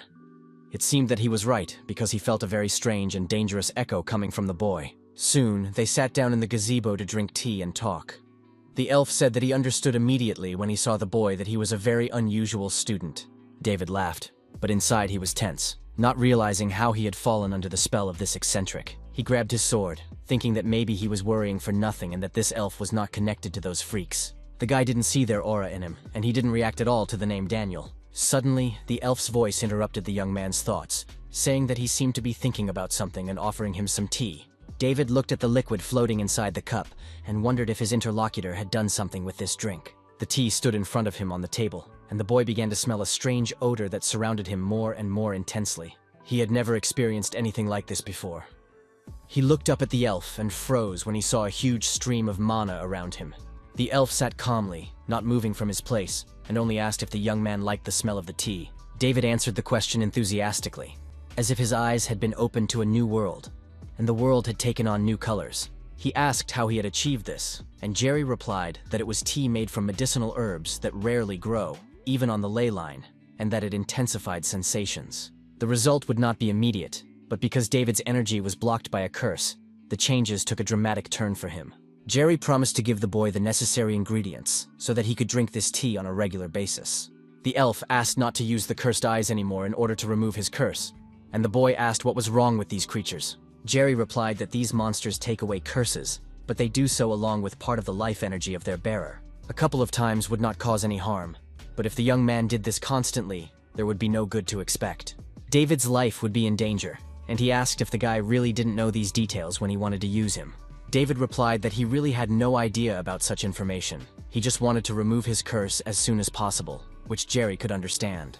Jerry advised David to stay as far away from the cursed eyes as possible in the future, because if something went wrong, the consequences could be very dire. David remembered that Professor Secret had also told him about this once, that removing these curses was difficult, even for her. That was why, during their last meeting, Lillian had said that she needed to prepare thoroughly. But despite the fact that David had agreed to help, he was still very impatient. Could all this really have happened because of him? The boy gripped the hilt of his sword, and thought that if he was careless, he might die before he caught that huge freak. Looking at the elf Jerry, the boy realized that he still had no idea who this man could be. In his past life, he couldn't clearly remember if they had ever met face to face. But despite this, Jerry looked very familiar to him. David said that he was indeed in a hurry, as these crazy fanatics had recently become very active. Jerry asked what fanatics he was talking about, and David replied that they were dark and vile people who were awaiting the arrival of the star. The elf listened attentively to the boy's words without saying a word. He couldn't believe that the fanatics who had come for the star had returned. At night, Jerry approached the stone he worshipped. If they were indeed the fanatics David had mentioned, something was definitely being planned. The elf felt that another catastrophe was about to happen, one that would take the lives of innocent people. Jerry was concerned about only one thing. Would he have to just watch from the sidelines again? And if not, could this child be the answer from the gods for him? Could he finally need to get involved? Suddenly, Jerry heard David's voice behind him, asking why Elf wasn't asleep yet. Jerry asked what had brought the boy to the main hall at such a late hour, whether he was uncomfortable sleeping, but he replied that he wanted a drink. David said that he had been watching the elf all this time, and became curious whether this stone was a divine statue, and what the meaning behind it was. The elf replied that once every 1,000 years, their church carries thousands of stones to the sacred land, located in the farthest corner of the empire. The strongest typhoons always rage there, and most of the stones last no more than 200 years before disappearing completely. But even in such harsh conditions, there are stones that have stood there for thousands of years, proving that they transcend time. These stones contain noble souls and become divine statues in Senial. The elf still remembers the day when he carried this stone together with his brothers. David felt that this story was very profound. The boy realized that there used to be many priests here, and he was curious how Jerry remained alone. Jerry replied that everything was more complicated than it seemed. Elf understood that he had devoted his entire life to a god who would never answer him. Jerry's faith had also faded more than once, and he too had once wanted to give up everything and go free. However, he was always stopped by some kind of premonition, and so Jerry remains here to this day, feeling that Senial's will would be the catalyst. This deity, sealed in stone, could one day save the world. For the elf, it was nothing less than destiny, which he could not pass on to anyone else. Elf Jerry was absolutely certain that the time he had spoken of earlier would soon come, The next day, the friends left Jerry's cryptic words behind and began to prepare in earnest. This unique tea, prepared by the elf, had a special effect, which David's companions felt for themselves. With the help of the energy of the ley line, the members of the Travelers Club managed to sharpen their senses. At the same time, David himself went to the mountains with the elf Jerry to find even more medicinal herbs for his treatment. Jerry was kind to strangers and showed sincere concern for them. But for a guy who had been through so much before, he was a bit of an oddball. That's how these 2 peaceful days flew by in the majestic temple building among the mountains. But, as always, tragedy awaited the friends around the corner. A tragedy that caused great harm and unspeakable pain. The sight of the bloodied body of the elf Jerry, leaning back against a rock, will remain in David's memory forever. On the day of the attack on the orc village, the friends said goodbye to Jerry at the temple door, and he was very worried about their fate. He noted that they still hadn't figured out the reason for the monster's strange behavior and insisted that it would be better to prepare a little more. David replied with a smile that the elf needn't worry about them. They would manage. The orcs were just behaving strangely, but they hadn't become stronger. Based on this preliminary information, it meant that they would not encounter any problems, and Jerry could stop worrying about their fate. Moreover, their mini vacation would soon end, and they would have to return to the academy. The elf sighed, realizing that there was nothing he could do. In that case, Jerry decided to cast a spell on the students that would allow them to overcome the barrier, so now they could freely visit the temple. Jerry had to be sure that if something dangerous happened, they would be able to escape immediately to a safe place, here. Finally, the elf noted that his friends must remain vigilant. Their group may have been strong enough, but the forest was very deep and dark. Meanwhile, in the forest Jerry had mentioned, the elf was gradually losing patience. She couldn't believe it would be so difficult to find him. She realized that she would probably have to lure him out. But could she do it with the help of those stupid animals running around here? In the end, the elf decided she had no other choice but to go there and meet Jerry herself. The Travelers Club watched from the cliff as the orcs divided the treasures they had looted from the village. David realized that they had to act now, as these creatures had begun to rob people. He asked his companions if they were ready to fight the orcs. It was time to destroy them. Meanwhile, the orcs shared their loot with each other and tried on the pendants, believing that some treasures suited them better than human children. One of the monsters put on the pendant and remembered how the boy who owned it had whimpered when he killed him. Suddenly, the monster's conversation was interrupted by friends who had been teleported from the top of the cliff into the valley by Thomas. The orcs were completely disoriented when Danny and Mary struck them with their swords. Silence fell over the clearing, and the other monsters looked at the newcomers with surprise and hatred. A second later, the first of them rushed into the attack, but one after another, they were defeated by the swords of the Filian students. Finally, it was the turn of the last 2 orcs, one of whom was hit in the head by a large stone. The second orc looked back in surprise at his fallen comrade, who lay dead on the ground. But he was so busy watching his dead companion that he did not notice a large stone hitting his head as well. And so, the last 2 dead orcs fell to the ground side by side, and the students of Filion's enemies were finished. David was delighted with Thomas's advanced abilities. The boy had finally learned to shoot. David, like an evil genius, leaned over his protégé's ear and said that in that case, it was time to destroy all the monsters. A new horde of orcs ran into the valley, and Thomas used all his current power against them. When it was all over, David's companions asked what they should do next. Thomas, with horror in his eyes, said he was sure that he would face severe punishment for what he had just done. But David approached him and began to assure him that if the boy was punished for this, they would also be punished. He turned to the rest of the team and asked if everyone agreed with him, and they said yes. Danny told Thomas not to worry about it, even though he would get the worst of it. While Thomas was crying, David thought that his friends had performed well in real combat, and that they had not gone to the mountains in vain. In the end, the boy came to the conclusion that they could still improve their strength a little. But David's thoughts were interrupted by Sita's paw. David looked at the creature and asked what was wrong, why she was worried.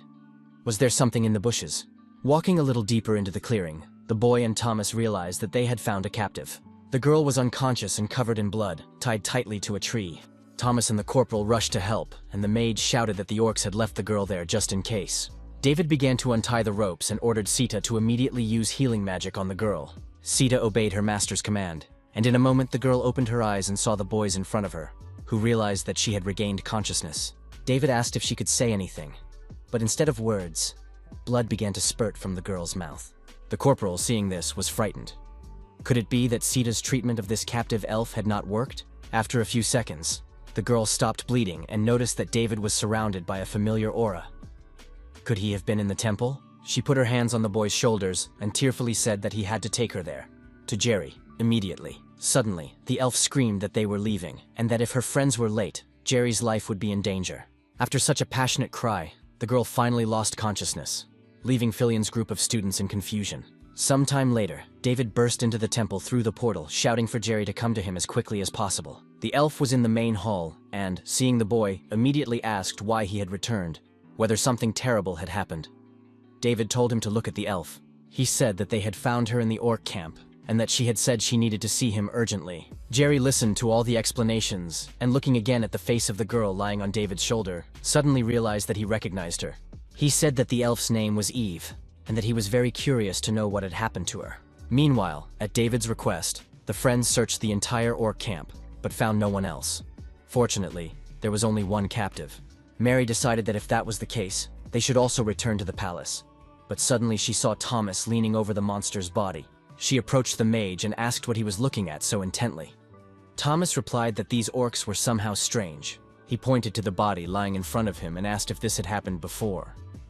Mary replied that the boy was right. She couldn't understand what it was. Thomas said that he had never seen anything like this in his life, that it was very similar to hidden double magic. But the boy still couldn't understand why there were magic circles on these orc corpses. The elf was laid on a bed in one of the temple rooms, and Jerry sighed wearily. Now he could rest. David stood anxiously next to the bed and asked if Jerry was really unharmed. Perhaps he also needed help. The boy noted that even healing magic had not helped Ava, and if the elf had also been poisoned by some strange poison. Jerry replied that the boy had given him an antidote, so he would be fine. He owed David a debt because he had almost lost his precious sister. The elf said that she also believed in Senial, as Eve had been a believer before. He looked at the girl lying unconscious in bed, and said that his sister's faith was indeed sincere. He didn't know how he could repay such a great debt to David for saving his sister. The boy scratched the back of his head and replied that Jerry was exaggerating, but the corporal was still curious to know who Eve had warned about before she lost consciousness. The girl was so worried that she even asked the guy to warn Jerry about the danger. David decided to stop beating around the bush and ask Jerry directly if something or someone was threatening his life. The elf turned away from the guy so that he couldn't see his face, and said that, to be honest, he didn't even know who they were. The only thing he knew was that they worshipped an unknown being as their god. These people were behind most of the crimes, and kept their identities secret. As far as Jerry knew, they called themselves the Church of Nebula Kleiger. David exploded like TNT. He couldn't believe that they were targeting Jerry. The elf said that they often sent guests to him. This church had not made itself known for the last 100 years, so he had already decided that they had given up. But it seemed that they were back in business. David began to persuade Jerry to go with them to the Fillion Academy, but Jerry replied that he could not betray this place. Besides, if he left, the inhabitants of the nearby villages would be safe, and he didn't want that to happen. The elf put his hand on the boy's shoulder and said that he and his friends needed to leave this place as soon as possible. Jerry sincerely hoped that this danger would not catch up with them. Having said that, the elf added that he hoped David would understand his position on this matter. David did not argue, but told Jerry to wait for his return, as he would bring the strongest person he could find to help. Until that moment, the boy wanted Jerry to hide and not get into fights, but the elf replied that he agreed to all of David's conditions and volunteered to hide. Finally, Jerry said that he wanted to give the boy something for saving Eve, and placed an object in David's hand. When the corporal looked at his palm, he saw a ring there, and the elf said that with its help, he could get to the magic tower, and if the boy ever went to the magical Tower of Dawn, he should show it to the librarian. In this library, David would definitely find information about his curse. Squeezing David's hand once more, Jerry said he begged the boy to be careful and not to let his guard down. The last few days had been very enjoyable for the elf, and he told his new friend this with a smile. David scratched the back of his head and laughed, replying that they weren't parting forever, saying goodbye and promising to return soon. As soon as David disappeared into the portal, the elf sighed wearily and asked his sister if he should tell her that he was glad to see her, or would it be better to return to her as a murderer sent by the church. The girl, who was standing with her back to him, smiled predatorily and said that her brother should not talk about her that way. Turning to face him, she added that the church had not touched Jerry for a very long time, but the elf pointed out that they had chosen her for the murder, and she replied that a person who had given a paralyzing potion to his patient could not say such a thing. Jerry replied that he had no other choice in this situation compared to their senseless plan. Lemekheim's shadow was captured by orcs, which was ridiculous, but Eva said that otherwise she would not have been able to get here, as it was quite difficult to meet Jerry. She tried to get his attention with the help of monsters, but, as expected, it wasn't enough. Unexpectedly, they came to the elf's aid. These children really did have enormous energy, which could be useful to Eva. Of course, at first the girl wanted to lure her brother out by cutting their throats, but suddenly Eva remembered their old days and decided not to do it. She asked if Jerry was affected by this information. The elf looked at his sister menacingly and replied that if she did, he would not let her go. The elf laughed. She was not afraid of Jerry's threats. Her brother wanted her to stop joking. Unexpectedly, the girl really stopped and said that it was time to carry out the church's order. Eva said that her task was to convince Jerry Lematiana to switch sides. If he refused, Eva would not hesitate to kill her brother. David, who had almost reached the orc settlement, suddenly felt something unpleasant. He looked back and glanced toward the temple. His companions appeared behind him and hurried to catch up with him. They had been looking for him for a long time. The boy asked if they had searched the orc village, and Mary replied that there was no one there. But Thomas had found something suspicious. David asked what exactly, and the wizard said that immediately after David left, he found something strange on the body of a slain orc. The boy had never seen such magic circles before, and David even asked if he had heard correctly. While the friends were talking and discussing all the details, a powerful explosion rang out from the direction of Jerry's temple. But it wasn't just the explosion that posed a danger to the friends. Unexpectedly, a two-headed monster flew out onto the clearing toward them. It was a two-headed ogre in person, and it was incredibly fierce, the monster smelling human blood. Meanwhile, a fight to the death was also taking place in the temple itself, with a sister trying to kill her brother. But Jerry was no fool. He used the Ventus technique against Eve. In a matter of seconds, a huge tornado formed in front of the girl, rapidly approaching her. But Eve was not frightened. On the contrary, she was delighted with her opponent's reaction. The girl believed that this was exactly how her brother should be, and she wanted to make him angry. The elf did not intend to just defend herself. She accumulated a huge flow of energy and directed it toward her brother. When the two forces of brother and sister collided, there was a powerful explosion, but neither side won. When the effects of the explosion subsided a little, both opponents became visible, standing opposite each other. Eva was not going to give up so easily and decided to repeat her attack. But this attack was also repelled by Jerry's powerful defensive shield, and it seemed that her brother was stronger than her. Finally, from the strong pressure on each other, the relatives caused another powerful explosion that threw them both in different directions. Eva laughed out loud, noting that for an old man like Jerry, he was still as nimble as expected. For her, killing such a fine specimen would be a great loss. So she asked Jerry if he had changed his mind and would join them, at least temporarily. She assured him that his brother could claim a good position, but he replied that he had to refuse, as he had no desire to serve heresy. Jerry noted that Eve had rusted. Who would have thought she would be so slow? Her church did not keep track of its followers at all. The girl was not at all angered by her brother's remarks. She laughed and replied that she just hadn't warmed up yet. She said that Jerry was focused on buying time for the children, which is why he wasn't paying any attention to her. He even made a fool of himself in front of the boy to get him to leave as quickly as possible. Jerry said that if the girl crossed the line, she would definitely not be able to return unharmed. Eva laughed. She wasn't afraid of her brother's threats at all. She considered herself very resourceful. With a smile, she asked what to do. But, in reality, Eva had already made up her mind long ago. There was an explosion in the direction of the valley. Jerry turned around at the sound, frightened in that direction, where, according to his calculations, David should be right now. The elf was so distracted by thoughts of the boy that he did not notice Eva behind him, preparing to strike. She said that her brother had finally been caught, that he had revealed himself and not noticed it. A moment later, his hand separated from his body and fell to the ground. His sister had managed to strike her brother. Meanwhile, in the forest, the members of the Travelers Club stared in amazement at the two-headed ogre. It was the first time they had seen such a monster. David shouted that his comrades needed to run back immediately, as they would definitely not be able to defeat this freak. But it was too late for warnings. The two-headed ogre struck Danny with one of its giant hands before he could jump out of the way. The boy flew a long distance at such a speed that his friends couldn't follow him.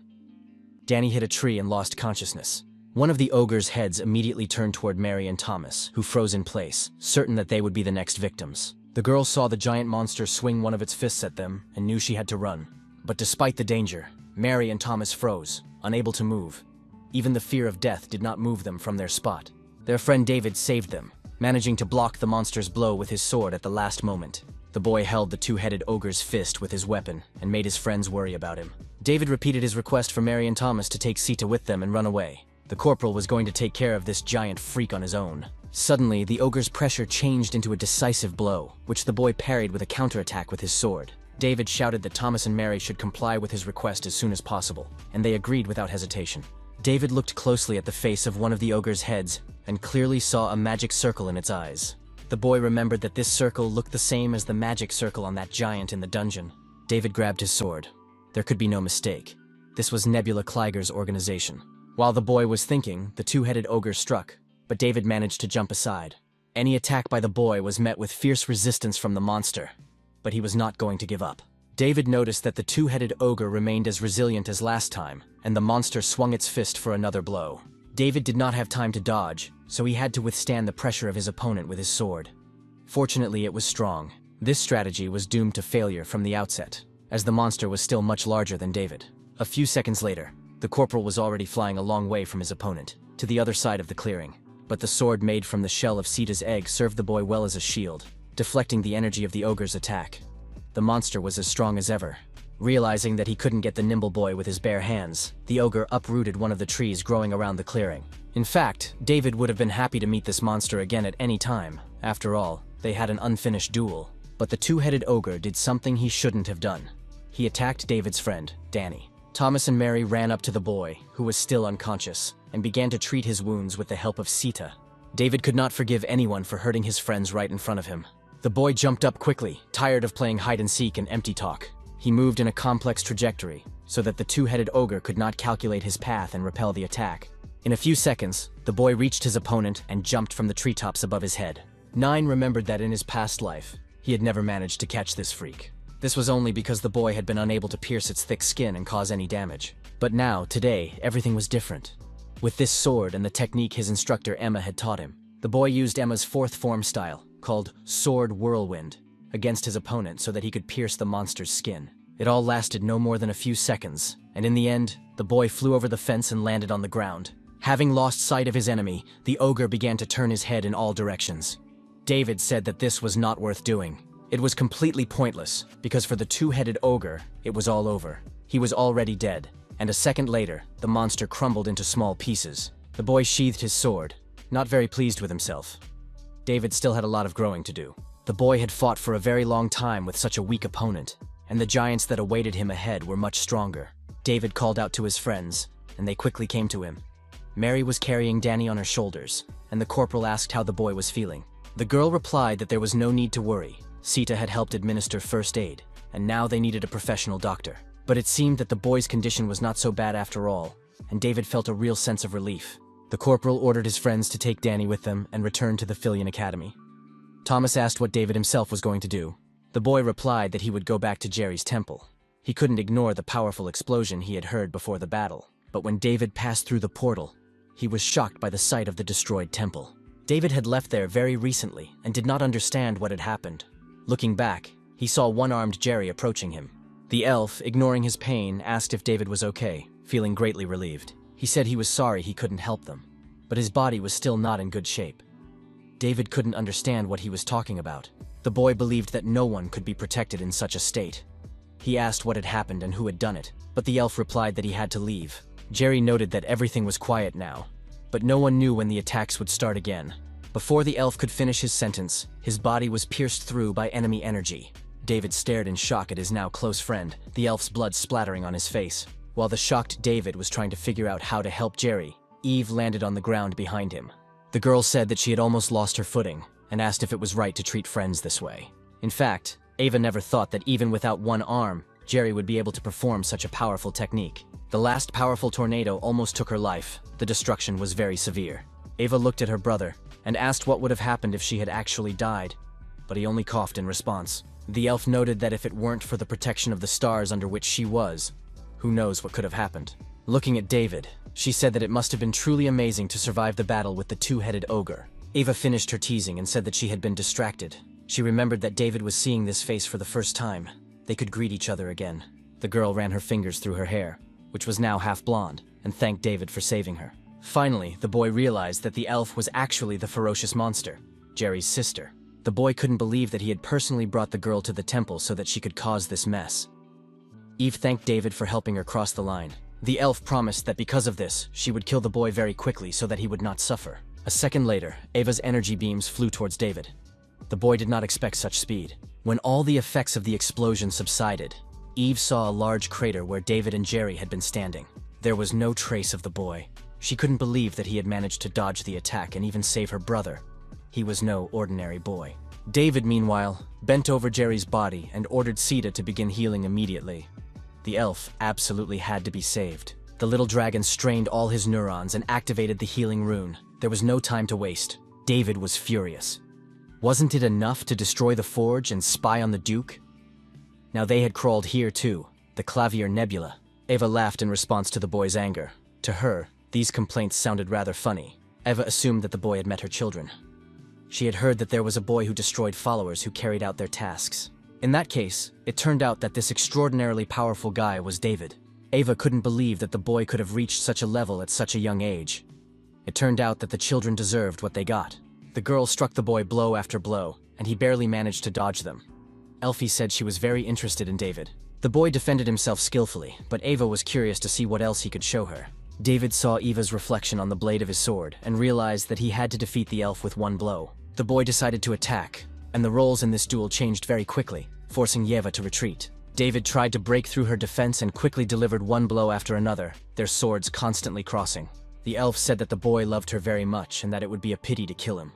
Eva offered to join their sect. Sister Jerry assured him that she would take care of the boy and asked if he liked the offer, but he replied that the girl was talking nonsense. Eva replied that he must not break down, that he had no choice, and released streams of energy that were not directed at David.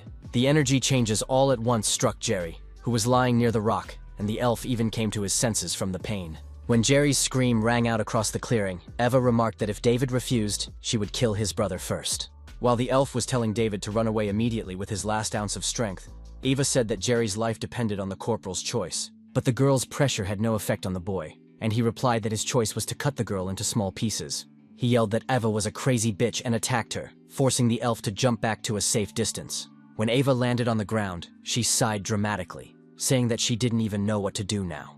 After such a response, the girl wanted to have the boy on her side even more, but David's resistance was fierce. Jerry watched the fight with his last ounce of strength, but he could already feel his consciousness slipping away. Eva was delighted, thinking that it had been so long since she had met such a talented swordsman. Suddenly, the elf grabbed David's arm as he tried to attack her again.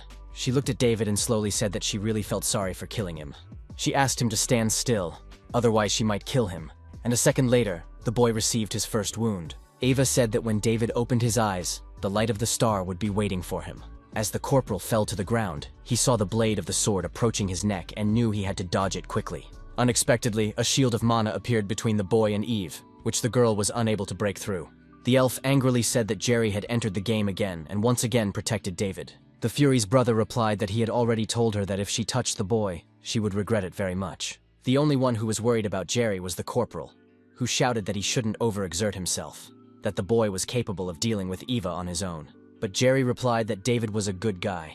He had managed to buy time for the elf, but now the boy could leave everything else to him. Suddenly, Jerry's mana glowed blue, and he pointed his finger to the side, saying, "Back!" At that moment, the elf's mana carried David away from Eve against his will. Jerry's sister shouted that she wasn't going to just stand by and watch without doing anything.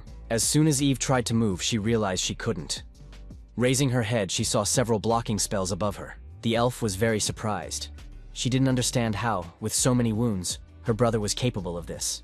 Jerry said that everything would end here. With words of farewell to his former sister, he directed all the power of his mana that he had left at her. The girl felt incredible pain as the flow of mana increased, and soon there was a powerful explosion. David saw the elf drawing on his last reserves of strength and understood that he had decided to go all the way. Blood flowed from Jerry's mouth, and he understood that he had to end everything here and now, even if it meant burning his mana and life force completely. Eva screamed that how could an old man who believed in ancient spirits like Jerry dare to do such a thing? After these words, Jerry's mana began to gradually disappear around Eva and change into her dark mana. The girl was wounded, but she insisted that they were the chosen apostles of the star, and as long as the blessing of the star was upon them, no one would dare to stop them. Looking at her brother, she added that, in other words, people like Jerry were no longer needed. Eva said that her brother must die here and now. Sita, who heard these words, flew into the air between these two opposing relatives. Jerry realized that his attack had finally failed and called David in his mind. He had something to tell the boy. The elf said that they had very little time, so he would get straight to the point. It seemed that Eve could neutralize his attacks with a technique called Star Blessing. Jerry noted that his sister was wounded and her maneuverability was limited, and David could rely on that. Jerry believed that this was precisely why the boy should leave as soon as possible. and prepare for the next battle, leaving this one to the elf. Ava realized that her brother and David were talking about something and said that no one had allowed them to exchange farewells. The girl generated her mana for an attack and directed it at David. Jerry shouted in fear for the boy to be careful, but the corporal replied that he should not even think about giving up, as they were not finished yet. This girl, of course, doesn't know, but the boy hasn't run away from fights and battles for a very long time. Preparing for another confrontation, David shouted at Jerry to finally believe in him. The elf looked at the corporal with anger, and even when she took pity on the brat, he still couldn't calm down. Eva generated a second stream of mana for the strike and sent several energy arrows in David's direction. Jerry wasn't going to stand aside, even though the boy asked him to, and blocked the girl's attack with a shower of lightning bolts. Ava looked at her brother and said that this little brat and Jerry had completely gotten on her nerves. But the elf didn't let her finish her sentence. He sent all the lightning bolts of his mana at her face. When the flow of mana subsided, Eva asked if her brother really thought it would work on her. She focused on Jerry and didn't see David running towards her. The elf shouted that as long as she had the blessing of the star, they couldn't even touch her. But as she was saying this, David struck and cut off her sword-wielding hand. Blood splattered over the boy's head, falling on his clothes, and he hoped that Eve would think so too. The elf stopped in surprise, unable to comprehend how the boy had managed to break the blessing of the star. But he was not going to answer.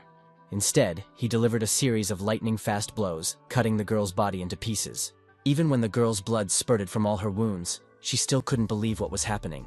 Those were her last words. David looked back at his opponent and said laconically that she could now go and ask her beautiful star herself. Falling into another world, Eve finally realized that this was how it all ended, and that she would soon receive the answer she had been waiting for so long. In her mind, she turned to her brother, saying that she was sure he understood what she meant. Ava fell to the ground and David could finally rest, leaning on his sword. In fact, the corporal understood that he was very lucky. Ava relaxed because of her blessing. Otherwise, he would have been in her place. In a past life, no one but the boy could even touch the giants. They had the power to ignore all attacks. And the boy was interested in the fact that Nebula's pawns could also use such power with the help of the star's blessing. Jerry called out to the boy with his last ounce of strength and asked if he was all right. The boy remembered his wounded friend. David yelled at City to start treating him again, but Jerry said he was fine. He wanted to ask David for a favor, so to speak, the last one in his life. But halfway through, the 1,000-year-old elf coughed, his strength beginning to fail him. Jerry said he regretted that in the last moments of his life, he had appeared before David in such a terrible state. The corporal said it was his fault, but the elf stopped him, noting that it was only a matter of time. No one was to blame. He warned David that there would be a long and difficult battle ahead, that he would be wounded more than once, and that there would be many losses. Although he had no right to do so, Jerry asked the boy to see this matter through to the end. The elf believed with all his heart that David could defeat this great evil that threatened the existence of all humanity. Suddenly, a green light began to emanate from the elf's body, so bright that David had to close his eyes. When the boy was able to look at Jerry, he had already begun to change, gradually turning to stone. The boy shouted that something was happening to the elf's body, but the elf just smiled and touched his face. Finally, after thanking David for being his answer, Jerry passed away, promising to be with the boy until the end. The stunned corporal watched as the elf's body turned into a perfect spherical stone. The next day, David came to Senial's stone to say goodbye to his fallen friend. After this farewell, the friends finally left the mountain range and the temple, of which only ruins remained. The members of the Travelers Club returned to the Philion Academy, thus ending their first adventure, with much left behind. The Academy director received David in his office, and was impressed by his report on the friends' first outing. But Donald noted that the boy's story was somehow too harsh. The boy replied that they had simply run into a crazy bitch, and promised that it would not happen again in the future. It was important to the boy that the Academy director did not ban the newly opened Travelers Club. But Donald replied that he had asked about David's injuries. Perhaps their acquaintance with Jerry had been short-lived. But during that time, he had become very close to the boy, and the loss of such a person is always difficult. That is why Director Donald asked the boy once again if he was really okay. David replied that he would be lying if he said yes. But if he sat there and tortured himself, it would only disappoint the 1,000-year-old man. So David stuck to his opinion that the director had nothing to worry about and thanked Donald for his concern. Donald understood the boy's behavior and what he was trying to suppress within himself, so he said that this time he would turn a blind eye to everything that had happened. The group of travelers destroyed the orc village and even managed to defeat a criminal who was quite powerful. He couldn't punish the students for their achievements, but if the boy encountered someone from this organization again, he had to promise not to take any risks. No matter what happened, Donald was the person responsible for this academy, and he couldn't just sit back and watch his students get hurt. David replied that he promised and, saying goodbye, hurried to the exit, promising to meet with Donald before the next outing. Donald realized that the boy had almost no classes now because he had finished all his courses early, so he hadn't heard that this was about to start.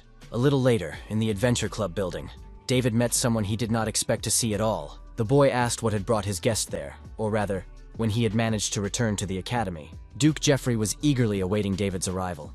He wanted to talk to the corporal about the Nebula Kleiger organization. David asked what was going on. What was this urgent conversation about the Clavier Nebula that needed to be held? For the past 15 days, his family had been conducting large-scale investigations to find the rats among their own. Clenching his fist, the young man said that, at the moment, they had managed to identify 19 traitors, 5 of whom he had taken care of personally. Those traitors who were still alive would be taken to Rodelin for future interrogation. However, there was one significant problem. It seemed that the Grancia family's interrogation methods no longer worked on traitors, as none of the 11 detained rats lied. Therefore, given their caution, only one thing could be assumed. David finished his interlocutor's thought. He also thought that the rats might have learned to resist interrogation. The young man grabbed his head, tired of one headache constantly being replaced by another. In the end, it seemed that the only way to identify the traitors was to personally track the flow of their mana. The Duke said that was all he wanted to say, and if any information came to light, he would report it, looking forward to further cooperation. The Duke wanted them to continue working together at the upcoming midterm assessment meeting, but David didn't even know what that was. 2 days before the midterm exam, the students went to a deserted island belonging to the Philian Academy, called Philand. The exam participants lined up in several rows in front of instructor Emma, who checked that everyone was present. Finally, the woman announced the rules for the midterm exam. As the students knew, Emma's classes were practical in nature, and she would have liked to conduct the tests on the battlefield, but that was impossible. To her great regret, the Academy's rules did not allow this. David coughed, feeling relieved by this information. Instead, the test participants would be placed on the island and would be able to take part in real battles without restrictions. Of course, the students did not have to worry about real death, as the Academy had prepared protective equipment for this case. As soon as a participant is unable to continue fighting, a spell will be cast that will transport them to the courtyard of the Philian Academy. In addition, the Academy will have the best doctors on standby, capable of healing the most serious wounds with a wave of their hand. The instructor concluded that students need not worry about methods and means, and can engage in any battle and give it their all. Finally, the woman announced that her students should fight and kill to their heart's content today. David noted that Emma was getting too carried away. Taking the bracelet, the woman ordered them to come up one by one when she called their names. Once they put on the accessory, they would be transported to the set coordinates. Looking at the rows of students, Emma said that she would call Florence first, and the girl responded eagerly. David thought that, as expected, the commander would also take part in the competition.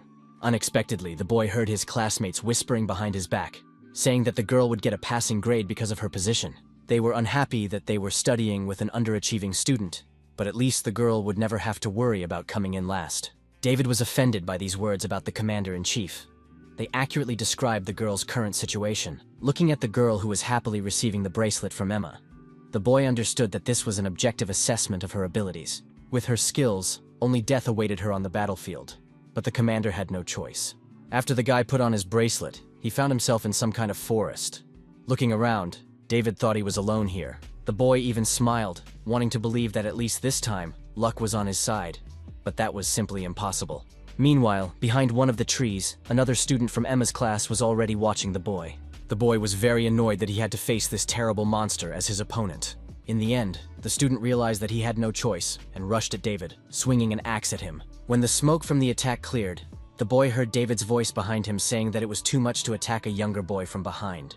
David put the blade of his sword to his opponent's neck and said that this was probably what older people did.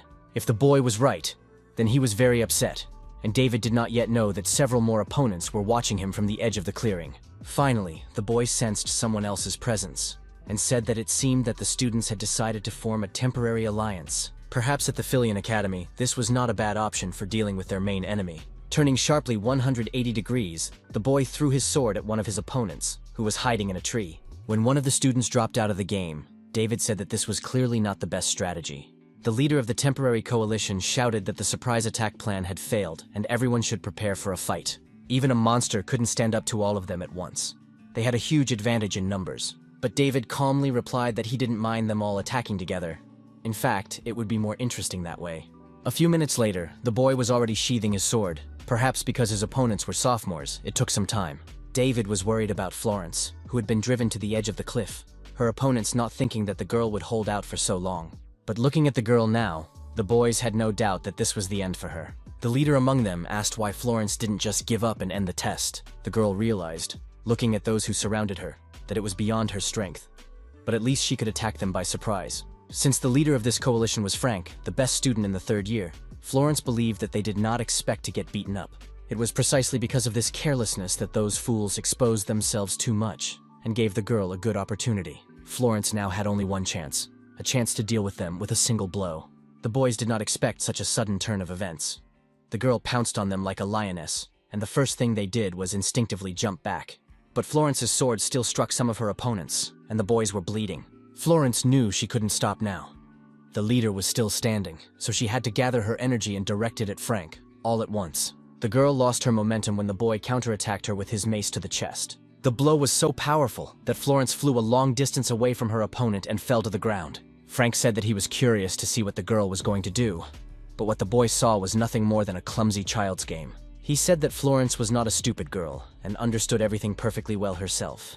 No matter how hard Emma's assistant fought, she didn't have the strength to defeat Frank. The guy suddenly laughed and said that anyway he enjoyed watching Florence struggle. Meanwhile, David watched this dialogue from the branch of the nearest tree, glad that he had arrived in time.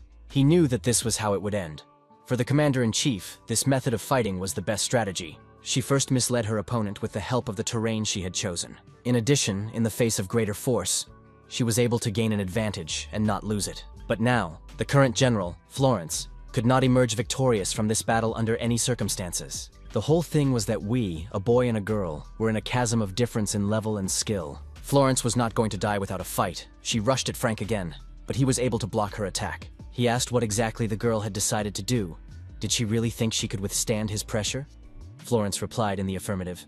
She said that the test wasn't over yet, if he hadn't noticed, and she wasn't going to give up. Suddenly, the girl attacked Frank with such force that he barely managed to hold his mace in his hands. But no matter how strong the commander's blow was, she saw that she had only managed to scratch her opponent's face. Frank became enraged, shouting that Florence was good at irritating other people and striking the girl on the back. When Florence fell to the ground, the boy said that, as a student who was falling behind in her studies, the girl had behaved with dignity. But what happened? Why was the girl upset? What was she counting on when she pointed her blade at him? Did she really hope for support, or some kind of skill? Why didn't she want to give up and fight against a freshman with no outstanding talents? Honestly, it seemed to him that the girl understood better than anyone else that she had no chance against him. But in that case, Frank couldn't understand why the girl did it and dared to take such a senseless step. Florence paused for a moment, then replied that she simply had to do it, remembering her past. Emma's assistant said she had to become a general, and Frank snorted aloud, not understanding what that had to do with anything. Florence replied that it was directly related to the duel, that she must not give up on her dream. The girl believed with all her heart that this dream was her destiny, which nothing could replace. Frank swung his mace at her and said that it was time for the girl to stop talking about a dream she didn't understand at all. Lowering his mace at Florence, the boy said he no longer wanted to listen to this nonsense. But Frank did not expect the girl to have a defender. David cut the boy's mace in two with his sword. The corporal apologized for interrupting the conversation and added that, in his opinion, Frank should stop. The shocked third-year student did not understand what had happened a few seconds ago and why this boy was thanking him for aging. But Frank had no chance to elaborate on this thought, because David cut him down with his sword. Choking on his own blood, the boy blamed himself for being so reckless. David sheathed his sword and asked if Florence was all right. The girl thanked him for saving her. The commander was curious about how the boy ended up here, but David wasn't going to answer that question because he thought it was trivial. David admitted that he wanted to hear something from Florence, which was why he had protected her from her enemies. The girl looked at David and asked if he was going to talk about why she wanted to become a general. When his body language confirmed that she had understood correctly, Florence asked why he was interested in this question, and he replied that it was important to him. Emma's assistant sadly lowered her head and asked the boy if he had heard anything about the Night of the Fangs. David asked if she was referring to the invasion 10 years ago, which was the first battle between the Empire and the Beastmen Alliance. In fact, the Beastmen wanted to stop the Empire's expansion in the north, but that night, the girl lost her family. Florence remembered how, as a little girl, she would ask where her mother and brothers were going when it was time for dinner. Her family looked at her, standing in the doorway, but the girl was still too young to understand the events that were unfolding around her. Finally, Florence's mother leaned over to her daughter and said that there was nothing she could do, as she and the girl's brothers had urgent business to attend to. The woman stood up and, looking at the man holding the girl by the shoulders, said that he should take care of her daughter. In Florence's memory, this was her last conversation with her own family. She learned most of the information much later. On that day, the village knights were involved in an operation to block the broken wall, and it was not a strategy. They were simply left there to die, all because of misguided assumptions about the strength of the beastmen. That day was a tragedy. Soon, as David probably knows, negotiations took place to end the war between the Empire and the Beastmen Alliance. Instead of giving up the Beastmen's territory, the Empire incorporated them into its territory. But for the village of Florence, whose inhabitants were sacrificed to achieve this result, nothing changed. The Empire merely erected meaningless gravestones in the cemetery. The girl remembered seeing one of the surviving warriors in this cemetery, who had lost his arm and was crying over the graves of his comrades. He stood next to her and shouted at the gravestones, not understanding why his comrades had died. Some might say that those events were a noble sacrifice, but the girl disagreed. If it weren't for that, her relatives would not have died. They could have negotiated peace first, and if they had to fight, there were many other ways to take advantage of the terrain. All those deaths that day were not a noble sacrifice. They were the result of the negligence and incompetence of the leadership, and she knew that for sure. Even now, as she told this story, the girl realized that she still couldn't bear it. Florence said that she was going to become a general, so that there would be no more senseless sacrifices. The girl was confident that she would achieve her goal of becoming the best commander-in-chief of the Empire, because the memorial monument depicting those who could still be alive was of no use to anyone. Suddenly, Florence realized that she had become very absorbed in your story, and apologized. David replied that it was not a pleasant story, but it was precisely because Florence had finally opened up to him that the young man now knew something for sure. David decided once and for all, as expected, that he could not abandon Florence. But at the same time, he would not turn a blind eye to the death that was approaching the girl. He did not want to feel that again. Jerry's death was enough for him, even though he had not known him as long as he had known the commander-in-chief. Suddenly, David and Florence's conversation was interrupted by a stream of blue mana, which was increasing with every passing second. Florence immediately recognized who it belonged to, and David gritted his teeth. This guy was so impatient. He turned to the girl and said that it seemed their time was coming to an end, so David decided to say something briefly. He asked if the girl was familiar with shadow mana. The conditions for awakening it were difficult, but once she learned how to use it, she would become much stronger. The guy said that one of his friends, referring to the commander-in-chief herself, had made a name for himself with it, and he was just like Florence. The guy was confident that the girl would succeed, so he encouraged her to learn more about this mana. Seeing Florence's excitement, he said that for now, it was enough for her to know that David had decided to be on her side and would definitely help her. The future commander-in-chief did not know how to react to the boy's confession. She was very touched by his concern. Without waiting for a response from the girl, David suddenly pushed her off the cliff. The boy smiled and said that third place would be enough for Florence today. Watching the girl fall into the abyss with screams, David said that they would see each other again very soon.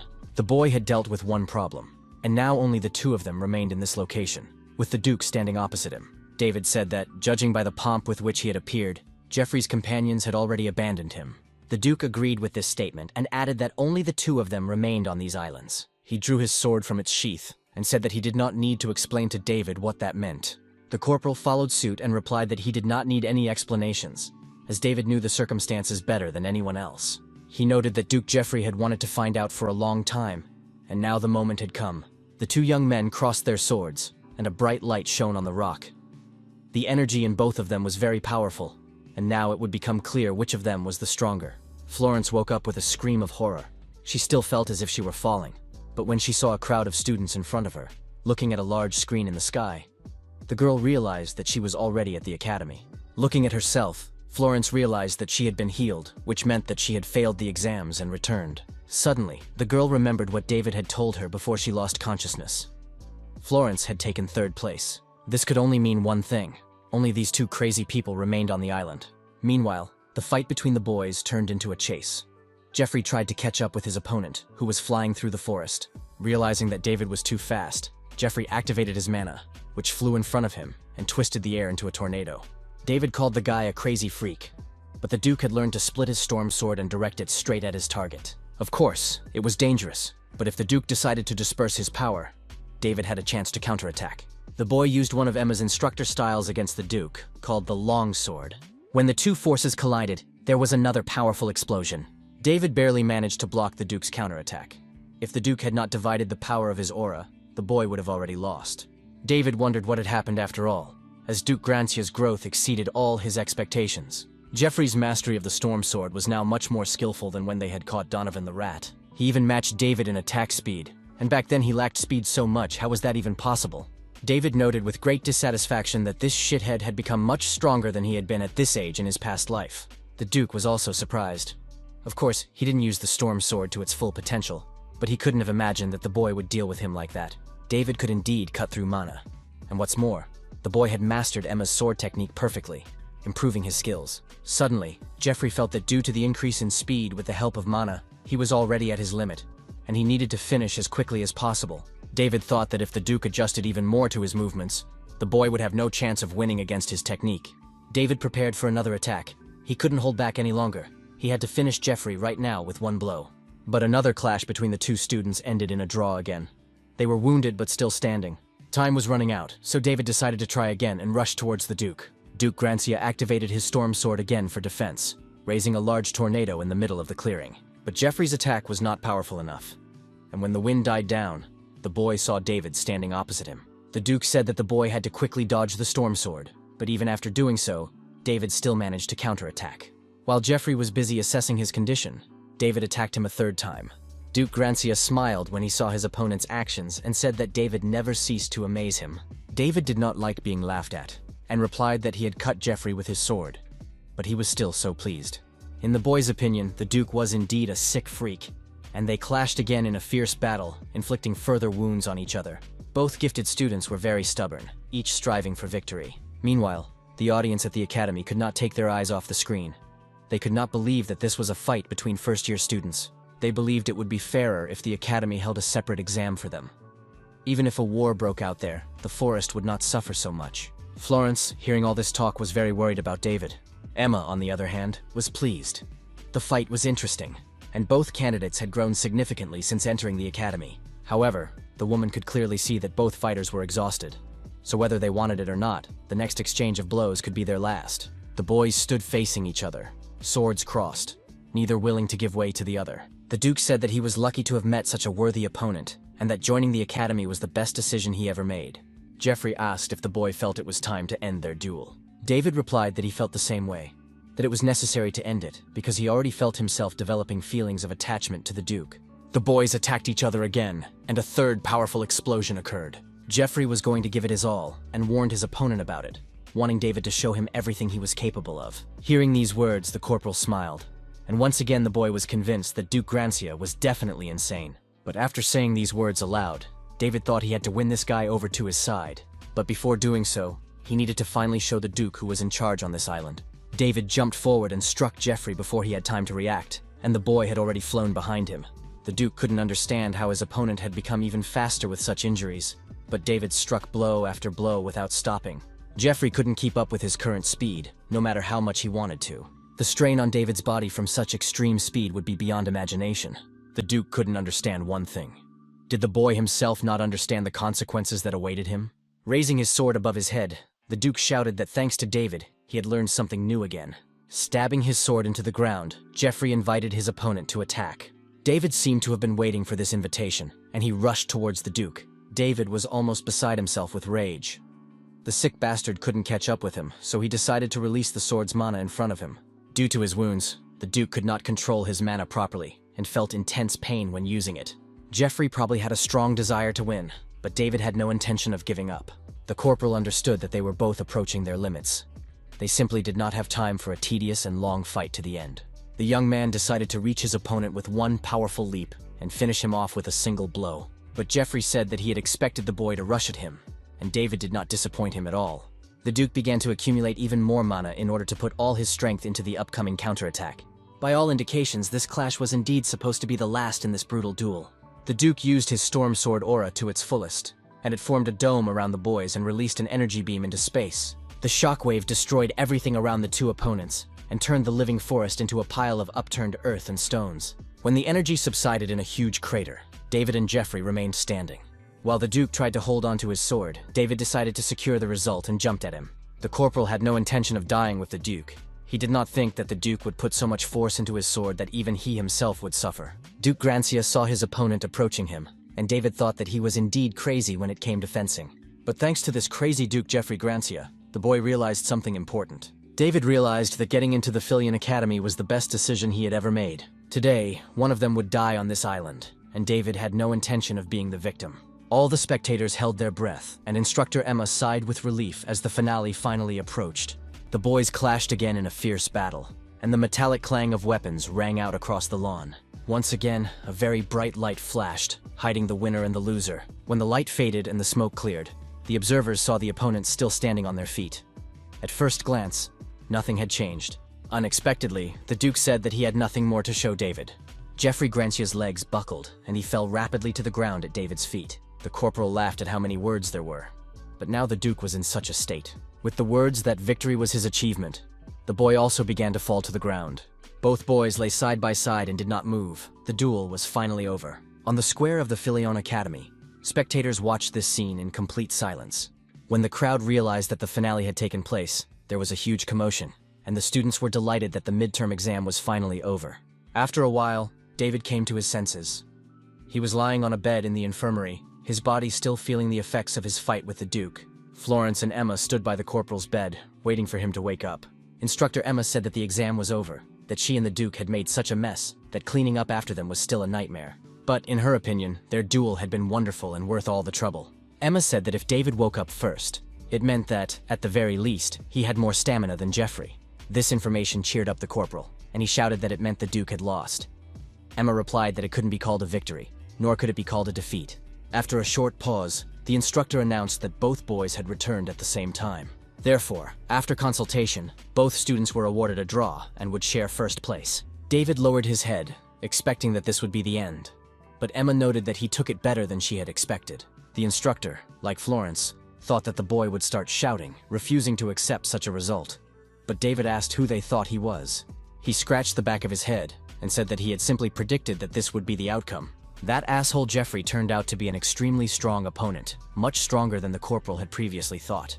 So, in a sense, the outcome of their fight was obvious to David. But now, David planned to train even harder so that next time he could defeat his opponent once and for all. Emma looked at the boy and thought that he had grown not only in skill. Now it seemed that the boy had even matured a little. Everything was fine. There was no reason to cry. Both boys had gained valuable experience from the fight, especially David. Instructor Emma said that the boy had finally successfully used his mana. David was shocked by this information, and even asked Emma if he hadn't used his mana in his last strike. David looked at his hands. Come to think of it, at the moment of the strike, he had felt something strange. Emma confirmed that it was the energy of the sword, which could only be released with mana. David had reached a new level, completely different from where he had been before. The instructor watched the boy's reaction and realized that, judging by his reaction, he would not be able to repeat it at will. The instructor said that this issue needed to be addressed urgently because, unlike the other students, the boy was subject to restrictions, especially considering that no one knew when the enemies would show up again. The instructor ordered Florence to take David to that useless bastard tomorrow at dawn. At first, the girl did not understand who she was talking about, but after a few seconds, she asked if she was referring to Professor Gerard Stonestone. The next day, the girl met with the boy. Florence hadn't seen the professor in a long time, and David couldn't believe that Emma had ordered her to do this. The corporal asked Florence if Gerard was so good, and she replied that he was the best in the field of mana control, and everyone often asked him for help. During mana control classes, students sometimes get confused and their cores begin to harden. In such situations, the students just needed to be taken to Professor Gerard, and he would easily deal with it. David asked why Emma didn't like him, and Florence replied that she didn't know the reason, but she thought they just didn't get along. She told the boy that when he met the professor, he would understand everything himself, as this person was very peculiar. David smiled and let it go. It had nothing to do with him. The main thing was that he would be able to use mana. But if this Professor Gerard was really that good, it could mean that he knew something about General Florence's mana. In his past life, little was known about shadow mana, so David knew almost nothing about it. If they were going there, it would be a good idea to ask about it. Florence heard David talking to the Duke before they left, and she asked if he had accepted the boy's offer. David laughed out loud and replied in the affirmative, saying it was an offer he couldn't refuse. In the hall of the Travelers Club, Jeffrey said that he and David were of the same mind if they decided to meet immediately after discharge. Duke Grancia said that he was not going to settle for a draw either, and grabbed his sword. But David said that Jeffrey should calm down, that he was also dissatisfied with the result, but that he had invited him for a different reason. These words confused the Duke. He could not understand what other reason there could be for inviting him except to fight. But a moment later, He saw David holding an application form for membership in the Travelers Club, and the boy offered him membership. They go beyond the school and gain real combat experience. Jeffrey asked if he wanted to be friends with an enemy who would one day defeat him. With a dismissive snort, Duke Grancia asked why David thought he had nothing better to do. He walked to the exit, saying he wasn't going to listen to this nonsense. But behind him, he heard David laughing and saying that he was planning to throw a housewarming party with all the club members. This party was to take place on the very day his sister Willow was moving to the capital. Jeffrey stopped instantly and shouted at David to repeat what he had said, asking if Lady Willow was really moving to the capital. A second later, the guy rushed back with a bunch of questions, demanding details. Where the meeting was, whether it was safe there, whether the girl would have security. But David had no intention of answering his questions because Jeffrey wasn't even a member of his club. So why should he tell him such details? But if the Duke decided to join the Travelers Club after all, he might change his mind. When Jeffrey signed all the necessary papers, he handed them to David. It took only a few seconds. But when all the formalities were settled, Duke Grancia began to demand that the corporal tell him all the details of the case. David now told Florence all these details and added that this man would become the head of the Grancia family, and he was now concerned about their future. Finally, Florence said that they had arrived at their destination, which was Professor Gerard's workplace. The boy looked at the huge Gothic-style tower, around which crows were circling. This tower had the number 41. David wondered why this tower was so gloomy. He understood why Professor Lillian was so frightened. But what was wrong with this boy? The conversation was interrupted by a voice behind them. The man asked why the assistant of the vile swordswoman had come to him. Turning around, David saw Professor Gerard himself standing in front of him. Florence stammered her greetings and said that David was having trouble controlling his mana, so the instructor asked her to bring him to him. Gerard asked mockingly if it was really the instructor Emma herself who had sent the boy and girl to him for such trifles. Looking at David, the man said that he was probably a promising student, and Gerard immediately asked him to stop being so polite. The professor immediately asked how much money the boy had with him. But at first, the corporal did not even understand the question. The professor replied that he did not volunteer and charged money for his services. Looking closely at David's face, he asked again how much money the young man had prepared to achieve his goals. David couldn't believe what he was hearing, so he asked the professor if he was serious. While David was shouting that the teacher was forcing him to pay for his services, the professor sarcastically replied that the young man had outstanding analytical skills. Gerard said that he charges a minimum of 10 gold coins for 1 hour of work, and that is, of course, per person. The professor wasn't joking at all. He was completely serious about everything he said, fleecing his students. David said he had no money, but perhaps there was a way to negotiate. Gerard replied that as an alternative, the boy could go to hell. And if the guy was still gonna go there, he could ask that bitch, Instructor Emma, for 10 gold coins. Gerard was about to leave, but suddenly stopped and said that there was another option, and the students should follow him. He wanted to offer the boy and girl a deal, and apparently the friends had no other choice. On the way, David kept answering Gerard's questions about Jerry's ring, and he didn't even notice when they arrived at this room. The place was very strange, and David couldn't say that it was clean. Rather, it was empty, like a prison. As soon as they entered, the boy stopped hearing any sounds from the street. Could it be that Gerard had cast a spell of silence on the entire tower? Even the locks on the doors were reinforced with magic. The corporal wondered what the professor was doing here if he needed such serious protective magic. Gerard sat down at the table opposite the boy and girl, and said that before they got down to business, he would like to take a look at the ring. David said that this item was very important to him, and asked the professor to be careful. But the professor replied that the ring was also valuable to him. Looking at it more closely, he felt how pure and ancient the mana in it was. The dragon had devoted more than 2,000 years to studying elemental magic. Holding the ring in his hand a little longer, Professor Gerard suddenly felt that it was not the mana of a dragon, but of an elf. The young man was shocked, but Gerard replied that to become a professor at Philion, one had to be able to do at least that. Finally, the professor gave the ring back to the boy and said that the conditions were simple. He asked permission to release some mana from the ring. He explained that for his experiment, he needed the mana of a race that lived long and practiced magic for many years. Of course, there are high elves mages in Philion, but their mana is not even close to that of this artifact. For a young man still studying at the academy, he had managed to make some impressive connections. Gerard said that in return, he promised to fully support David in all his endeavors. The offer was tempting, but David wanted Professor Gerard to help solve Florence's problem, which made her jump with surprise. The professor replied that he only needed a crumb of mana, but the young man also set additional conditions. David got up from his chair and said that if they couldn't agree on this issue, he would leave. The professor was not going to change his mind. David and Florence headed for the exit, and Gerard said he would offer a 50% discount. It was all in vain, and in the end, the professor agreed. He noted that David was also very good at negotiating, and the young man thanked him for the compliment. Gerard said that for starters, they should look at the student's problem. If Emma had sent the boy to him, the problem was serious. He activated the magic circle in the middle of the hall and asked David to stand in its center. The teacher himself approached the boy and stood behind him, placing his hands on his back. A second passed, and Gerard said that the boy had recently begun to feel mana, but there were almost no traces of its use in his body. David replied that he could only feel mana, not use it, all because of the freak who had put a curse on him. Gerard knew that this was no ordinary curse. It was now trying to close David's mana channel, which had barely managed to open. He said that he would now try to pour his mana into the channel and force it open, and the pain would be like a knife running down the boy's spine. But David had no choice. He had to endure this torture. A moment later, despite the fact that the boy was not ready for this, the professor began his treatment method, and David screamed at the top of his lungs. While David endured the excruciating pain, the professor was able to penetrate his consciousness, and so far, everything was going very well. But suddenly, Gerard felt a huge surge of dark energy envelop him in a matter of seconds. The shocked professor couldn't understand what he was seeing. This shit was huge. He had never seen such a thing appear inside an ordinary boy before. The professor tried with all his might to fight the darkness inside David, but it prevailed. Suddenly, the professor flew out of the circle and began vomiting blood in front of the students. David rushed to him and asked if everything was okay with Gerard, why he had so suddenly interrupted the procedure. But instead of answering, the teacher suddenly began to recite a spell that was supposed to open something. The words Gerard spoke were familiar to David. He had definitely heard them before. It was the same spell Corinne had used. With this spell, they had entered Separatio, and now it was happening again. At that moment, Professor Lillian was sorting through some literature when she noticed that Gerard had suddenly opened her door, and she wondered why.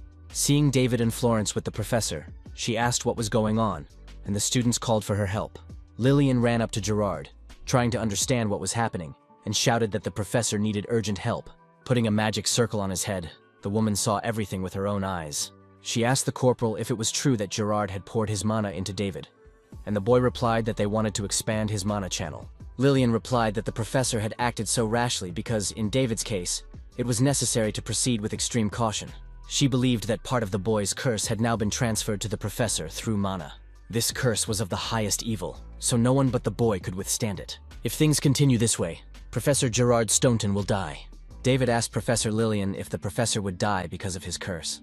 The sorceress replied that if they did nothing now, that would indeed happen. Fortunately, the curse had not yet had time to penetrate deeply into him, so the woman was confident that she would be able to remove it. After a few minutes of hard work, a monster with lots of eyes popped out of Professor Gerard's mouth. With one deft movement, the woman tore it out of her colleague's body, and it immediately began to growl loudly with rage. Lillian shouted that David should chop the creature in half, and the young man, without hesitation, did what was required of him. When it was all over, Florence rushed to the professor's aid, and the man was barely breathing. Gerard thanked Lillian for saving him, but she replied that it was thanks to his reaction. If the curse had penetrated deeper, nothing would have worked. She asked if he remembered her story about recently meeting a student with the worst curse, and that it was David. The boy ran up to the professor and asked how he was feeling, and he replied that everything was fine, thanks to David. He had had an unforgettable experience. He would never have thought that such an incredible curse could even exist. It must have been difficult for the boy to live with it. But be that as it may, Gerard believed that he had kept his promise, and the boy was very surprised by this statement. Gerard asked Professor Lillian to urgently examine the student's condition. Fulfilling her colleague's request, the woman was shocked to see mana flowing freely through David's body. The professor rushed over to the boy and began to examine him more closely. Although weak, his mana channels had indeed opened. She asked if the boy had recently tried to remove a curse or perhaps fallen into a pit with cursed eyes, but he replied that he had done nothing of the sort. Lillian said she didn't know why, but the curse that had blocked his mana had weakened, and even now, a strange force continued to destroy it. It could be compared to rain and wind wearing away a giant stone. Of course, the curse was still trying to close the boy's mana channels, but thanks to this power and the expansion of the channels, it was not easy to do so. David was thrilled and asked if he could now use his mana. Lillian replied that, in theory, yes. The boy would have to learn how to use it for a long time, because the curse was still trying to block his channels. But if David trained every day, in 20 years he would succeed. David was not at all satisfied with such predictions. What did those 20 years mean? He couldn't wait that long. Lillian thought it was a miracle, because without completely removing the curse, which is very dangerous, the boy could only solve this problem through training. Gerard said that there was a way to speed up the process, It all depended on David's efforts, but he could significantly reduce the time. The professor suggested using a mana training method that he had invented himself. He put his hands on the boy's back again and told him to listen carefully. As far as the professor could see, David could control only a very small amount of mana. The boy's channels had only just opened and were much narrower than those of other students. If the boy learned this method and trained diligently, expanding his channels, he could increase the amount of mana he could use. It all depended on the boy's abilities. But in 5 years, according to Gerard, he would be able to use as much mana as the others. The professor said that he would now pour his mana into the boy, so that he could understand where his channels flowed. It was still risky, but there might not be another chance when David's curse was weakened. Gerard announced that they were starting, and at that very moment, the boy felt incredible pain throughout his body. This training method differed from others in that the boy had to adjust the speed and direction of his mana as accurately as possible. David must not rush. His task was to carefully direct his mana. The boy had to strengthen the weak and sluggish channels with his powerful mana. He had to repeat the path that Gerard had shown him, step by step, without rushing, using his mana. After all the careful manipulations, the boy's mana would gradually become his strength. He asked if the boy understood what exactly he needed to do, and the boy answered decisively and affirmatively. David agreed to try again, but on his own, and this time the professor was surprised. He showed the boy the way only once, and the boy remembered everything and directed the mana perfectly. But in fact, it was logical. If that bitch had taken a liking to him, David's talent was on a completely different level. Gerard lowered his hands and said that, thanks to David, he would no longer have to deal with this curse. But the boy was hardly listening to his mentor anymore. He was looking at his hand, around which he could see his own mana. The boy realized that he was changing and becoming completely different from who he was in his past life. Back then, David couldn't even dream of his mother, but now he could use her calmly. Looking back at Gerard, the boy sincerely thanked the professor for his work. Now the boy understood exactly why the professor wanted money for his services. But suddenly, Gerard fell unconscious to the floor. When the sorcerer came to, he said that he had dealt with David's problem. So now David had to fulfill his part of the agreement. David replied that this would not be a problem. But first, the professor needed to be treated. The professor replied that his condition was irrelevant. It was much more important for him to save her, even at the cost of others' lives. And he begged David to fulfill his request now, as agreed. Gerard clung to the boy's uniform.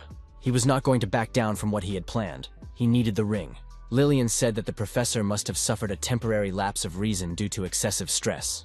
Apparently, he needed the ring for the research he had been talking about all the time. She looked at Gerard and said that it was all happening because he was still clinging to the past. David and Florence decided to rush the professor to the doctor's office. Florence hurried the boy along because the nearest medical office was in the Lexian building. All the locks on the doors had to be engaged, and they had no more than 5 minutes, but unexpectedly, everything went wrong. The magic lock on the door got stronger because Gerard used his magic on it. After that, he pointed his hand to the opposite end of the room and said that now the students should turn around and go that way. David looked in that direction and saw that instead of a wall, a passageway was forming before his eyes. The boy looked at the professor and said that it did not look like an exit from the tower. He needed to open the door, which was blocked by secret magic. But Gerard insisted that they had to go down before the rose wilted. After descending the stairs to the very bottom, Florence and David froze in place, unable to understand what was happening. David didn't know what Professor Gerard was doing here, but it seemed to him that they had seen something they shouldn't have. In the middle of the large hall, the boy and girl saw a huge flask filled with some kind of liquid, in which a beautiful woman was floating.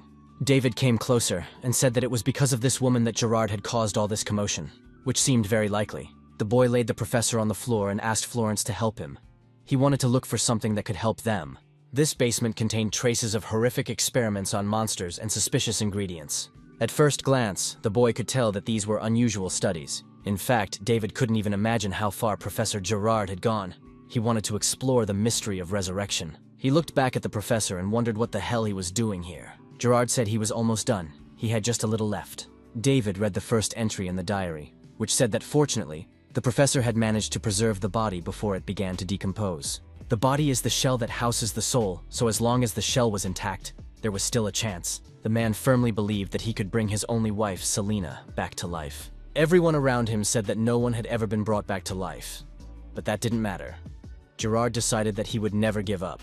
The 54th attempt to bring someone back to life was described, but the heart that Gerard bought on the northern black market did not work.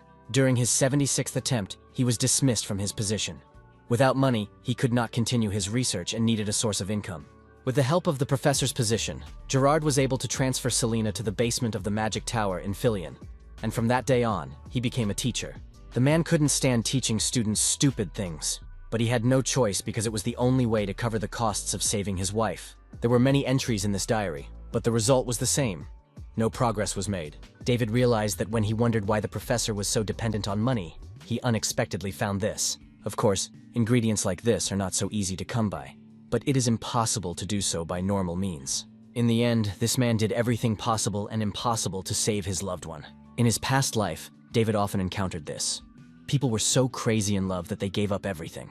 Even now, there was a similar person among his acquaintances, namely Duke Jeffrey Grancia. The only problem was that such people did not end well, because there were those who took advantage of this weakness to harm them. Suddenly, David read that the professor had no choice but to agree to a deal with the suspicious people. Now David was holding a note that apparently had been sent to the professor by those same suspicious people. Suddenly, Gerard's voice interrupted the boy's thoughts, asking what he was doing. The professor asked if the boy had been rummaging through his things, and David replied that of course, he had not. The boy explained that he was just looking for something that could help them. To make his story sound more believable, David added that he couldn't even cope with the mania normally, let alone figure out what was what. Meanwhile, in the depths of a remote cave, the boss was informed that contact had been established without any problems. At first, there were some doubts, but the conclusion of the agreement was only a matter of time. He desperately needed the essence of pure blood, which only its owner could provide. The boss found it funny that Gerard was ready to go to hell for one woman. In his opinion, human beings were so stupid, but that actually worked in his favor. Gerard gave the boy the ring and apologized for making him wait so long. David asked what exactly the professor had done. He only needed a drop of mana, but thanks to that, the next step in the experiment was completed. So he was grateful for everything. Gerard said he assumed David already had a rough idea of what experiments were being conducted in this laboratory. Although he considered it rude, he asked to keep what the students had seen a secret, and David saw no problem with that. The professor was very pleased with the boy's response, and sincerely thanked David for his help and understanding. Unexpectedly, Gerard turned to Florence and said that he now wanted to deal with her problem. Looking closely at the girl, the professor said that it probably wouldn't be as difficult with her as it was with David. But Florence also exuded a rather unusual energy, which he could not yet fully understand. After saying goodbye to Gerard, the boy and girl went their separate ways, each to their own business. David was pleased that he had managed to steal something. The corporal reasoned that if the connection between these suspicious people and the cult was proven, it would be another thread in his investigation. Perhaps Professor Gerard Staunton himself was a member of the same cult and had helped him. But that did not dispel his suspicions. If this turned out to be true, David would have no choice but to do one thing. The entire contents of the note had disappeared, leaving only these stains. Perhaps it was some kind of magical password, in which case it was complicated, and Thomas would need to take a look. The bloodstains grew larger and larger, and, unexpectedly, separated from the note and flew into the air. David watched this strange phenomenon, not knowing how it would end. The blood seemed to dance in the air. Suddenly, the boy heard Ruby's voice. The girl said that it was a letter written with vampire magic, and she had come because she had sensed it. The vampire did not expect to see David here, just as the boy did not expect to see her. They had not seen each other for a long time. David said that since the girl had taken Sita away for research, there had been no news from her. They were probably both very busy. The guy asked how the research was going, and the girl replied that thanks to David and Sita, they had made significant progress. In return, she taught Sita blood magic, and, as expected, the beast's talent exceeded all her dreams. David would also be surprised when he saw it. Remembering the letter, the girl asked where the guy got the blood letter, and he asked in surprise what she was talking about. Surely she meant the note. A blood letter is one of the main manifestations of blood magic, which can be used to compress large amounts of information. Vampires often use such letters during secret negotiations. To read it, you just need to pour mana into it. Suddenly, words written in blood appeared in the air, saying that you need to go to the address to get what you need. The essence of blood is the next material for the professor's research. But since when has the Nebula been involved in volunteer work? Ruby also couldn't believe that Crooked Hook, who signed the note, could have agreed to such a deal. David asked if she was familiar with them. Crooked Hook was an organization of young vampires, no more than 200 years old, who were involved in all sorts of low and dark deeds. They justified these deeds as the revival of the golden age of vampires. But these creatures were completely immature. Adding to all this strangeness was the fact that these vampires spoke of the essence of pure blood, which was a rarity even in the world of vampires. Ruby asked if David could tell her who was the first recipient of this note. This was a very important question, because if this person took such an offer lightly, they could lose much more than their life. David's words made the girl very concerned for the professor's safety. He said that he had actually found the note in Professor Gerard's laboratory. Ruby expected something strange, but the boy was talking about Gerard Stonestone, the former chief magician of the Full Tower. David was impressed. Was the professor really that remarkable? Ruby said that his magic was known even among vampires, that he was 1 in a million. The boy asked if that meant Professor Gerard was in no danger and could take care of everything himself. Ruby replied that he was so powerful that he could get rid of several immature vampires at once. But if the man really needed the essence of pure blood, things could take a different turn. It is a special object with a high content of vampire mana collected in the body of someone who has practiced blood magic for a long time. This object can be quite effective depending on how it is used. Unless the vampire who possesses the essence releases it personally using blood magic, it will simply be an ordinary red stone. In other words, without the cooperation of vampires, it is impossible to obtain this essence. David asked if the girl meant that the professor would have no choice but to agree to their terms. Ruby replied that she roughly understood what they wanted from Gerard. The goal of the blood hook was clear. Meanwhile, representatives of the vampires were already waiting for the professor at the entrance. And finally, they saw him appear. He was their new candidate for subjugation, the one the master had spoken of, the magician Gerard Stonestone. One of the vampires asked another if this sorcerer was really so powerful, because he did not feel any energy from him. The second replied that they must not lose vigilance, because he was still in his prime, having even fought with the holy sword, Emma. Turning to Gerard, the vampire greeted him, but he replied that he did not see their master here. The vampire replied that he was waiting for the professor inside, but before that, could the man take off his cloak? The vampire assured him that these were just precautions, as they needed to confirm the man's identity. Gerard said that vampires only had a scary name, but in reality they were cowards. The professor took off his hood and showed his face, asking if that would be enough. The vampire thanked Gerard for his understanding, and added that it was indeed enough to let him in. He said he would take the professor inside, but suddenly saw the hilt of a sword under his cloak. He didn't understand why, but suddenly Gerard approached him and said that he had seen this before. With a combination of several blows, the professor dealt with all the vampires except one, cutting them into several pieces. David, under the guise of Professor Gerard, smiled and said that the monsters could go to the afterlife. A few days earlier, Ruby and David were talking again at the Travelers Club, and the girl had brought the transformation potion that the boy had asked for. She said that with this potion, the boy could take on the appearance of Professor Gerard for 30 minutes. Although the transformation period was short, the effect was obvious, so the boy would be able to deceive the bloody hooks. Ruby asked if David was sure he could handle it alone. They were still young, of course, but they were still over 100 years old. She didn't know the boy's skills, but offered to go with him. David replied that if representatives of the same race clashed, she would be in trouble. The boy laughed out loud and promised that nothing would happen to him, telling Ruby not to worry. Of course, that would be the case, because it couldn't be them. And now, under the guise of a professor, David had already cut down almost the entire squad of vampires that had met him. The head of the vampire the boy had been talking to rolled to the feet of the last survivor. This vampire couldn't believe that there was really a human standing in front of him. And this human was definitely not Professor Gerard. The young man suddenly grabbed the vampire by the face and squeezed tightly, silencing him. Threatening the creature with his sword, the young man said that from now on, it would only answer the questions he asked. He had to do so if he did not want to lose all his limbs. Sometime later, the boy was already moving through a dark tunnel, lit only by torches that were rarely found along the way. As the vampire had said, there were no traps along the way. This guard turned out to be more honest than he had thought. If David had known this in advance, he could have avoided excessive casualties, but there was nothing he could do about it now. In any case, this temple seemed strange to the boy. Perhaps because of the drawings on the walls or the atmosphere. It was as if he had seen it before. Suddenly, the boy began to smell a very strange aroma, which tickled his nostrils more and more as he walked forward. David decided that now was not the time to be distracted, because there were much more important things to do. A terrible smell of blood was coming from the door he saw ahead, and David stopped to mentally prepare himself for what was behind it. Plucking up his courage and opening the door, the boy saw a horrific scene. One of the vampires was drinking blood from a severed arm. Others were doing the same thing next to him, and the vampire standing in the center said he was grateful to Gerard for coming all this way. This slender blonde man smiled and introduced himself as the leader of the Crooked Hook, Gregory Arnstaffel. He added that he was sorry to have to show him such a dirty side, but since the professor had arrived late, they had to have dinner. Gregory asked if Gerard wanted to join their ceremony, saying that he needed to calm down, as there were no living people here, and therefore no one to save.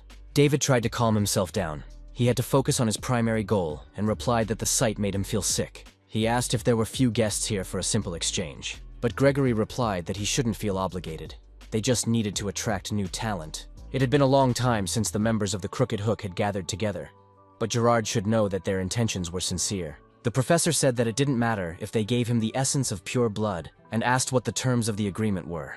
Gregory replied that it was simple. Through a blood oath, guaranteed by his life, the professor would become a member of their family.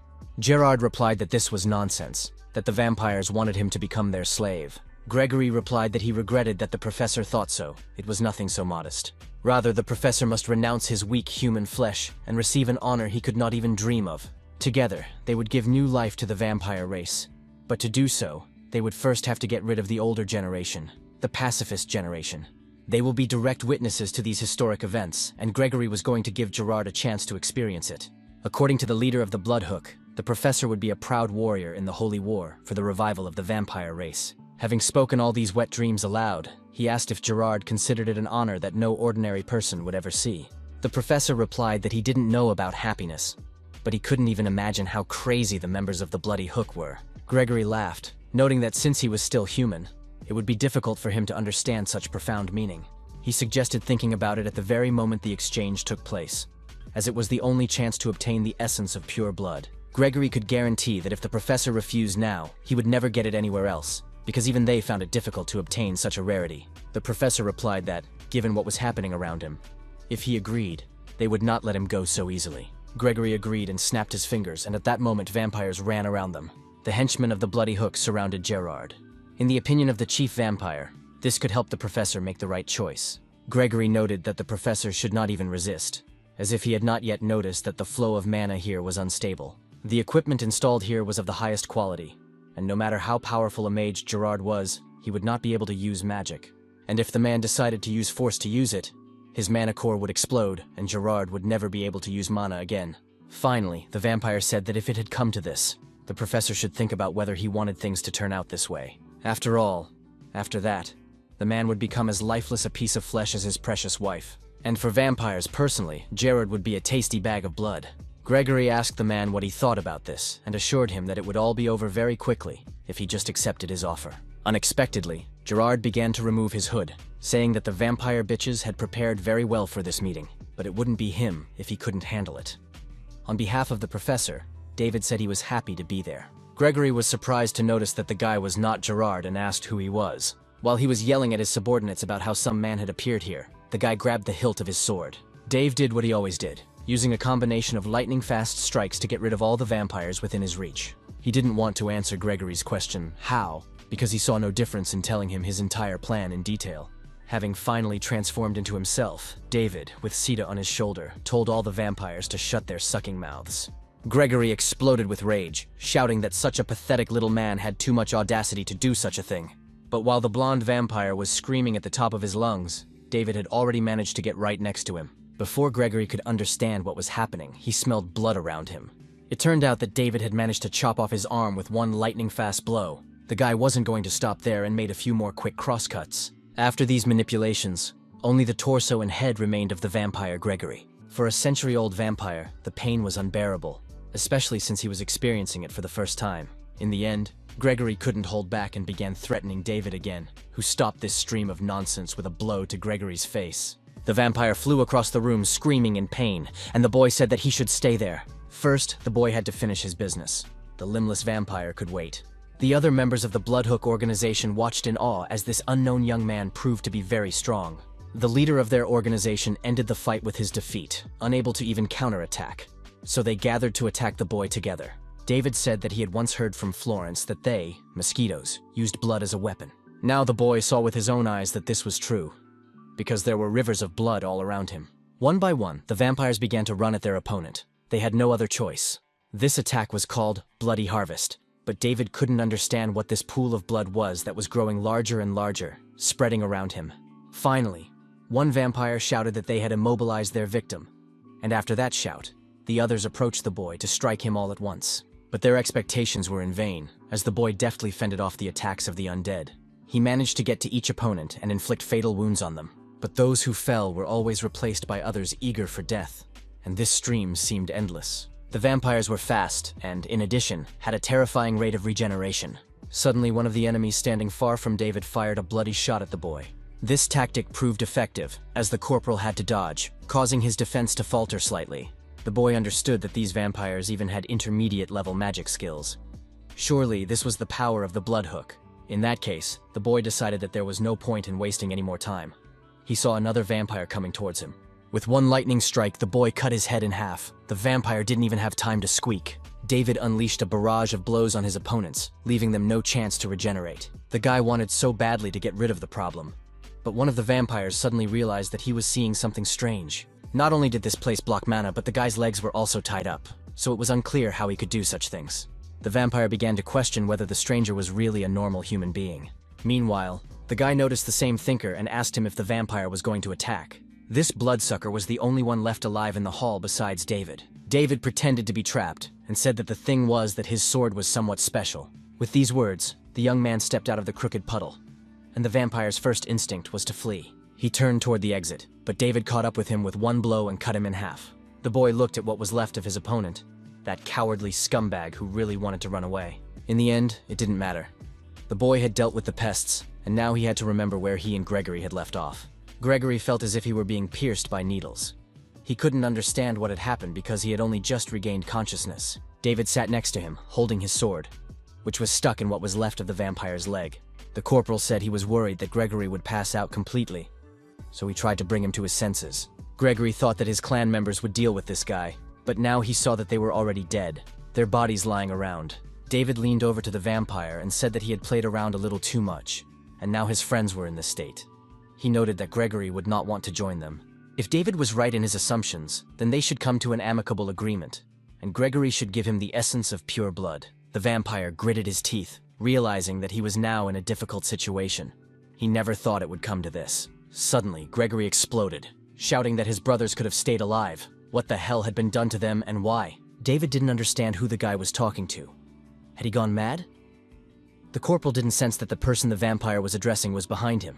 Suddenly, a voice behind the guy ordered him to get out of the way immediately, because the newcomer was not going to repeat himself. A second later, David flew across the room, and he did not do it of his own free will. The corporal grabbed his throat, realizing that if the stranger had wanted to kill him, he would already be dead. The stranger continued to stand in one place, looking at what was left of Gregory and paying no more attention to David. The man said he was disappointed when Gregory offered him a deal, as Gerard was supposed to become his servant. His red eyes focused on the vampire's eyes, and he asked why the bastard of the Arnstaffel family was making promises he couldn't keep.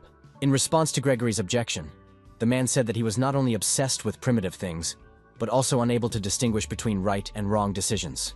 With the words that the leader of the Bloody Hook's plan had failed, the stranger began to generate bloody energy. David, who was watching from a distance, suddenly heard the stranger take the essence of pure blood from Gregory. After these words, blood began to flow from Gregory's body, gradually filling the entire room. The leader of the Crooked Hook clan asked the stranger to stop and give him another chance, as Gregory was melting away before their eyes.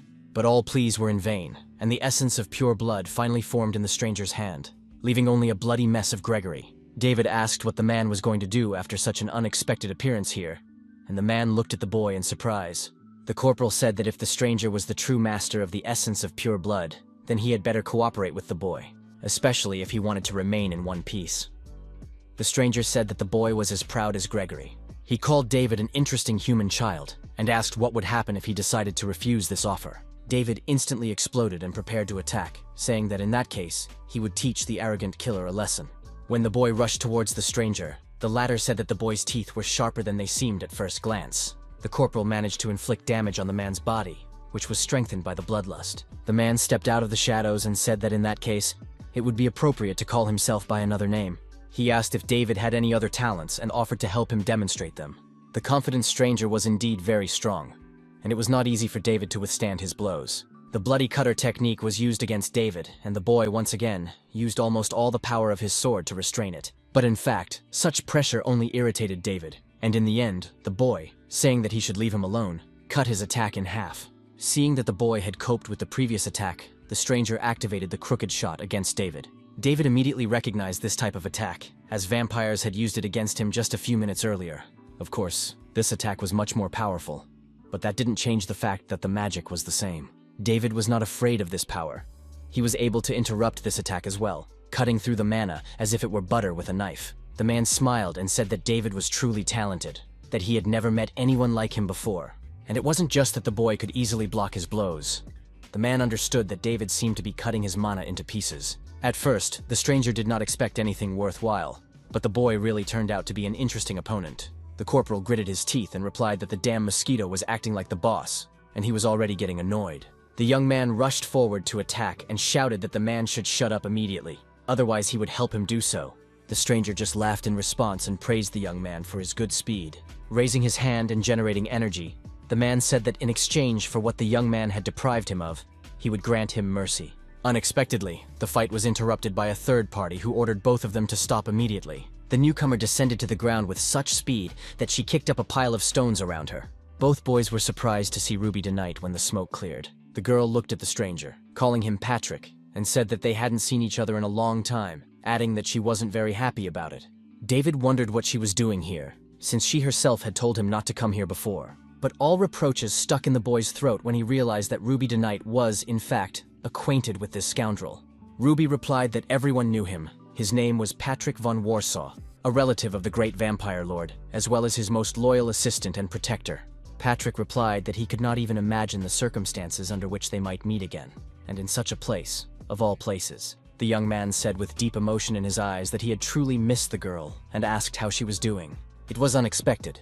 It had been probably 83 years since their last meeting. But Patrick was curious as to why the girl had decided to get involved in this boy's business, although that didn't matter now. The main thing for the vampire was that they had met again, but Ruby interrupted him, insisting that he not come so close. The girl said that she still hadn't forgotten what had happened that day. Ruby tonight still sees this horror, even with her eyes closed. During their last meeting, she clearly saw Patrick standing over her, and the girl she was holding in her arms. The vampire replied that the girl probably needed a little more time to forgive him. Ruby knew that such an ending was inevitable. Patrick had tried to harm the Lord and failed to save her sister, who was not a normal person. This girl was always laughing about something, but the guy himself understood that the past could not be changed. Patrick truly understood Ruby's feelings. David realized that he had gotten himself into some kind of family feud and couldn't wait to get out of there as soon as possible. Ruby asked why Patrick had a bloody cutter. Had he really gotten involved with such minors? And on top of that, had the vampire lent them pure blood essence? She asked if the boy had any dealings with Professor Gerard Stonestown. Patrick replied that if Ruby really knew him well, she would be able to guess what those dealings were. The boy, covering half his face with his hand, said that they had not determined the winner at that time. When they met him by chance on the other side of the continent, they clashed in battle like true warriors. Such opponents could be counted on the fingers of one hand, and if only the sun had not risen, nothing would have prevented them from determining the winner. Since then, Patrick had tried to pursue Gerard, but he had simply disappeared without a trace, and he still could not find any sign of the professor. For several years, their fight remained unfinished, until these little ones came and offered a deal. Gregory claimed to know Gerard Stonestown's whereabouts, and said that if they gave them the essence of pure blood, they would not only bring him the man. Bloody Hook promised to make sure Patrick could enjoy fighting him for eternity and kill him over and over again. The cunning of these little insects was very tempting, but it was all in vain. It turned out to be nothing more than childish babbling. In the end, all members of this clan ended up the same way as their proposed deal. However, thanks to this human boy, Patrick once again felt the sweet taste of battle when he decided to measure his strength against him. Patrick realized that in 10 years, no, in just 5, this boy would definitely be able to plunge his sword into his neck. This old vampire had never seen such mysterious energy as David possessed. It impressed him greatly, but now it was too early. He couldn't make the same mistake twice and hurt Ruby again. Patrick generated the essence of pure blood and released it toward the boy, saying that he could take it. 9 finally got what he came here for, the essence of pure blood that Gerard wanted so much. The boy asked Patrick if it was valuable to vampires, and he replied that they usually did not give such things away, even at the cost of their lives. But what good would one thing do if he gave it to his killer and the girl he met many years later? Maybe that would be enough for forgiveness. Finally, the vampire said that he would take that wall and immediately aimed his bloody energy at it. After breaking the wall into pieces, Patrick said that his powers were still intact, and that this explosion was David's energy. The boy's energy had even seeped into the walls of this building, and Patrick hoped that by the time they met again, the boy would be even stronger. Then the vampire would enjoy the battle even more. David told Ruby that this vampire was extremely strange, but was that energy really the corporal's obsession? Sometime later, in the tower, David gave the essence of pure blood to Gerard. The professor asked where the boy got it, and what happened in general. The man couldn't believe that David would just give him such a precious thing so easily, and David confirmed that he had indeed expended a lot of energy to obtain it. David said that the professor did not need to know all the details, and the professor, out of gratitude for such an act, even fell to his knees before the boy. All the long years of trials that Gerard had gone through flashed before his eyes, and with tears in his eyes, he sincerely thanked the young man again. David couldn't take it anymore and knelt down next to the professor, saying that he hadn't even given him a chance to brag. Meanwhile, Patrick watched the whole scene from outside. He had finally found Gerard Stonestone. The vampire thought that the only thing more boring would be a fight with an old friend who had long since given up. But it was interesting to see how the professor was living now. Watching what was happening inside the tower, Patrick still felt Ruby's presence nearby and told her not to worry. Ruby replied that she knew Patrick wasn't the type to do such despicable things, and that he certainly wouldn't harm the two of them. In fact, the vampire had come here to thank the boy for helping her friend. Patrick couldn't believe what he had just heard. Did he really have to thank that human David for such a confession? He was very upset that he couldn't stay with Ruby forever at that moment. It was time for Patrick to return. He said that lately, even among vampires, there had been a lot of trouble because of certain gangs, which had led to the hunt for pure blood essence. Disappearing into thin air, Patrick said one last thing. If she needed help, she should call him. He was always at her disposal. Gradually, the vampire turned into a bloody flower, and a voice in the air said that the girl would forever be his blooming rose. After that, Professor Gerard began his 144th experiment with the help of mana and pure blood essence. According to the teacher, it would take a long time before any changes could be seen. But this expectation, nevertheless, gave him hope and forced him to live on. Gerard said that he was so happy about David's discovery that he did not immediately notice that something had changed in the boy recently. The professor noticed that some kind of cursed energy seemed to be bursting out of the boy's body, and it was getting stronger and stronger. As ironic as it sounded, perhaps the boy had picked up this energy from the bloody hook. David replied that it was a little different, although you could say that. Rather, the corporal thought he was just lucky. David had already thought that this was a very familiar place, but he did not expect to guess correctly. Could it be that Jerry's soul really was in this dungeon? This huge stone radiated familiar vibes. Since the place was well guarded, it was unlikely that Bloody Hook had managed to visit it. To David, the whole space resembled an abandoned old temple in the mountains. Suddenly, the large stone in the center began to emit such a strong flow of energy that the boy had to cover his face with his hand. The energy enveloped him in a dense shell, and David felt it penetrating his body. Gerard said that he didn't even understand what kind of gift of fate the boy had received. But one thing was certain.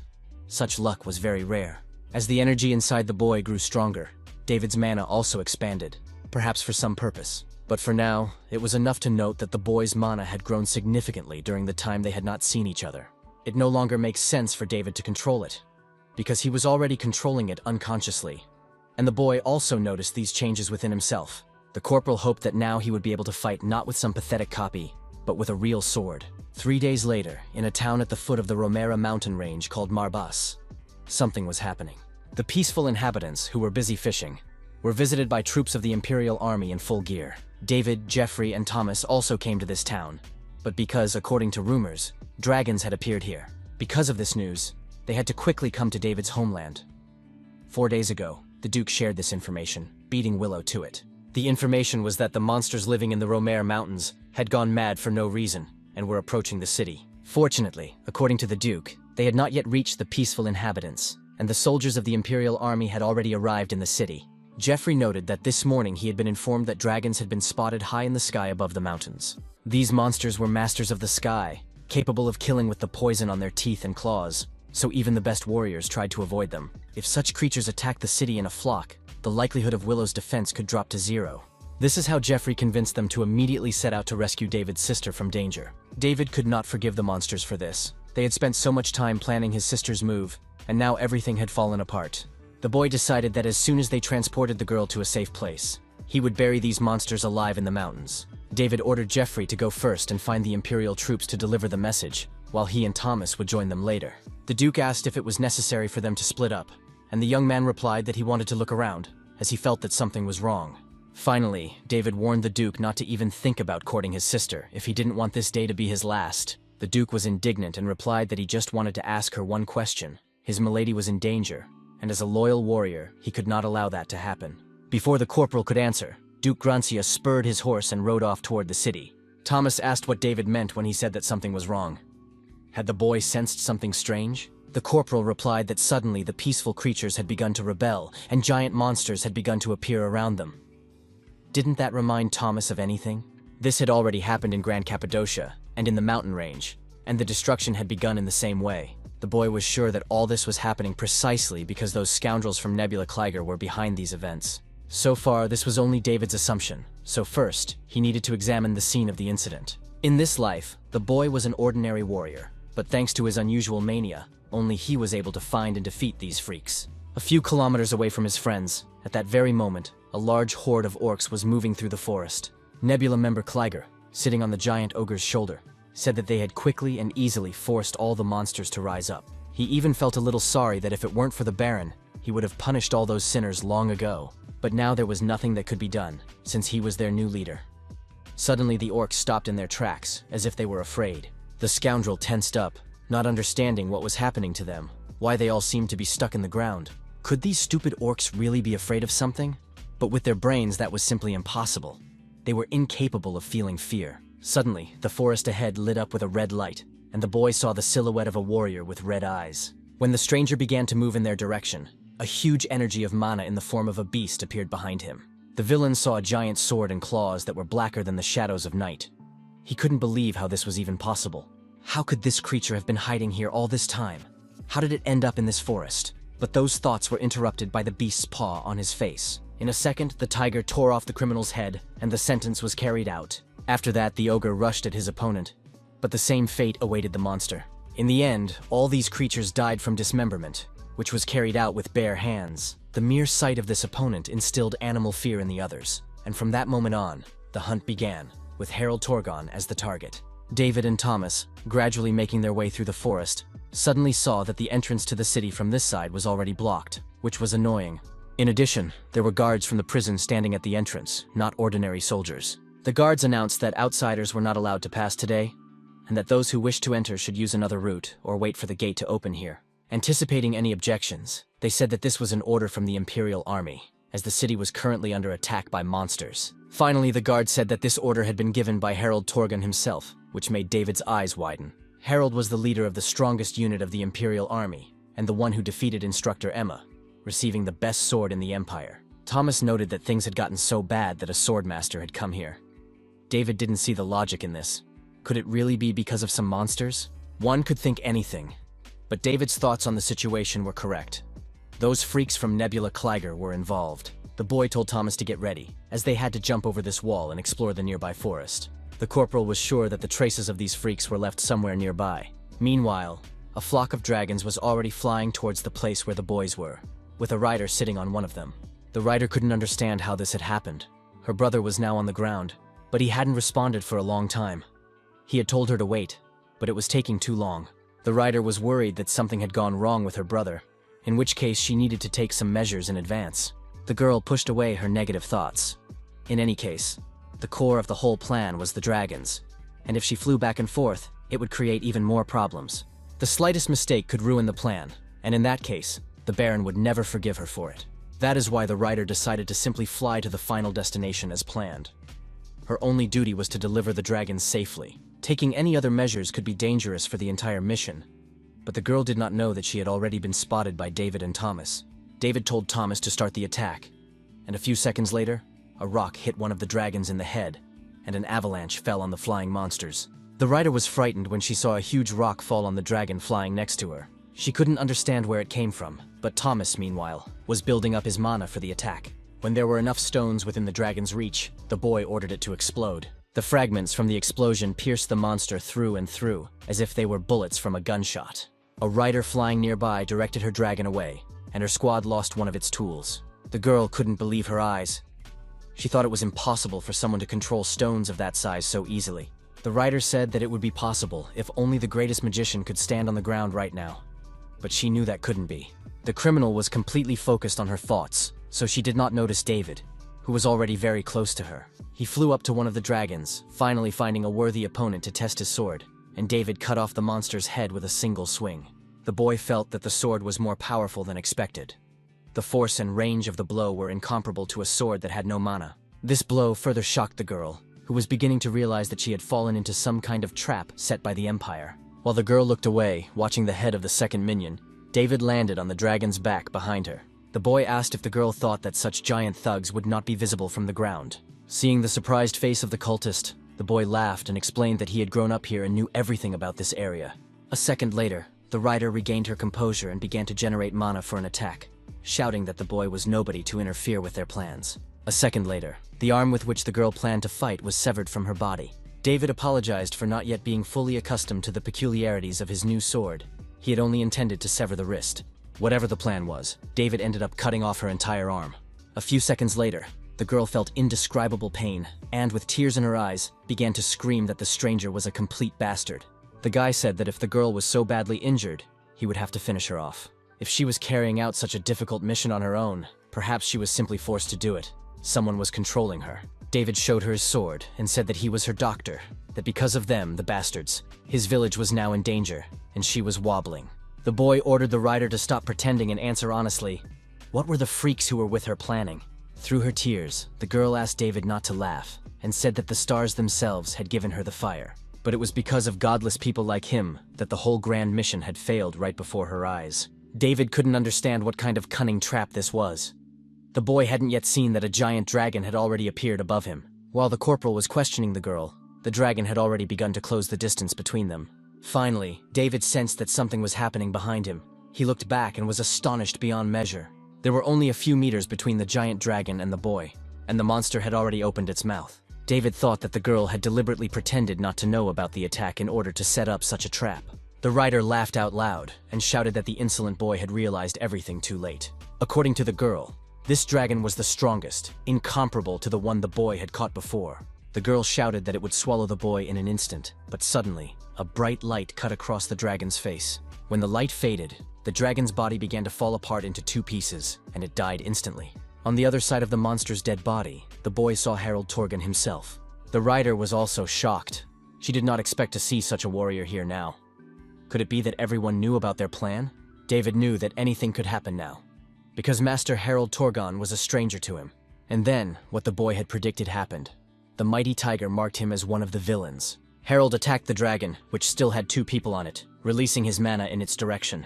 In a moment, the head of the last living dragon separated from its body and began to fall freely. But the tiger decided that this was not enough, and additionally dismembered the body of the giant monster into several pieces. David was unpleasantly surprised that Harald Torgan did not even use his sword for this attack, doing everything with his bare hands. This master could attack with such force, even without weapons. How was that even possible? A few seconds later, the dragon's body, along with the rider and David, fell to the ground, causing a powerful explosion. When the dust and smoke cleared, it became clear that Harald was standing on the rider's back and holding David by the neck, suspending the boy in the air. Squeezing the boy's neck tighter and tighter, Harald said that he should think carefully before answering who they were. The corporal was outraged. This stupid cat had linked him to those fanatics. Did he really think David was connected to the rats? The tiger and David's eyes met, and the boy managed to ask if Harald wanted to die. A moment later, the boy swung his sword and shouted that Torgan should shut up and take his paws off him. The counterattack was effective, and the tiger let go of him. The boy grabbed his throat. There was a big difference between them. When David tried to strike, the boy knew that Torgan would be able to fend off a single attack. But now the tiger did not even resist, which was probably how he had defeated the instructor Emma. Even without fighting the tiger now, the boy understood that he would never defeat it. He freed his neck from its paws, but it would not wait any longer. It was clear that the swordmaster had made one mistake and was now targeting the boy with renewed fervor. Unexpectedly, after a few seconds of silence, Harald said that the boy was, in fact, a former corporal. David was taken aback by this remark. He did not know how to react to such seemingly idiotic but true words. Coming closer, the giant tiger said that the boy should raise his sword immediately. He seemed to be giving instructions, saying that the position should change from the side to the center and behind the head.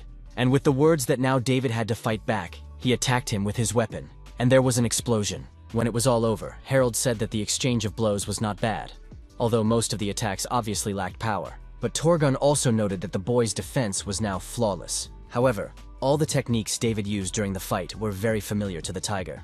He asked if the boy had learned from instructor Emma, and David replied that he was a student at the Philion Academy, giving his name. David asked if the tiger wanted to study with them, but he still didn't suit them because Harald was a nobleman who fought with a fragile student. Jumping back far enough for another leap, David shouted that the tiger would now fail his test. The boy smiled and asked if the swordmaster understood what he was talking about. Harald Torgan frowned. This kid was very rude, and it was unclear whether he was the mentor or the student. In the end, the tiger apologized for his rude greeting. saying that it was much better to get to know a person by fighting them. He said that if the boy was also a warrior, he should understand what he was talking about. David smiled and replied with a sarcastic snort. A moment later, David rushed towards Harold, saying that in that case, it was time for him to greet him properly. But, caught up in the idea of a duel, the boy did not notice two creatures jumping out onto the clearing behind him, a hyena and a bear. One of them quickly caught up with David halfway and grabbed him by the throat with a huge red paw. The bear turned to the commander and asked what kind of little creature he was holding in his hand. The gray fighter was a member of Harold's army, a captive hyena, the captain of the 3rd Squad, Dennis, who asked if this boy was one of those sectarians. The red-haired member of Harold's army was a captive bear, the captain of the 2nd Squadron named Bradley. Bradley looked at Dennis and said that everything was obvious. Everything was decided by the fact that the boy had decided to attack with one sword after all. Saying that they always resolve such issues in one way, the bear threw the boy to the other side of the clearing. David managed to orient himself in midair and landed on his feet. The bear rushed after him, taking advantage of the boy's temporary discomfort, and tried to attack him. But to his surprise, Bradley realized that this strange boy had managed to catch him from behind. Bradley had to admit that he was facing a very unusual young man. Unexpectedly, the fight was stopped by a lioness, who began to threaten both participants with swords. She asked why Bradley was fighting without the commander's permission, which was frankly disgusting behavior. She hoped that another punishment might finally bring the bear to his senses. The imprisoned lioness was the commander of Harold's army, named Lucy. Finally, Harold Torgon himself decided to intervene in the conversation, saying that they should stop there, that the boy was not one of those crazy people. What the bear saw was just a greeting in response from the boy. It turned out that David had received recognition from the commander. Bradley couldn't believe that this brat could be honored in such a way, but the tiger replied that one should expect nothing less from the boy. All such talk had to stop, because they were in the presence of Emma's own student. They were talking about the same woman who had defeated their entire army. The swordswoman who was more terrifying than any monster. Bradley, catching Vietnamese flashbacks, said that to be honest, he thought the woman was a dragon in human form. Bear ran up to David, grabbed his hands, and began to apologize for his behavior, saying that he sometimes jumped to conclusions. Bradley insisted on forgetting all their misunderstandings, while David pondered how much Emma had hurt him to make him behave this way. Harold asked Lucy if the situation had ended in their favor, and she replied in the affirmative. She reported that, as the tiger had ordered, they had dealt with those flying monsters. Also, the commander no longer had to worry about the cultists who controlled them. David looked up at the sky and saw members of Harold Torgon's army flying into the clearing from all sides. When the warriors lined up in front of their commander, Lucy officially reported to the tiger that the ambush had been successful. Harold said that now he had to officially introduce himself to David. He said that the strongest unit of the Imperial Army of Prisoners was expected. Also, carrying out the Emperor's will, he commanded a secret squad for hunting down sects, and it was he who was entrusted with destroying the Nebula Kleiger sect. David decided to ask again to make sure he had heard correctly. He was interested in the sect search detachment. At the same time, on the other side of the Romera mountain range in the city of Nimbotten, people saw guards. Willow, who was also on the street at the time, couldn't understand what was going on, so she asked someone to explain the situation to her. A few seconds later, Jeffrey came out in front of the girl, and she immediately recognized him as one of David's friends. The boy apologized to Willow for scaring her, but due to the emergency situation, they needed to urgently bring in the army. Jeffrey hoped that the girl would forgive them for such rudeness and, of course, such unexpected news. The guy knelt in front of the girl and introduced himself, saying that they had the honor of coming here to help Miss Willow with the move. Looking at David's sister with love in his eyes, Jeffrey asked if they should start packing her things. David wanted to satisfy his curiosity about the sects and waited for an answer to his question. David knew very well that such a unit did not exist before. Could it be that the palace was concerned about sects after he caught Nebula Kleiger's gang?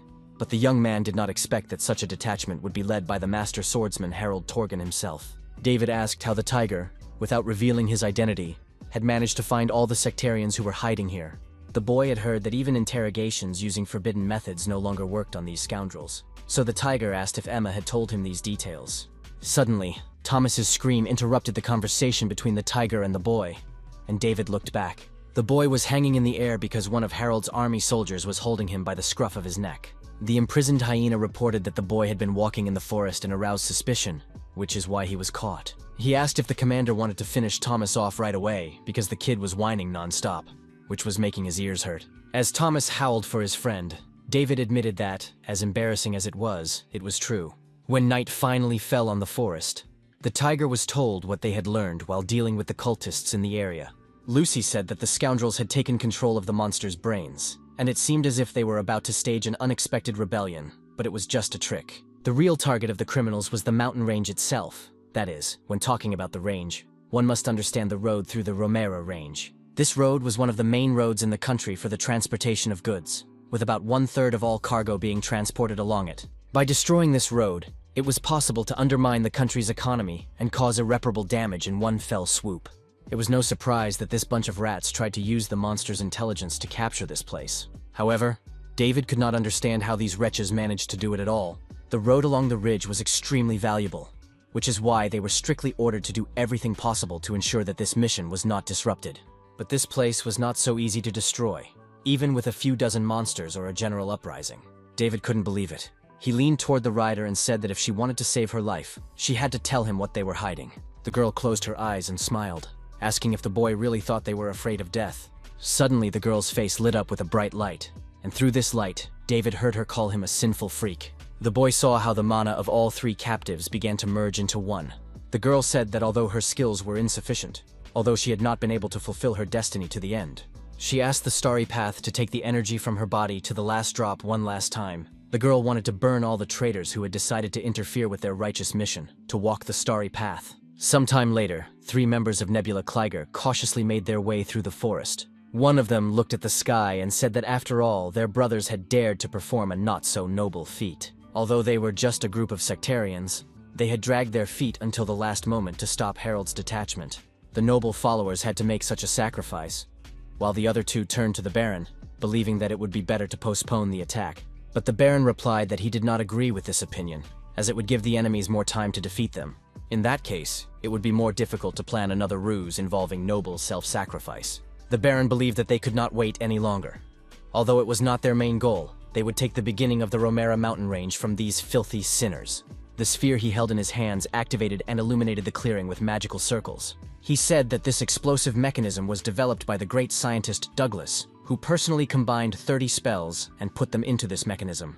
This sphere was capable of destroying everything around it, and all they had to do was guard the mechanism until it absorbed the required amount of mana. The former commander of the guard army and the former mage of the Green Tower willingly agreed to carry out the Baron's order. One of the men said that, according to rumors, the Baron would receive the position of the senior guard who had recently died after this mission. He asked if he had received the blessing, and the Baron laughed and confirmed the information, saying that this was not usually the case. It was done for this mission because they needed to obtain a power that could save them in an explosion, so he was given the blessing earlier. Of course, the Baron's power now cannot be compared to that of the deceased elder, but with the blessing he received. Now, no matter what happens, he can easily repel the enemy. It should be noted that the Baron's reaction was lightning fast. He managed to create a magic shield when he sensed the approach of enemies. The attack of the Imperial squad was repelled by the dome of the Sectarians' protective barrier. The Baron said that they could direct the mechanism to accumulate mana only from this place. But now they could be interrupted. The members of Nebula Kleiger could not understand how they had been found so quickly. Harold asked if the conspirators really thought they could hide from him, because as soon as they set foot on Romera territory, he knew immediately where they were. Tiger said that he was just waiting until there were very few of them left. Harold Torgan called them hunters, blinded by greed and faith, and invited them to a duel so they could try to defeat him. 10 minutes earlier, Harold had asked if the captured rats were using mana as gunpowder to blow themselves up. He ordered Lucy to retreat with the entire squad, promising that he would take care of it himself, but he didn't have time because David rushed at the prisoners first.